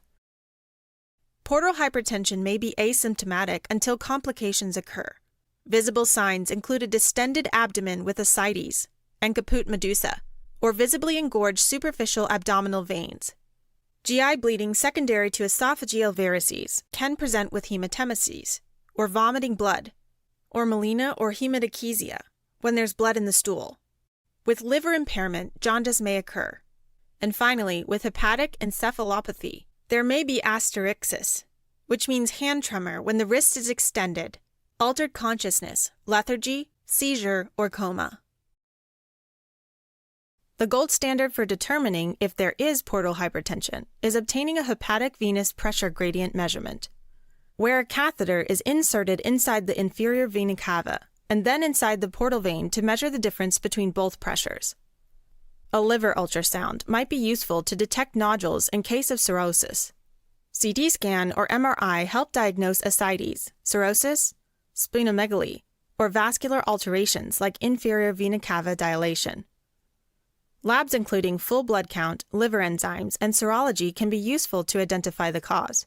And an upper GI endoscopy can identify esophageal varices in order to treat them appropriately. Treatment is centered on preventing and treatment of complications. Beta blockers like propranolol can decrease portal venous pressure and prevent complications. For ascites, diuretics and sodium restriction are indicated to reduce the fluid overload. If esophageal varices bleed, a medication called octreotide and procedures like balloon tamponade, sclerotherapy, and variceal ligation can be used to prevent bleeding from happening again. An interventional radiology technique called transjugular intrahepatic portosystemic shunt, or TIPS, is the preferred procedure to decrease hepatic portal pressure and prevent further complications. With TIPS, a tube is inserted via a catheter to allow communication between the portal vein and the hepatic vein. Alright, as a quick recap, portal hypertension is when the pressure in the hepatic portal system is greater than 5 to 10 millimeters of mercury. This happens when there's an obstruction in the passage of blood from the portal vein toward the vena cava. So venous blood accumulates downward from the obstruction, causing features like ascites, esophageal varices, and bleeding, caput medusa, diminished liver function, and an enlarged spleen. The most common cause of portal hypertension is cirrhosis. Diagnosis is done mainly by hepatic venous pressure gradient measurement. Prevention of complications can be done with beta blockers, and treatment options include diuretics for ascites, octreotide, balloon tamponade, sclerotherapy, and variceal ligation for bleeding esophageal varices. To prevent bleeding from happening again, as well as further complications, a transjugular intrahepatic portosystemic shunt or TIPS can be done.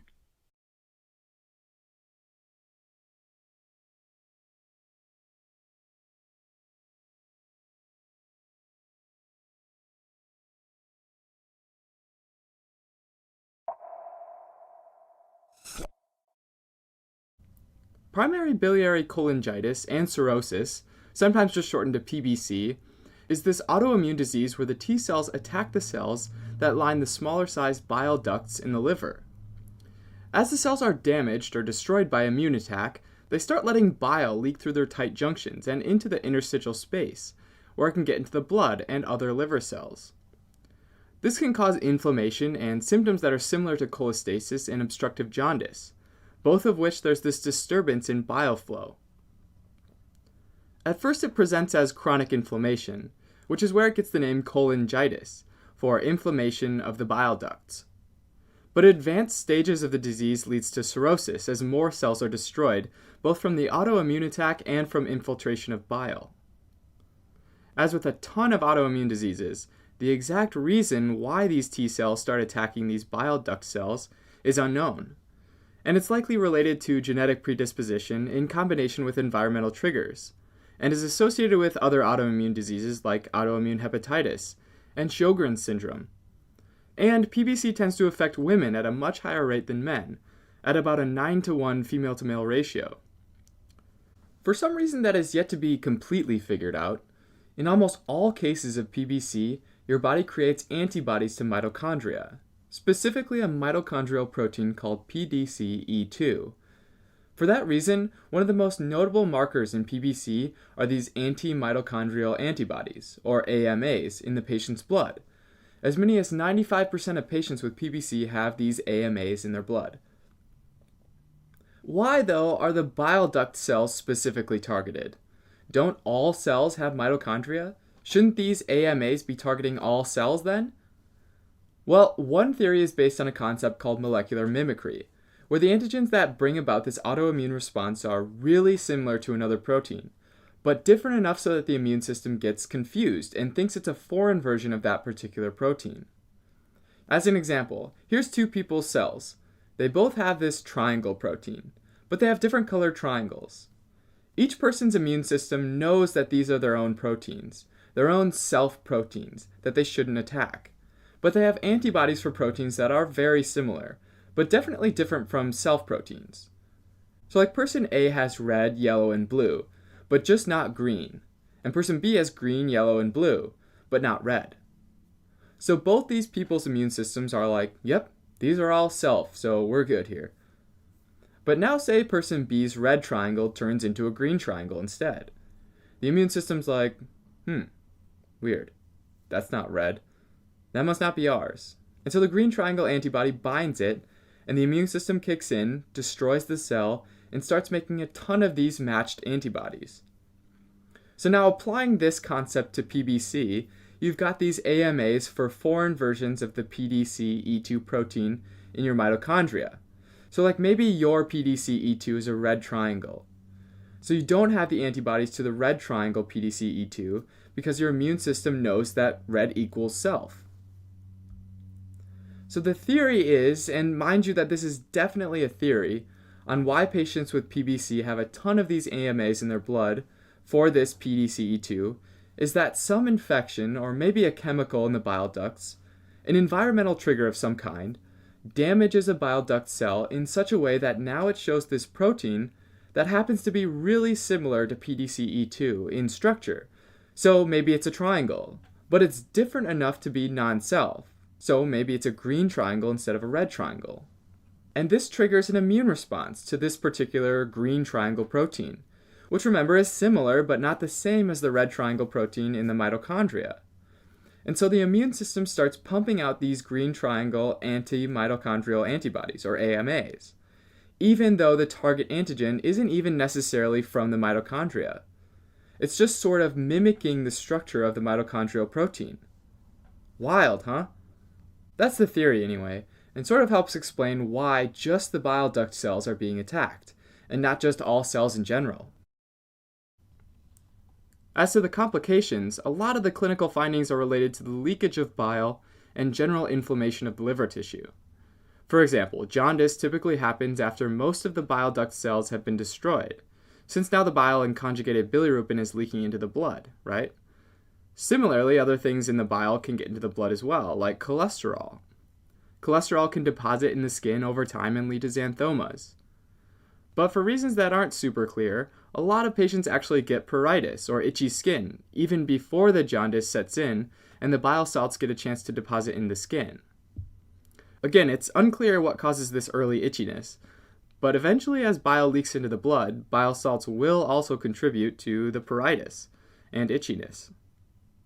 A high proportion of patients also have joint pain and arthropathy, which may be connected to other autoimmune diseases like rheumatoid arthritis.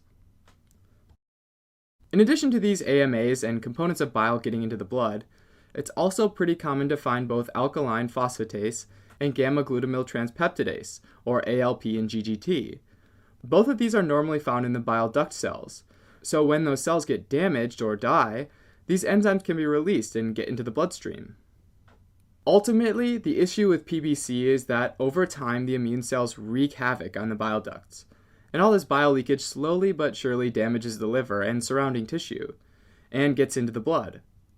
A couple medications can be used to help kind of reduce these symptoms of bile components like cholesterol getting into the blood. One is ursodeoxycholic acid, which reduces the body's absorption of cholesterol, and the other is cholestyramine, which binds to cholesterol and allows it to be more easily excreted. And finally, if the damage to the liver has gotten severe enough, a liver transplant might be recommended. One last thing, if damage has been done to these bile duct cells, but the cause isn't due to an autoimmune attack, like maybe if the ducts are obstructed for a long time by a tumor or something, then it'd be called secondary biliary cholangitis and cirrhosis. Secondary PBC would present with a lot of the same symptoms and complications that crop up from bile being released from the bile ducts, right? But one very important difference is that there wouldn't be any antibodies to mitochondria in the blood, right?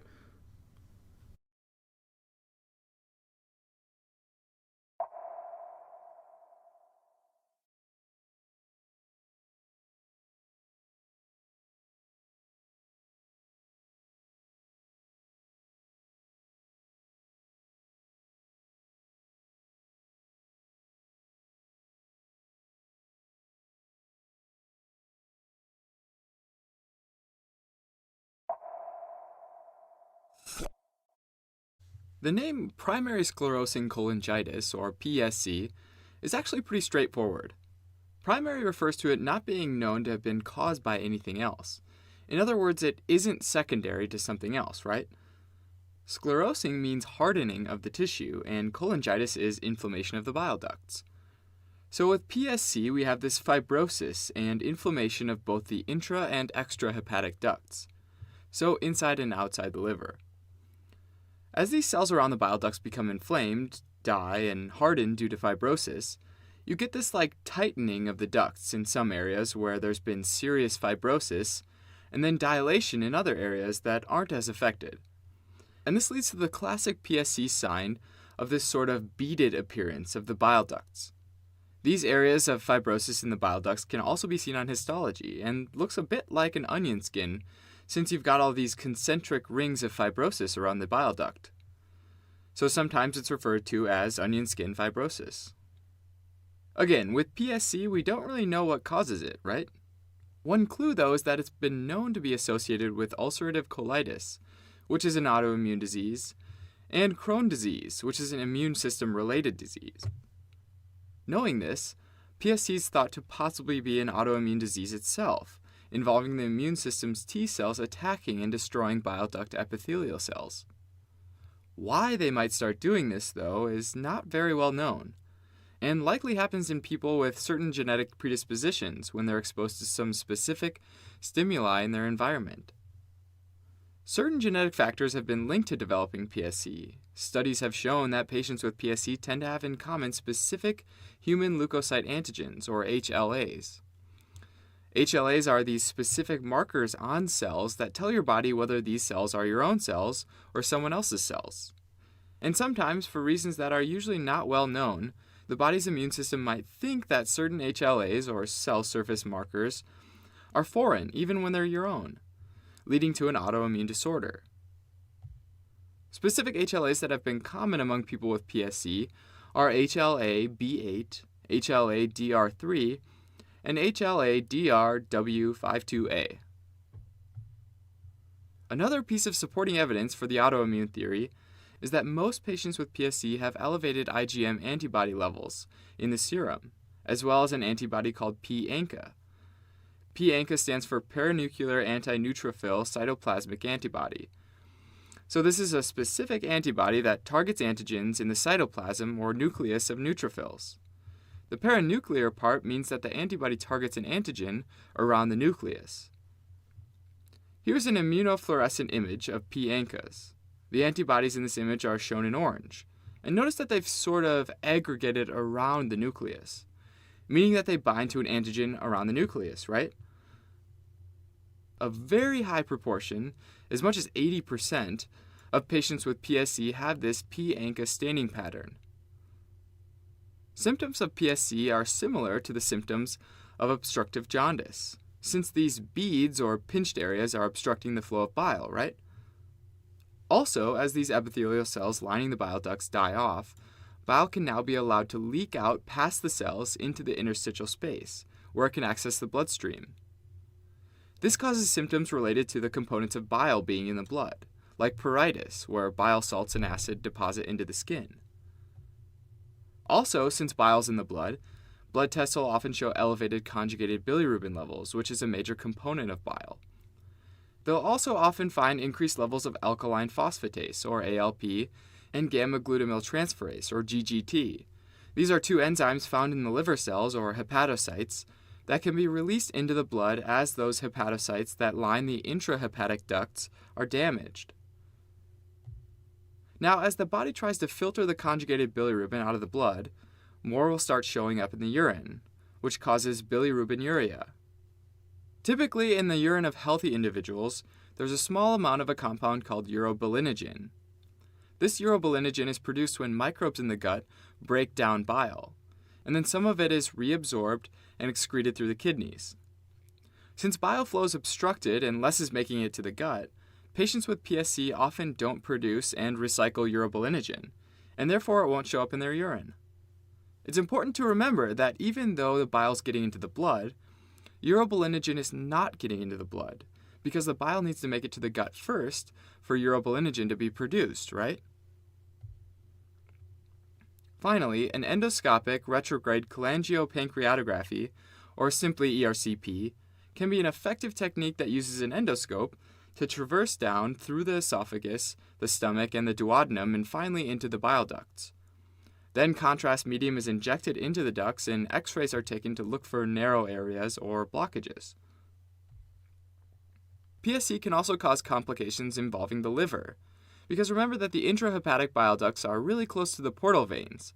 So as fibrosis builds up around the bile ducts, it constricts the portal veins as well, and higher pressures develop in the veins, leading to a condition called portal hypertension. And this can cause backup of fluid in the spleen and liver, and therefore cause an enlargement of both, also known as hepatosplenomegaly. Over time, as fibrosis and scar tissue progress in the intrahepatic bile ducts, patients can develop cirrhosis, where the liver stops functioning right from this damage. And due to the constant damage to the bile ducts, patients often have a higher risk of cholangiocarcinoma. As far as treatment goes, although a wide variety of immunosuppressive and anti-inflammatory medications have been studied, unfortunately there haven't been any that have proven to slow the progression of the disease. Liver transplant, however, is the treatment of choice for patients with advanced liver disease as a result of PSC.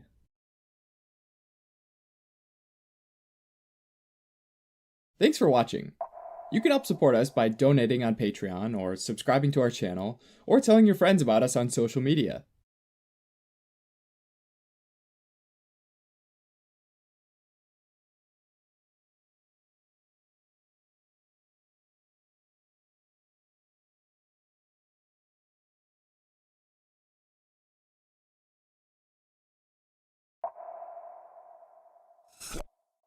Here's an example label taken from a pretty common bottle of aspirin. Notice that the first warning is Reye's syndrome, and it says that children or teenagers who are recovering from the chickenpox or flu-like symptoms should not use this product. Why is that? Well, Reye's syndrome is characterized by encephalopathy, where encephalo refers to the brain, and pathy means that the tissue or organ isn't quite functioning properly. So there's some change in the way the brain's functioning. Reye's syndrome is also characterized by liver damage and liver failure. This disease, though, is extremely rare, but when it does happen, it typically happens in children between the ages of 4 and 12, following an infection like the flu or chickenpox, and is highly associated with the use of aspirin during the infection. Since this association was found, the incidence of Reye's syndrome has dropped significantly, and has led to the requirement of the warning seen on the label for aspirin. Why, though, does Reye's syndrome seem to happen most often when aspirin is taken during an infection in children? Ultimately, the answer to this question is still unknown. What is known is that in patients with Reye's syndrome, the mitochondria inside their liver cells, or hepatocytes, become damaged. Mitochondria do a few super important things for our cells, right? Including oxidative phosphorylation and fatty acid beta oxidation, both of which help provide energy as ATP to the cell. So mitochondria are the energy producers of the cell, right? And when the cells can't generate ATP, they can eventually die because they've lost their main source of energy. Since the liver cells seem to be the main cells targeted in Reye's syndrome, the liver becomes one of the main organs affected. Still, the question of how mitochondria, specifically in hepatocytes, become damaged remains mostly a mystery. It's known that salicylates like aspirin are able to uncouple oxidative phosphorylation, essentially meaning it makes it not work anymore, which might help to explain their involvement in mitochondrial destruction. But it's still unclear what relationship exists with viral infection, though there certainly seems to be one. Whatever the case, as the hepatocytes die and the liver becomes dysfunctional, blood doesn't get filtered, and so it doesn't get the nitrogen-containing toxins filtered by the liver like it normally would. This leads to an increased amount of ammonia in the blood. Since ammonia can diffuse across the blood-brain barrier, it starts to interfere with brain function, causing the characteristic encephalopathy seen as Reye's syndrome progresses. Ammonia appears to mainly target astrocytes, a type of glial cell in the brain, and although the mechanisms aren't fully understood, ammonia seems to cause astrocyte swelling and oxidative damage. As ammonia damages brain cells, the brain becomes more inflamed, leading to swelling and edema characteristic of encephalopathy. These patients then progress through a series of general encephalopathy signs and symptoms related to declining brain function, increasing cerebral edema, and increasing intracranial pressures.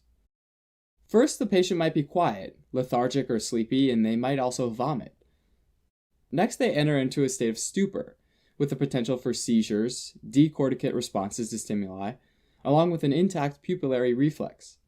At stage 3, patients might enter into a coma, and now might present with a decerebrate response, and no longer have a pupillary reflex.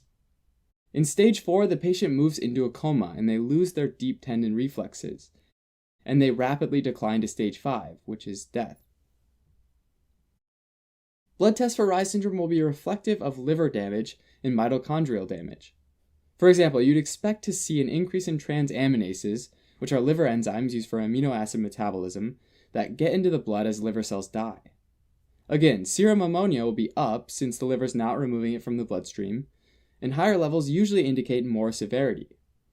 Prothrombin time, which is the time it takes blood to clot, is usually also elevated, and this is because the liver plays an important role in the production of coagulation factors, which help coagulate blood, or clot. So when the liver is dysfunctional, coagulation factor production is decreased, and so it takes longer for blood to clot. The liver also plays a huge role in regulating the storage of glycogen. When food is ingested, the liver helps convert glucose to glycogen. When food is restricted, the liver helps convert glycogen to glucose for energy. Therefore, when the liver is dysfunctional, it's not able to convert glycogen to glucose when food is restricted, leading to low blood sugar or hypoglycemia. Likewise, with food ingestion, it can't convert glucose to glycogen, and patients get high blood sugar, or hyperglycemia. Treatment of Reye's syndrome usually involves careful monitoring and supportive measures in intravenous fluids. The damage to brain cells induced by ammonia tends to lead to cerebral swelling, inflammation, and edema, which lead to the worsening symptoms associated with encephalopathy. So a major goal is to reduce the swelling and edema. Mannitol or glycerol might be given as a way to try to reverse the osmotic gradient with cerebral edema and essentially pull some of this fluid from the brain back into circulation. Also, induced hyperventilation might be used to help reduce fluid buildup in the brain as well. Thanks for watching. You can help support us by donating on Patreon or subscribing to our channel or telling your friends about us on social media.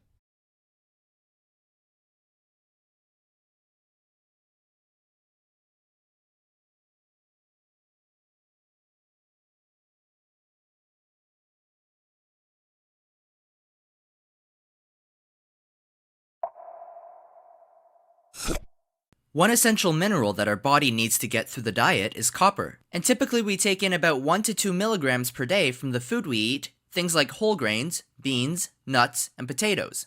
But really, our body only needs about 0.75 milligrams per day, so that extra copper is excreted.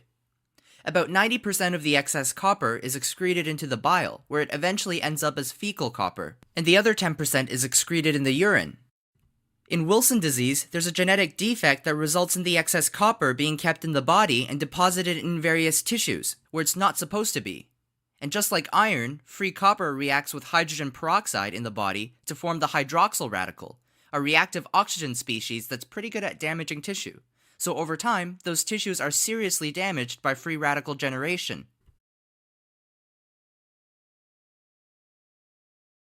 Now, your liver cells, or hepatocytes, play a really important role in helping the body get rid of excess copper. So usually, the copper from the diet is absorbed in the small intestine via enterocytes and passed off into the portal vein to the liver. Once it's in the liver, it's sent to a special transport protein called ATP7B, which has a couple super important jobs. The first job is that it binds copper to apoceruloplasmin, which is the major copper-carrying protein in the blood and is responsible for carrying 95% of the copper in the blood. After it binds copper, it's then just called ceruloplasmin, and this guy can haul 6 molecules of copper at once. ATP7B's other job is to gather up the rest of the copper into vesicles to be exocytosed into the bile canaliculi, where it goes into the bile and is eventually excreted. With Wilson disease, there's an autosomal recessive defect in this ATP7B transport protein. As you could probably guess, that means it can't incorporate the copper into ceruloplasmin or excrete it into the bile. Since it's not doing either of these things anymore, the copper builds up inside the hepatocyte and starts to produce free radicals. Eventually, all this built-up copper and free radical damage injures or destroys the hepatocyte, causing free copper to spill out into the interstitial space and from there into the blood supply, where it's circulated to and deposited in other tissues, where it also causes free radical damage over time. One organ in particular is the brain, and for this reason, Wilson disease can have serious neurological symptoms and complications. Depending on where it deposits, it can cause different disorders. If it deposits in the basal ganglia, it can cause a movement disorder that's a lot like Parkinsonism. If it gets to the cerebral cortex, it can be toxic to neurons and can lead to neuronal cell death and dementia. One place that it can deposit that can be helpful for diagnosis is in Descemet's membrane of the cornea, which is the membrane between the stroma and the endothelial layer of the cornea. So you'll look for something called Kaiser-Fleischer rings, which are visible copper deposits in the cornea. For symptoms, Wilson disease typically causes liver damage first in younger children and preteens, and this often progresses from acute hepatitis to cirrhosis and liver failure. If someone older has the disease, neurological problems will likely manifest first. Typically, when you look at someone's blood with Wilson disease, you'll note a couple pretty key things. One is that there'll be an overall decreased level of ceruloplasmin in the blood, because remember that you need apoceruloplasmin to bind to copper for it to be ceruloplasmin. So without ATP7B binding copper to apoceruloplasmin, all you have is apoceruloplasmin, which is relatively unstable and doesn't last very long in the plasma. This can be important for diagnosing Wilson disease early on. Another key feature to note, as hepatocytes are damaged, they release free or unbound copper, which will lead to increased free copper in the urine. Other common complications from deposited copper in other tissues include an enlarged liver and spleen, hepatosplenomegaly, renal disease due to damage to the proximal tubules of the kidney, and hemolytic anemia due to direct damage that circulating free copper causes to red blood cells. Treatment for Wilson disease involves an initial acute decoppering therapy followed by maintenance therapy to keep copper levels within the normal range. Treatment options include copper chelators such as trientine, penicillamine, an alpha amino acid metabolite of penicillin without antibiotic properties, and tetrathiomolybdate, and zinc salts. Copper chelating agents bind free copper in the blood and tissues to facilitate excretion. Also though, patients can be given zinc salts, which increases the production of metallothionein proteins in intestinal cells. This protein binds to copper and traps it in the cell, which is shed and excreted in the feces. Finally, if the liver's been damaged to the point of cirrhosis and liver failure, a liver transplant may be needed. Alright, as a quick recap. Wilson disease occurs when there's an autosomal recessive defect in the ATP7B gene, which encodes a protein that's essential for copper transport and excretion. Excess copper is detrimental to the body because it can accumulate in the brain and liver where they generate free radicals, leading to neurological disorders or liver failure. Treatment involves an initial decoppering therapy with continued maintenance therapy to keep copper levels within the normal range.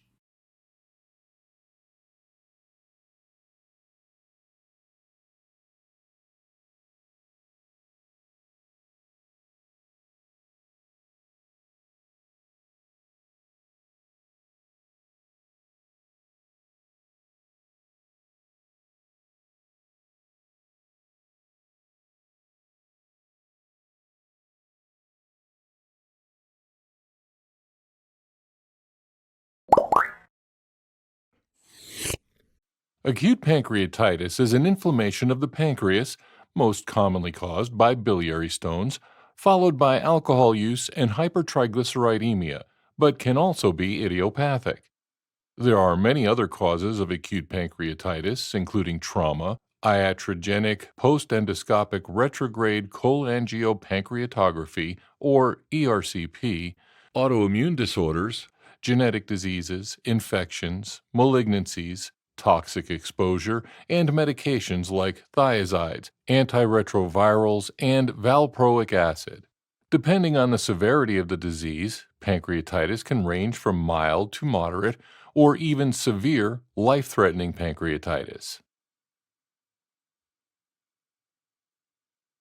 The first step in assessing a patient with signs and symptoms suggestive of acute pancreatitis is to perform the ABCDE assessment to determine if the patient is stable or unstable. If they are unstable, start acute management and stabilize the airway, breathing, and circulation. Next, obtain IV access and initiate IV fluids for aggressive resuscitation.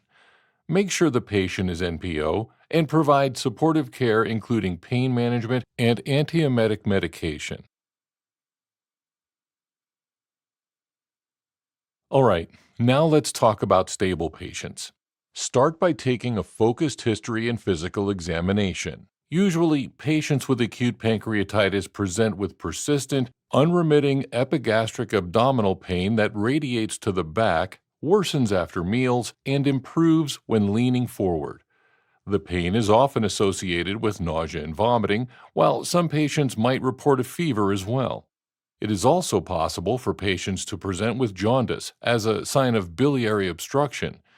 Additionally, some patients might develop tetany or involuntary muscle spasms as a result of hypocalcemia. Finally, don't forget to ask about a history of similar previous episodes, cholelithiasis, or alcohol use. Physical exam typically reveals epigastric abdominal tenderness, distension, or guarding. Some patients' physical examinations may show ecchymosis due to associated intra-abdominal or retroperitoneal bleeding. Examples include the Cullen sign or periumbilical ecchymosis, the Gray-Turner sign or flank ecchymosis, the Fox sign or inguinal ecchymosis, and the Bryant sign or scrotal ecchymosis. Lastly, in some cases, you might find signs of fluid sequestration like ascites or pleural effusion. These findings should make you suspect acute pancreatitis.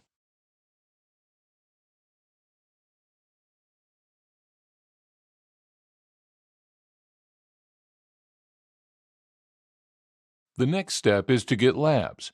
The obvious labs you should think of are lipase and amylase to confirm the diagnosis. But be sure to also check CBC, total and direct bilirubin, LFTs, LDH, glucose, calcium, and triglycerides, which will help determine the cause and severity. First of all, if labs show that lipase and amylase levels are normal, then consider an alternative diagnosis. On the other hand, if lipase levels are elevated, with or without elevated amylase levels, you should suspect acute pancreatitis. Other labs can help you identify the cause. For instance, elevated total and direct bilirubin with elevated LFTs typically indicates gallstone pancreatitis, while sometimes elevated LFTs may indicate liver disease from excessive alcohol use, hinting at alcohol-induced hepatitis, and elevated triglycerides may indicate hypertriglyceridemia-induced pancreatitis. The remaining labs will be used later to help determine the severity of the disease.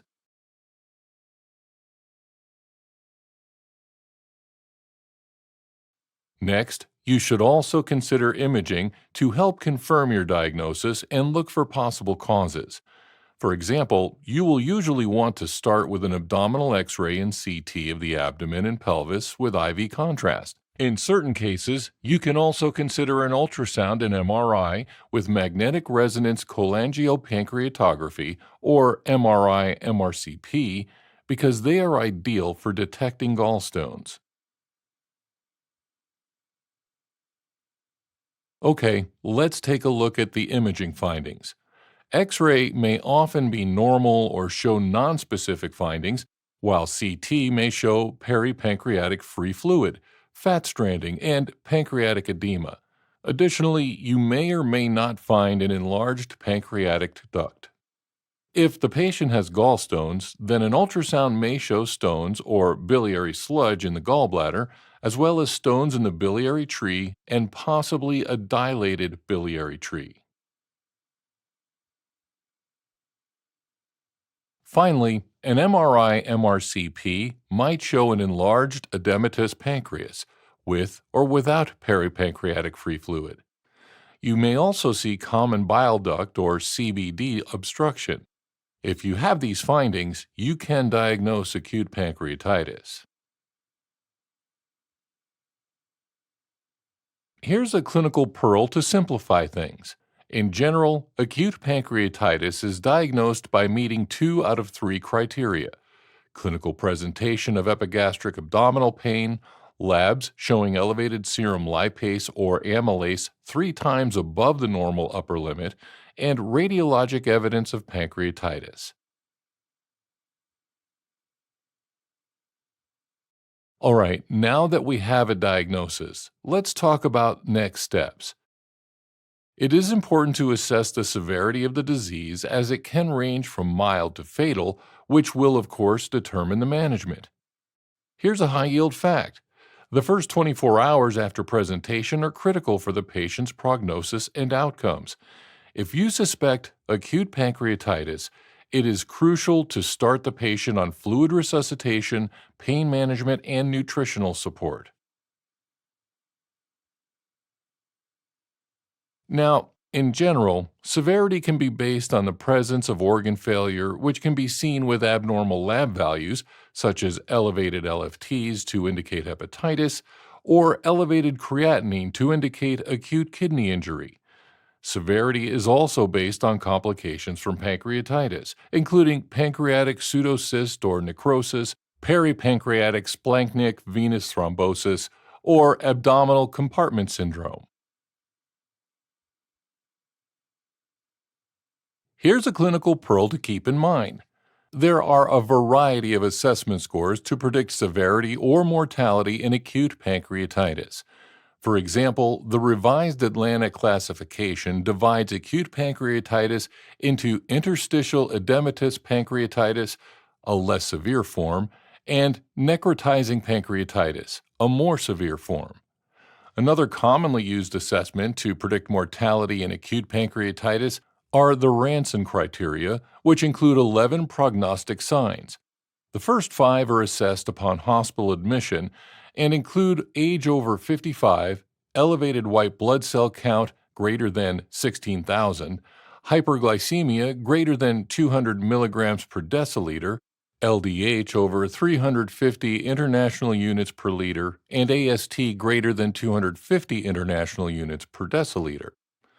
The remaining 6 criteria are assessed after 48 hours and include hypocalcemia with a calcium level lower than 8 milligrams per deciliter, hypoxemia with a PaO2 lower than 60 millimeters of mercury, metabolic acidosis with a base deficit greater than 4 millimoles per liter, decline in hematocrit of 10% or greater, increase in BUN greater than 5 milligrams per deciliter, and fluid sequestration of more than 6 liters, often in the form of pleural effusion or peripheral edema.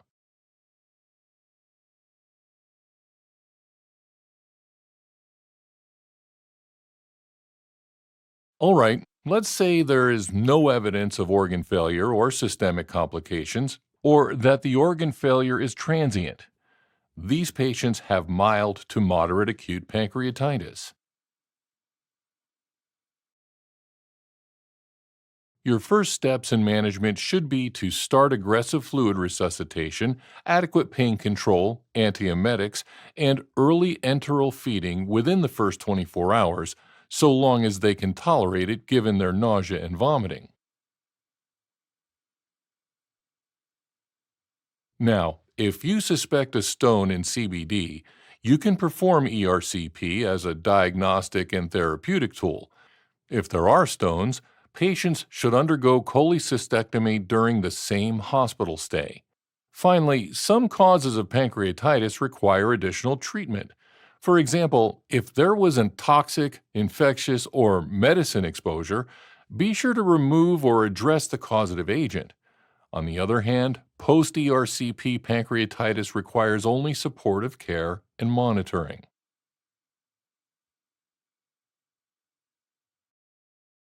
Okay, now let's go back and consider patients who have either persistent, multi-organ failure, or severe systemic complications. These patients have severe acute pancreatitis. In this case, you need to admit the patient to the ICU and start aggressive fluid resuscitation, pain control, and antiemetics.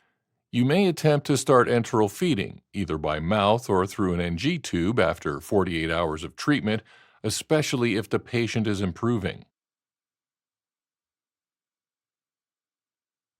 You should also consider repeating the abdominal CT after 72 hours, since complications such as necrosis are sometimes not visible on the initial CT but may appear later on. Lastly, address specific underlying etiologies. For example, patients with infectious necrosis will require antibiotics. On the other hand, patients with gallstones will need an ERCP, which is emergent in this case. The patient should also have a cholecystectomy. Then, assess your patient's response to treatment. If the response is adequate, you will continue current management, trying to advance enteral feedings and wean pain medications as tolerated. If the response is inadequate, consider further assessment and management. In particular, you will want to assess for an underlying cause that could need intervention, such as necrotizing pancreatitis that would need a pancreatic necrosectomy, which involves draining and debridement of a necrotic area of the pancreas. All right, as a quick recap, acute pancreatitis is an inflammation of the pancreas, most commonly caused by biliary stones, followed by alcohol use and hypertriglyceridemia. First, determine if your patient is unstable or stable. If they are unstable, start acute management. If the patient is stable, you can diagnose acute pancreatitis by meeting 2 out of 3 criteria: clinical presentation of epigastric abdominal pain, labs showing elevated amylase or lipase, and radiologic findings of pancreatitis. Then, assess severity by looking for organ failure or complications. Mild or moderate cases can be managed conservatively with fluid resuscitation, pain control, antiemetics, early enteral feeding as tolerated, and treating the underlying cause. Patients with severe pancreatitis should be admitted to the ICU for fluid resuscitation, pain control, and antiemetics. After 48 hours, consider starting enteral feedings, and after 72 hours, repeat an abdominal CT for missed complications. Finally, if the patient shows adequate response, continue the current management, advance enteral feeding, and wean pain medication as tolerated. If there's inadequate response, consider further assessment and management.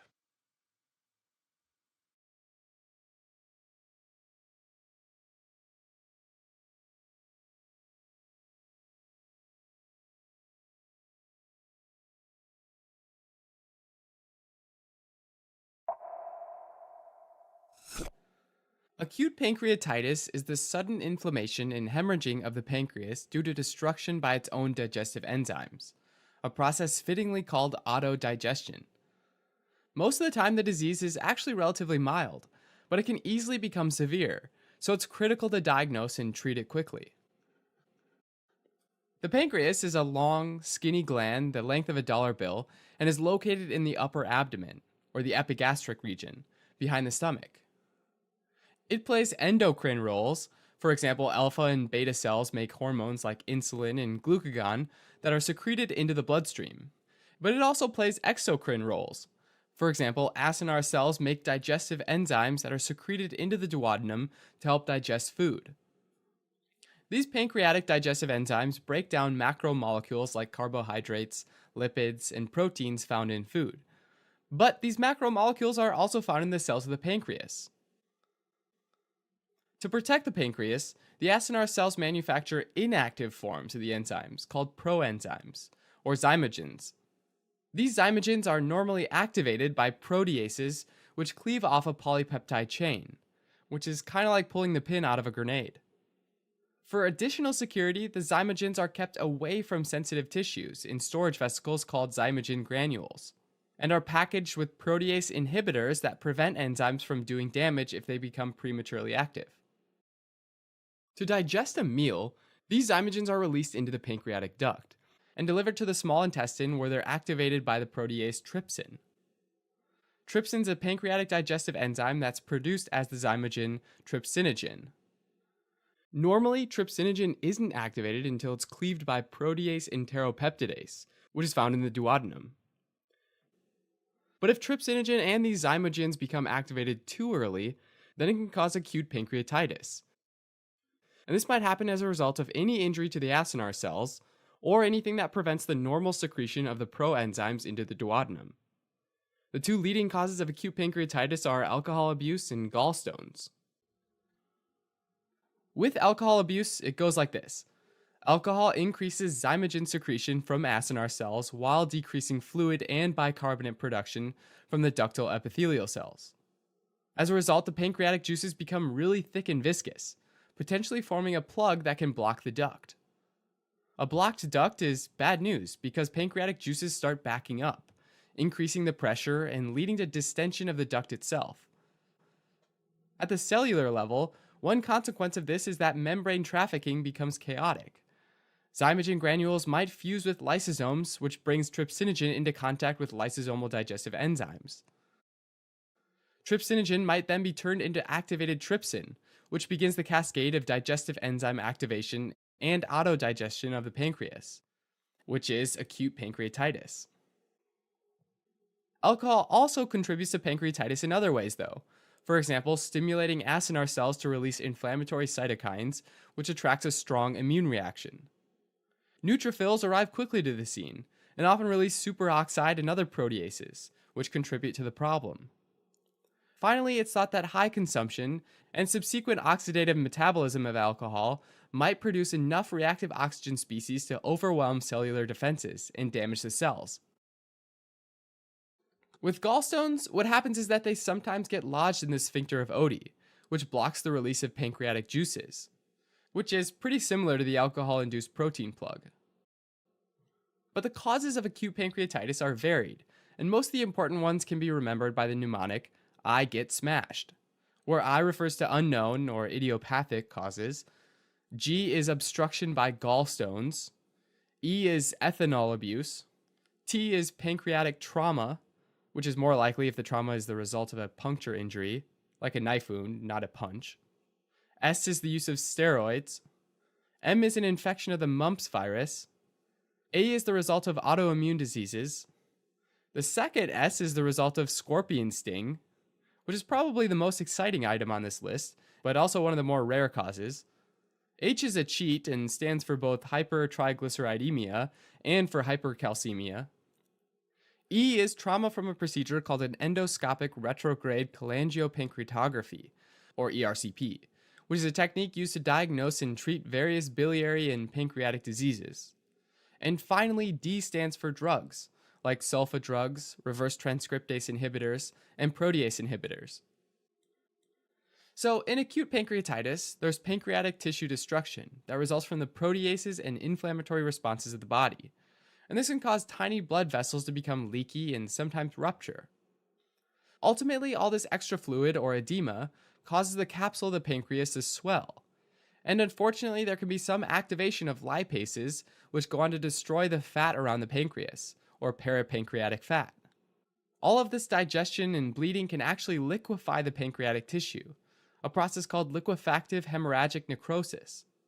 In addition to destroying the pancreas, pancreatitis can cause serious complications, like the formation of a pancreatic pseudocyst.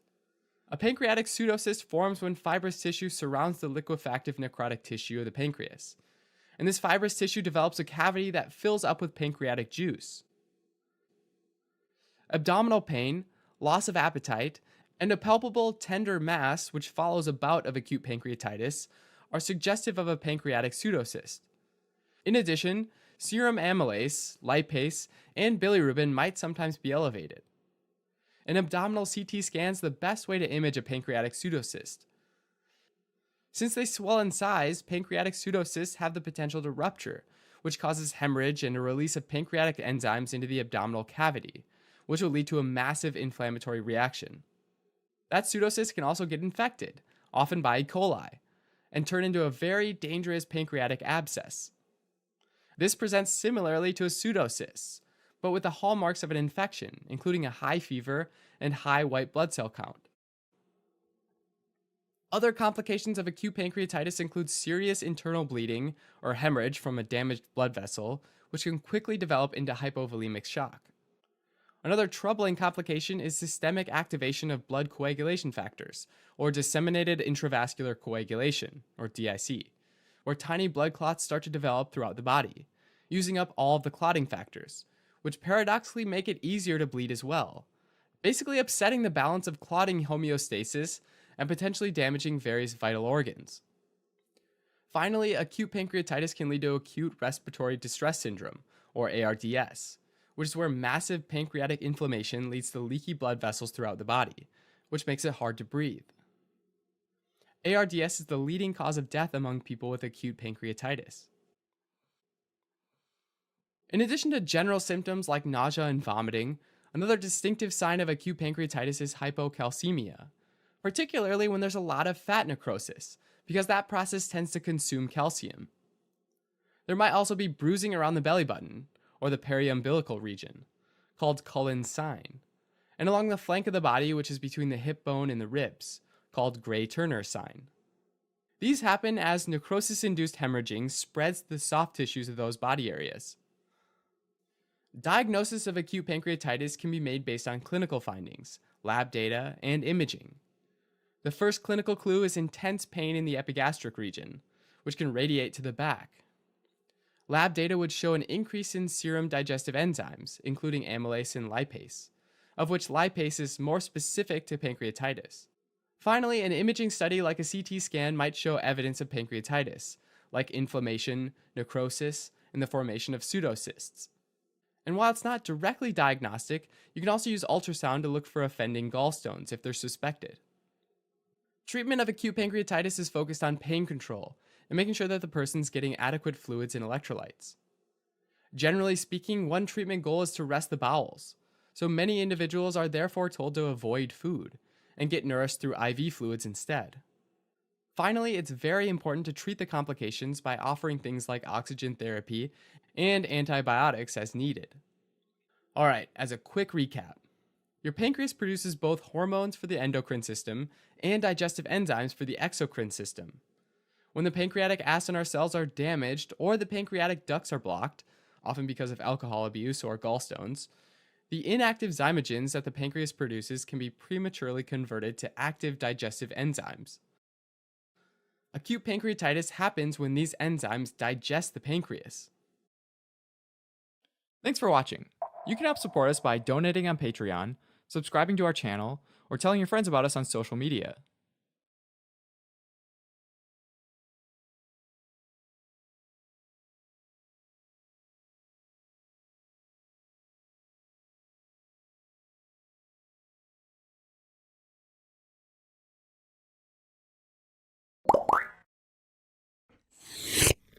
Chronic pancreatitis refers to persistent, chronic inflammation of the pancreas that's associated with irreversible changes, such as fibrosis, calcifications, and atrophy. This eventually decreases the function of the exocrine pancreas, subsequently causing difficulties with digestion and absorption of nutrients, as well as abdominal pain that's worse with eating, steatorrhea, and unintentional weight loss. Additionally, the destruction of the endocrine pancreas can lead to difficulties in producing hormones such as insulin. Now, there's a variety of conditions that can cause chronic pancreatitis, including toxins like chronic alcohol consumption and metabolic conditions, genetic and autoimmune conditions, as well as recurrent acute pancreatitis and ductal obstruction. An important thing to remember is that tobacco smoking may not be a direct cause, but it is a strong risk factor.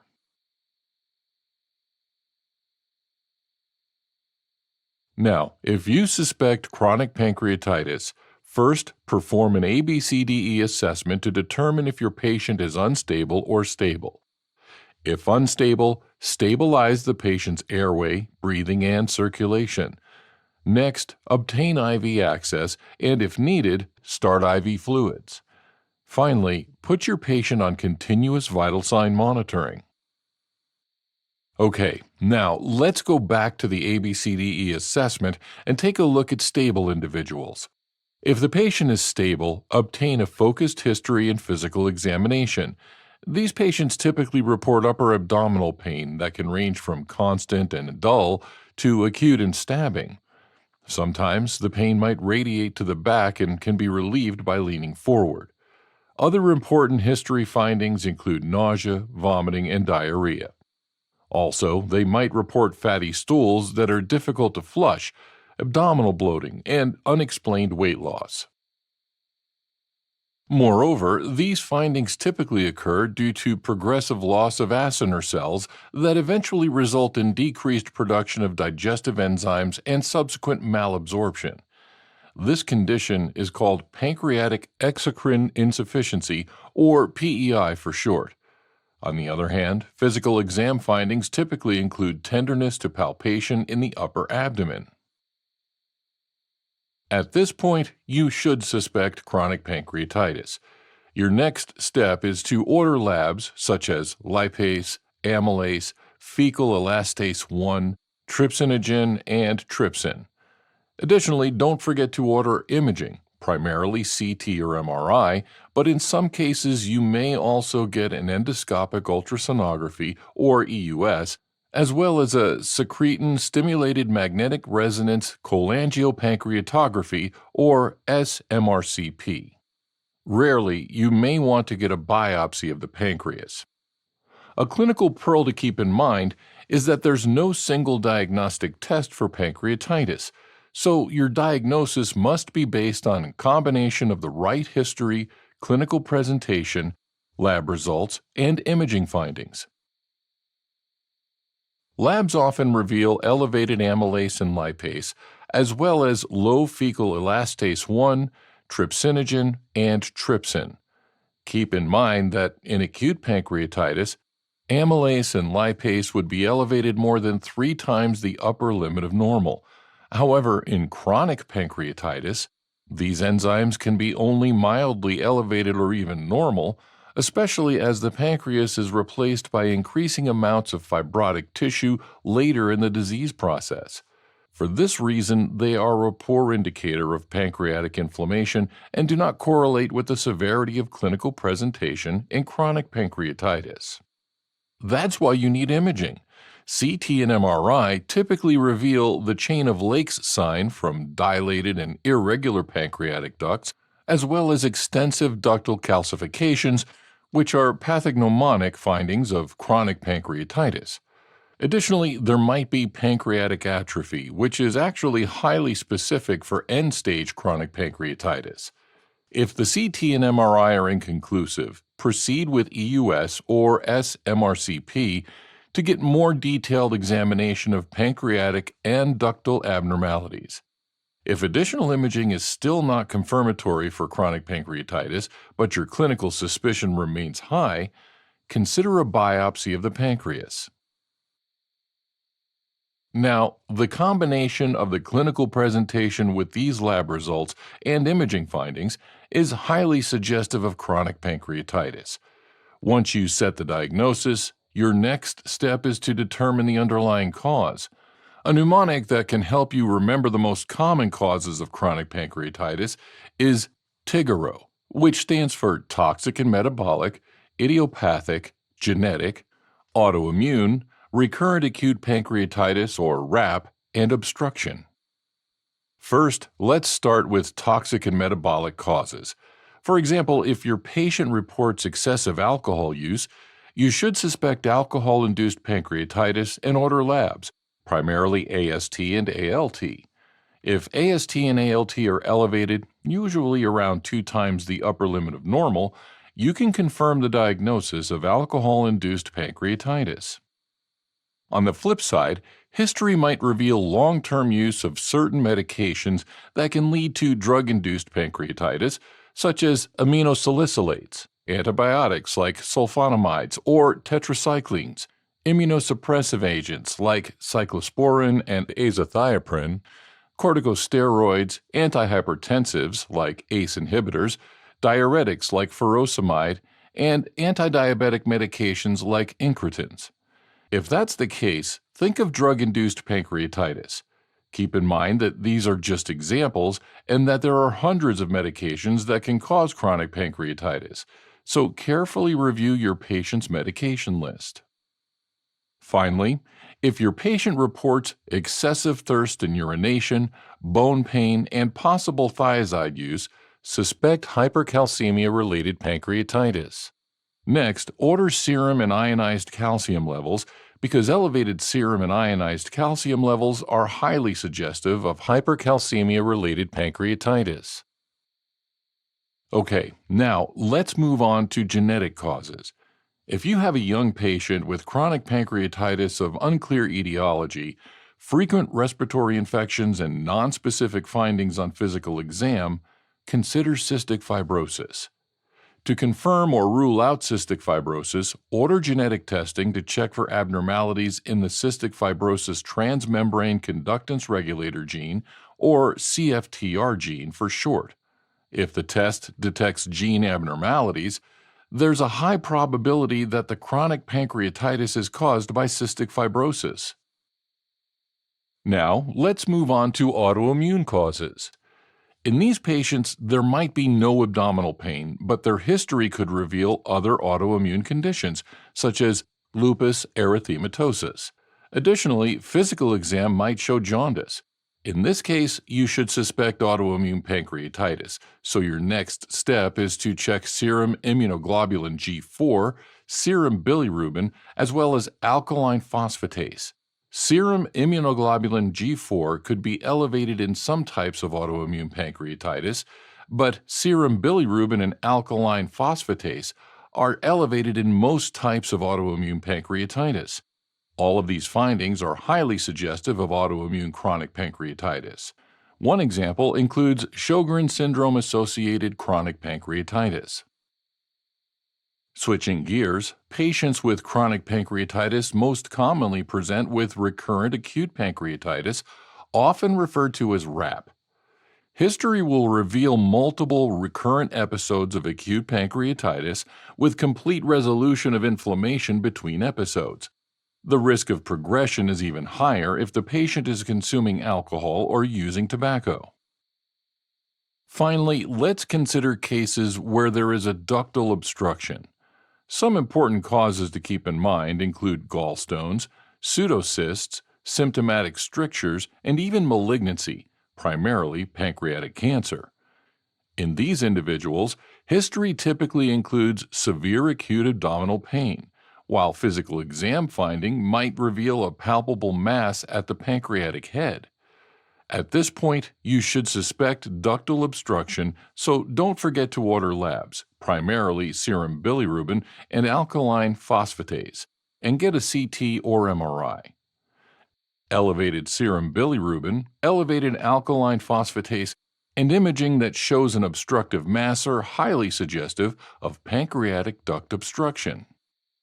Now, you might have noticed we haven't covered the eye in Tigaro.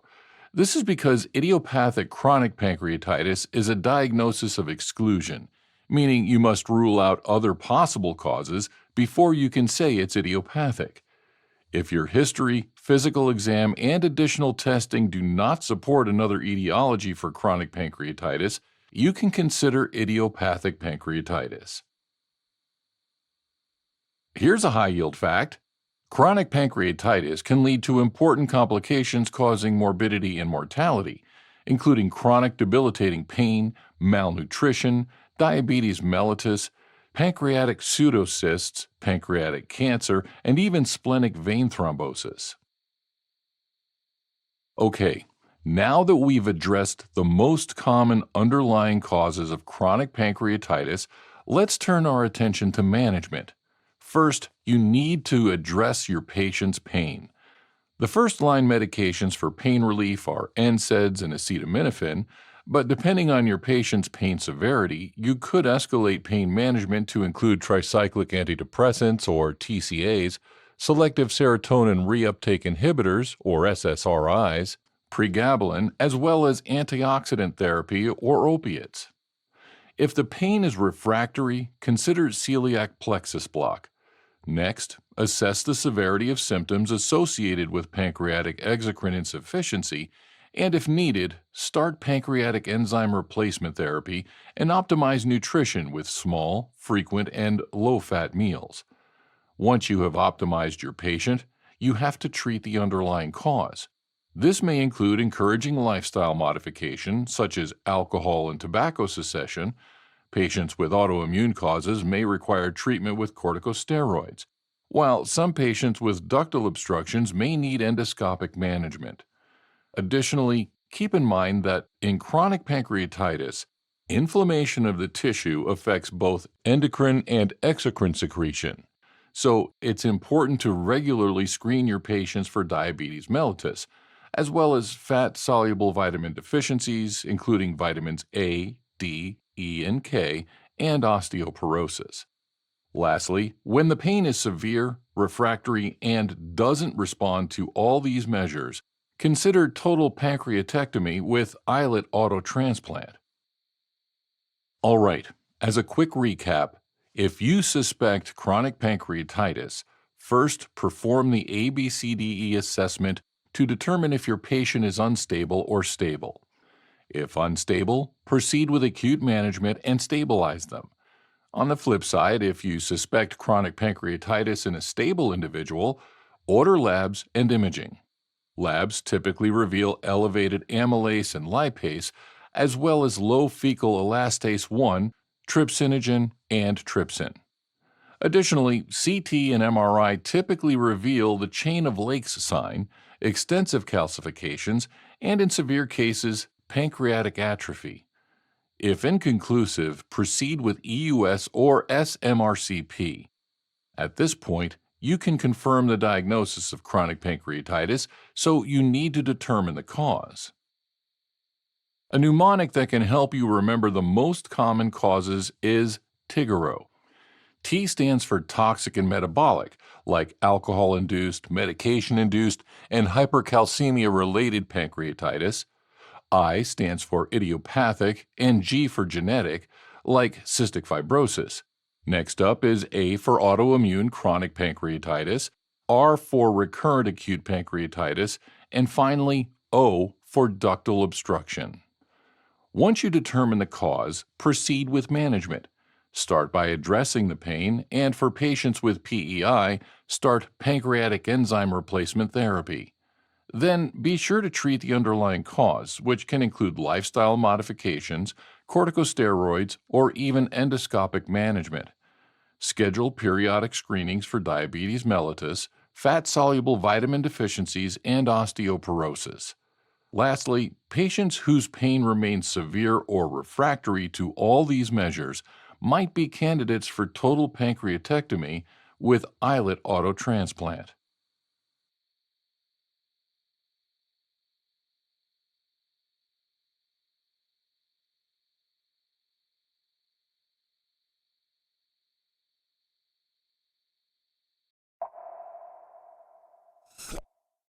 Chronic pancreatitis is persistent, chronic inflammation of the pancreas, often due to repeated bouts of acute pancreatitis. While a history of acute pancreatitis might lead to chronic pancreatitis, these diseases have distinct histopathologies. Acute pancreatitis is inflammation caused by destruction of the pancreas by its own digestive enzymes, a process called autodigestion, and is generally reversible.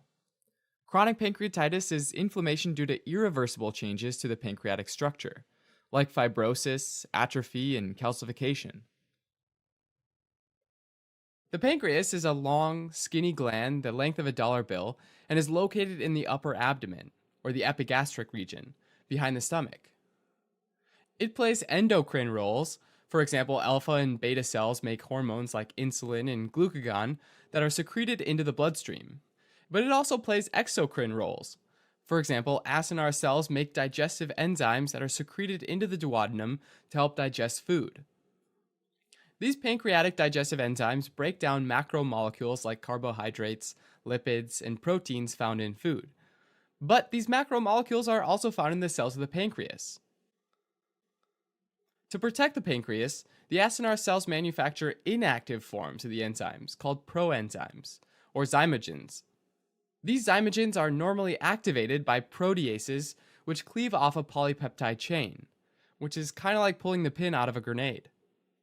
For additional security, the zymogens are kept away from sensitive tissues in storage vesicles called zymogen granules, and are packaged with protease inhibitors that prevent enzymes from doing damage if they become prematurely active. To digest a meal, these zymogens are released into the pancreatic duct and delivered to the small intestine where they're activated by the protease trypsin. Trypsin is a pancreatic digestive enzyme that's produced as the zymogen trypsinogen. Normally, trypsinogen isn't activated until it's cleaved by protease enteropeptidase, which is found in the duodenum. But if trypsinogen and these zymogens become activated too early, then it can cause acute pancreatitis. And this might happen as a result of any injury to the acinar cells, or anything that prevents the normal secretion of the proenzymes into the duodenum. The two leading causes of acute pancreatitis are alcohol abuse and gallstones. With alcohol abuse, it goes like this. Alcohol increases zymogen secretion from acinar cells while decreasing fluid and bicarbonate production from the ductal epithelial cells. As a result, the pancreatic juices become really thick and viscous, potentially forming a plug that can block the duct. A blocked duct is bad news because pancreatic juices start backing up, increasing the pressure and leading to distension of the duct itself. At the cellular level, one consequence of this is that membrane trafficking becomes chaotic. Zymogen granules might fuse with lysosomes, which brings trypsinogen into contact with lysosomal digestive enzymes. Trypsinogen might then be turned into activated trypsin, which begins the cascade of digestive enzyme activation and autodigestion of the pancreas, which is acute pancreatitis. Alcohol also contributes to pancreatitis in other ways, though. For example, stimulating acinar cells to release inflammatory cytokines, which attracts a strong immune reaction. Neutrophils arrive quickly to the scene and often release superoxide and other proteases, which contribute to the problem. Finally, it's thought that high consumption and subsequent oxidative metabolism of alcohol might produce enough reactive oxygen species to overwhelm cellular defenses and damage the cells. In addition to alcohol abuse, other known causes of acute pancreatitis that frequently turn into chronic pancreatitis include tumors, trauma to the pancreas, and cystic fibrosis. In fact, the term cystic fibrosis refers to the pancreatic cysts and fibrosis that develop in patients with mutations in the CFTR gene. That gene encodes for an ion transporter, and mutations in that transporter cause the pancreatic secretions to become thick and sticky, leading to obstruction of the ducts. Importantly, cystic fibrosis is the main cause of chronic pancreatitis in children. Repeated bouts of acute pancreatitis can progress to chronic pancreatitis. With each bout, there's potential for ductal dilatation and damage to the pancreatic tissue. As part of the subsequent healing process, pancreatic stellate cells lay down fibrotic tissue, which causes narrowing or stenosis of the ducts, as well as acinar cell atrophy. In addition, in certain conditions like alcoholic acute pancreatitis, calcium deposits of various sizes can accumulate on the plugs that form the ducts. This gradual process of healthy pancreatic tissue getting replaced by misshapen ducts, fibrosis, and calcium deposits is chronic pancreatitis. Early diagnosis of chronic pancreatitis is challenging. People with chronic pancreatitis often have continuous or intense intermittent abdominal pain in the epigastric region that sometimes radiates to the back.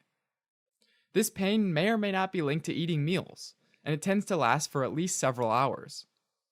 Even though elevated lipase and amylase levels are suggestive of acute pancreatitis, in chronic pancreatitis there may not be enough healthy pancreatic tissue to make those enzymes, so they may or may not be elevated.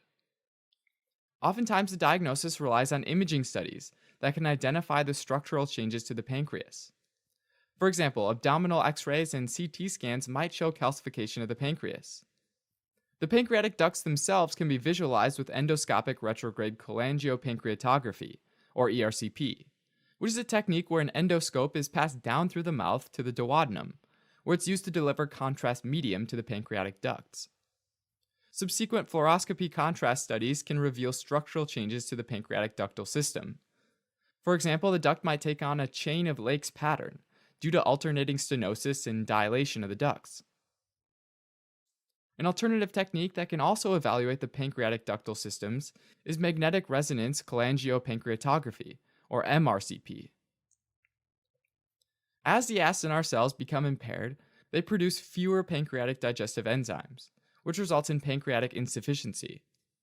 These individuals can have trouble absorbing foods and dietary fats, often lose weight, and even develop a deficiency in vitamins A, D, E, and K, which are fat-soluble vitamins. Without digestive enzymes, fat might pass right through the intestines undigested, leading to greasy and smelly stools, called steatorrhea.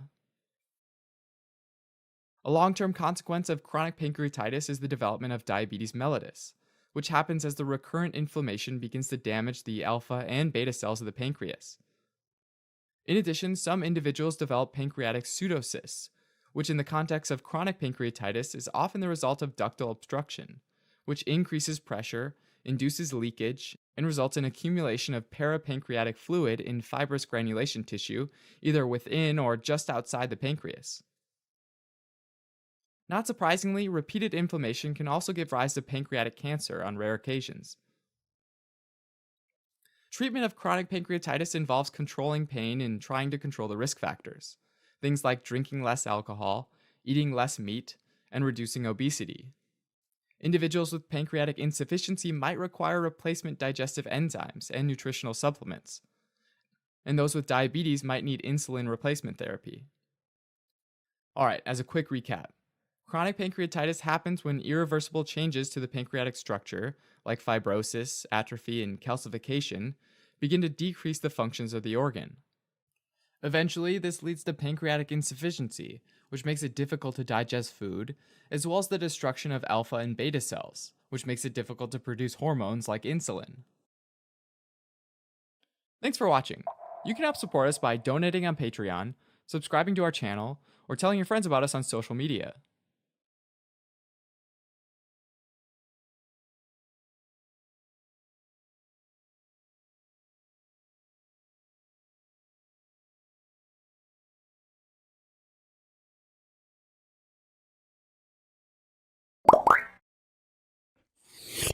Pancreatic cancer is most commonly adenocarcinoma, though there are some other rare types such as neuroendocrine or lymphoma. Pancreatic adenocarcinomas are exocrine tumors and are most often located in the head of the pancreas.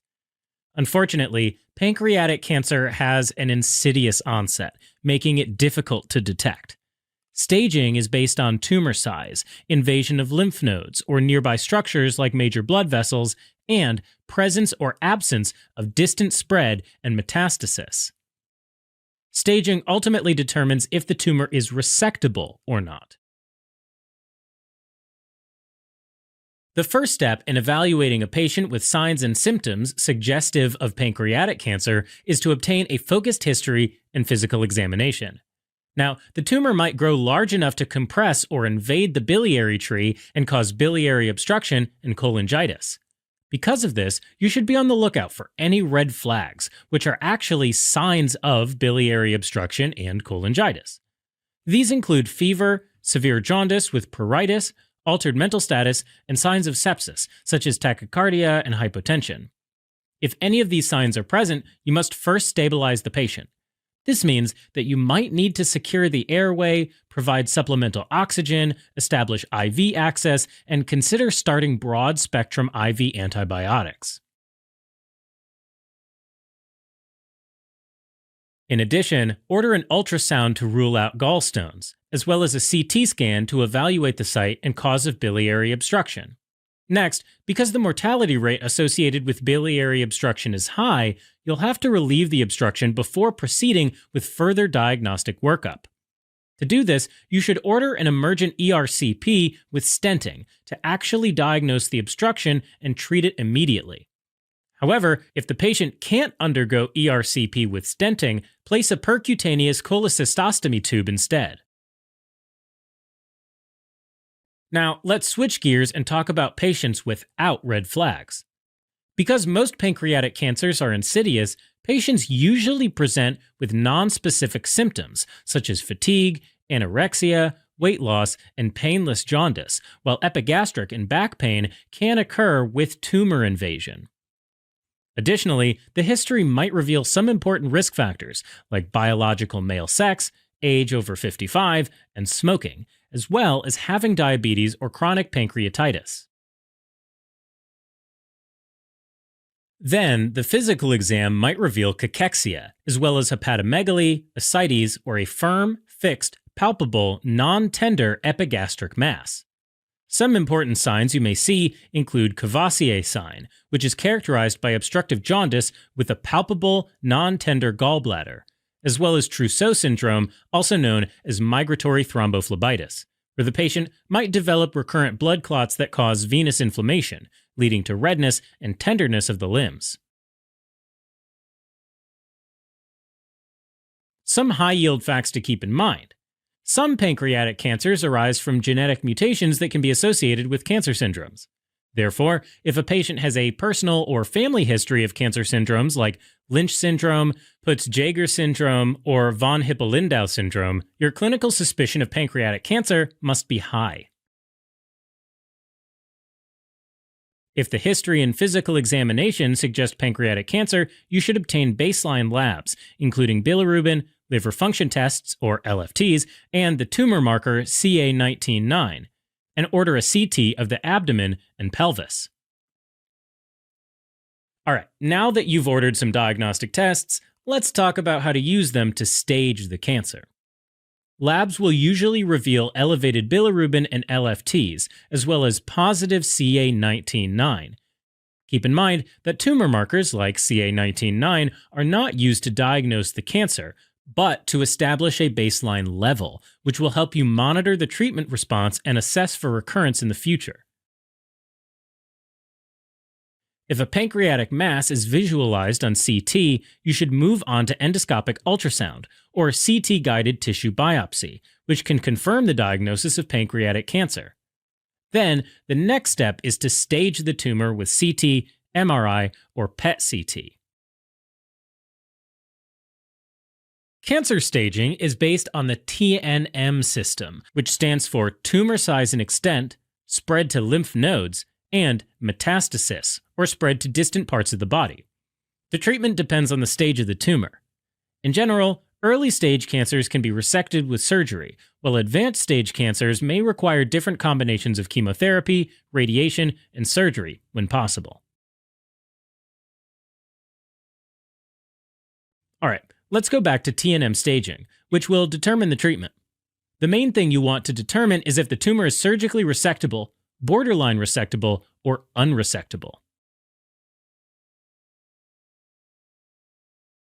Now, if you see on imaging a contained pancreatic mass without any evidence of distant metastasis, the patient may be a candidate for surgical resection. It's important to send the resected mass for pathologic confirmation of clear margins. If the mass was not completely resected or lymph nodes are positive for cancer cells, you can consider offering adjuvant chemoradiation therapy. On the flip side, some tumors are considered borderline resectable if they have locally grown into nearby tissues, but still haven't developed distant metastasis. In this case, start the patient on neoadjuvant chemoradiation therapy to shrink the tumor in an attempt to make it resectable. Once the patient completes a full course of neoadjuvant chemoradiation, obtain a follow-up CT or MRI to see if the tumor shrunk. If the tumor is now smaller and surgically resectable, surgical excision is the next step, followed by another course of chemoradiation, which is now referred to as adjuvant chemoradiation. However, if there is no change or minimal change after neoadjuvant therapy and the tumor is unresectable, you can offer a different type of chemotherapy or see if you can enroll them in a clinical trial for a new therapeutic drug. You must follow these patients closely to monitor symptoms, obtain routine CT or MRI to assess for improvement, as well as provide any supportive care if needed. Lastly, some tumors are considered surgically unresectable. This includes tumors that involve, encase, or occlude a major peripancreatic vessel, as well as those with distant metastasis. Because of the poor prognosis, chemotherapy is usually palliative in this case.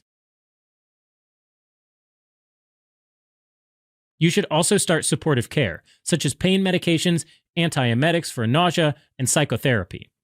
Finally, consider palliative care as needed. And if the biliary ducts are compressed or obstructed, make sure to offer an ERCP for palliative biliary stenting. Finally, let's go back to our initial labs and CT. If labs reveal normal or elevated bilirubin and LFTs, but the tumor marker CE19-9 is negative and no pancreatic mass is seen on CT, then it's probably a good idea to consider alternative diagnoses. These include chronic pancreatitis, hepatitis, or other cancers like colorectal or breast cancer. Alright, as a quick recap, pancreatic cancer has an insidious onset, making it difficult to detect. Patients with red flags on history or physical exam require emergent ERCP with biliary stenting before doing any other assessments. On the other hand, for patients without red flags, you should obtain baseline labs and order a CT. If the tumor is visible on imaging, the next step is to obtain an endoscopic ultrasound or CT-guided tissue biopsy, which will confirm the diagnosis, followed by TNM staging with CT, MRI, or PET-CT. Now, if there are no distant metastases and it's limited to the pancreas, the tumor should be considered for surgical resection. For borderline resectable tumors, treatment involves chemoradiation to shrink the tumor, followed by surgical resection if possible. Unresectable tumors include those that encase or occlude large blood vessels, as well as those with distant metastases. Their treatment is usually palliative, including chemoradiation and supportive management such as pain medications, antiemetics, and psychotherapy.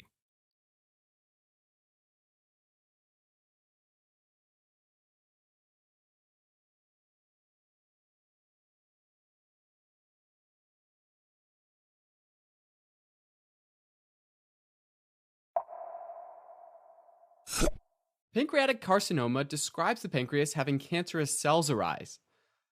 Now, a healthy pancreas has two types of glands: exocrine glands, which send digestive enzymes off to the small intestine, and endocrine glands, which help regulate metabolism in the body, for example, maintaining normal blood sugar. Over 95% of pancreatic tumors develop in the pancreas's exocrine tissues. And of these, tumors arising in the epithelial cells lining the pancreatic ducts account for the vast majority of cases. This type of pancreatic cancer is known as pancreatic adenocarcinoma, due to the cell's glandular-like appearance under the microscope. Often, pancreatic adenocarcinoma is used interchangeably with pancreatic carcinoma. These tumors typically form in the head or the neck of the pancreas, but in some cases, tumors form in the tail. Around 5% of exocrine pancreatic carcinomas are caused by malignancies in the acinar cells, which are the cells that produce digestive enzymes like trypsinogen, and around 1% are cystadenocarcinomas, or malignant cysts. There are also other types of pancreatic cancer, but those are even more rare.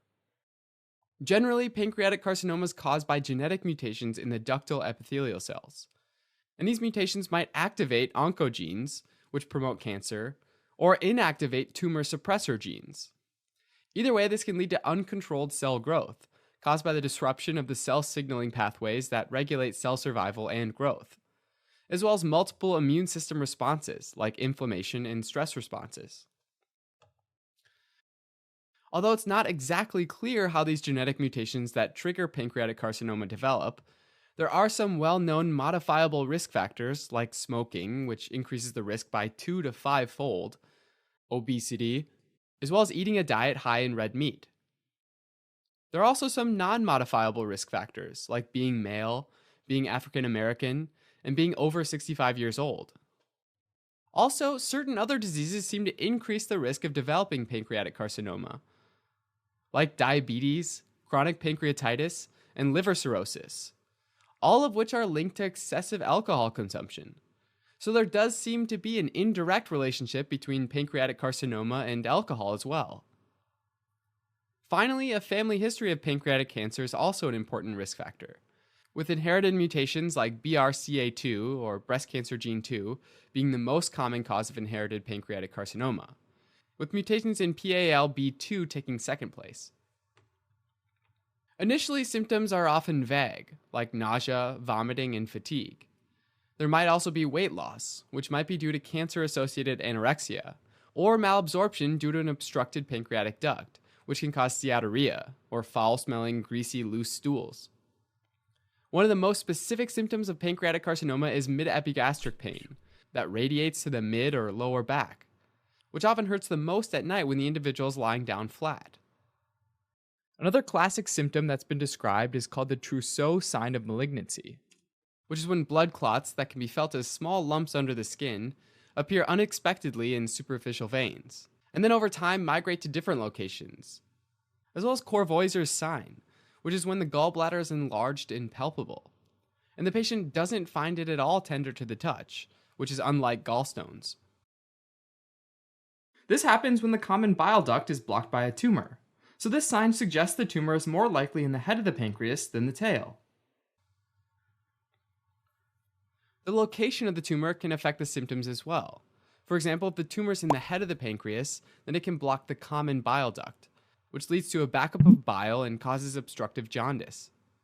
Individuals with this might have a loss of appetite, darker urine, and lighter stools, as well as eventually developing pruritus or itchy skin, and having their skin turn yellow. If instead the tumor affects the endocrine function of the pancreas, then a new onset of diabetes in an older patient might also be a sign of pancreatic carcinoma. Laboratory findings are generally nonspecific for pancreatic carcinoma. Both serum amylase and serum lipase levels might be elevated, as well as tumor markers CA19-9 antigen, which is a molecule that helps with immune surveillance, and CEA, a glycoprotein involved in cell adhesion. The activation of oncogenes and tumor suppressor genes can disrupt their production, so that elevated levels appear in the bloodstream. Since these aren't specific for pancreatic carcinoma, though, they might even be elevated in patients without cancer, particularly those who smoke, and so these can't be used for diagnosis. Sometimes when there are related problems like obstructive jaundice,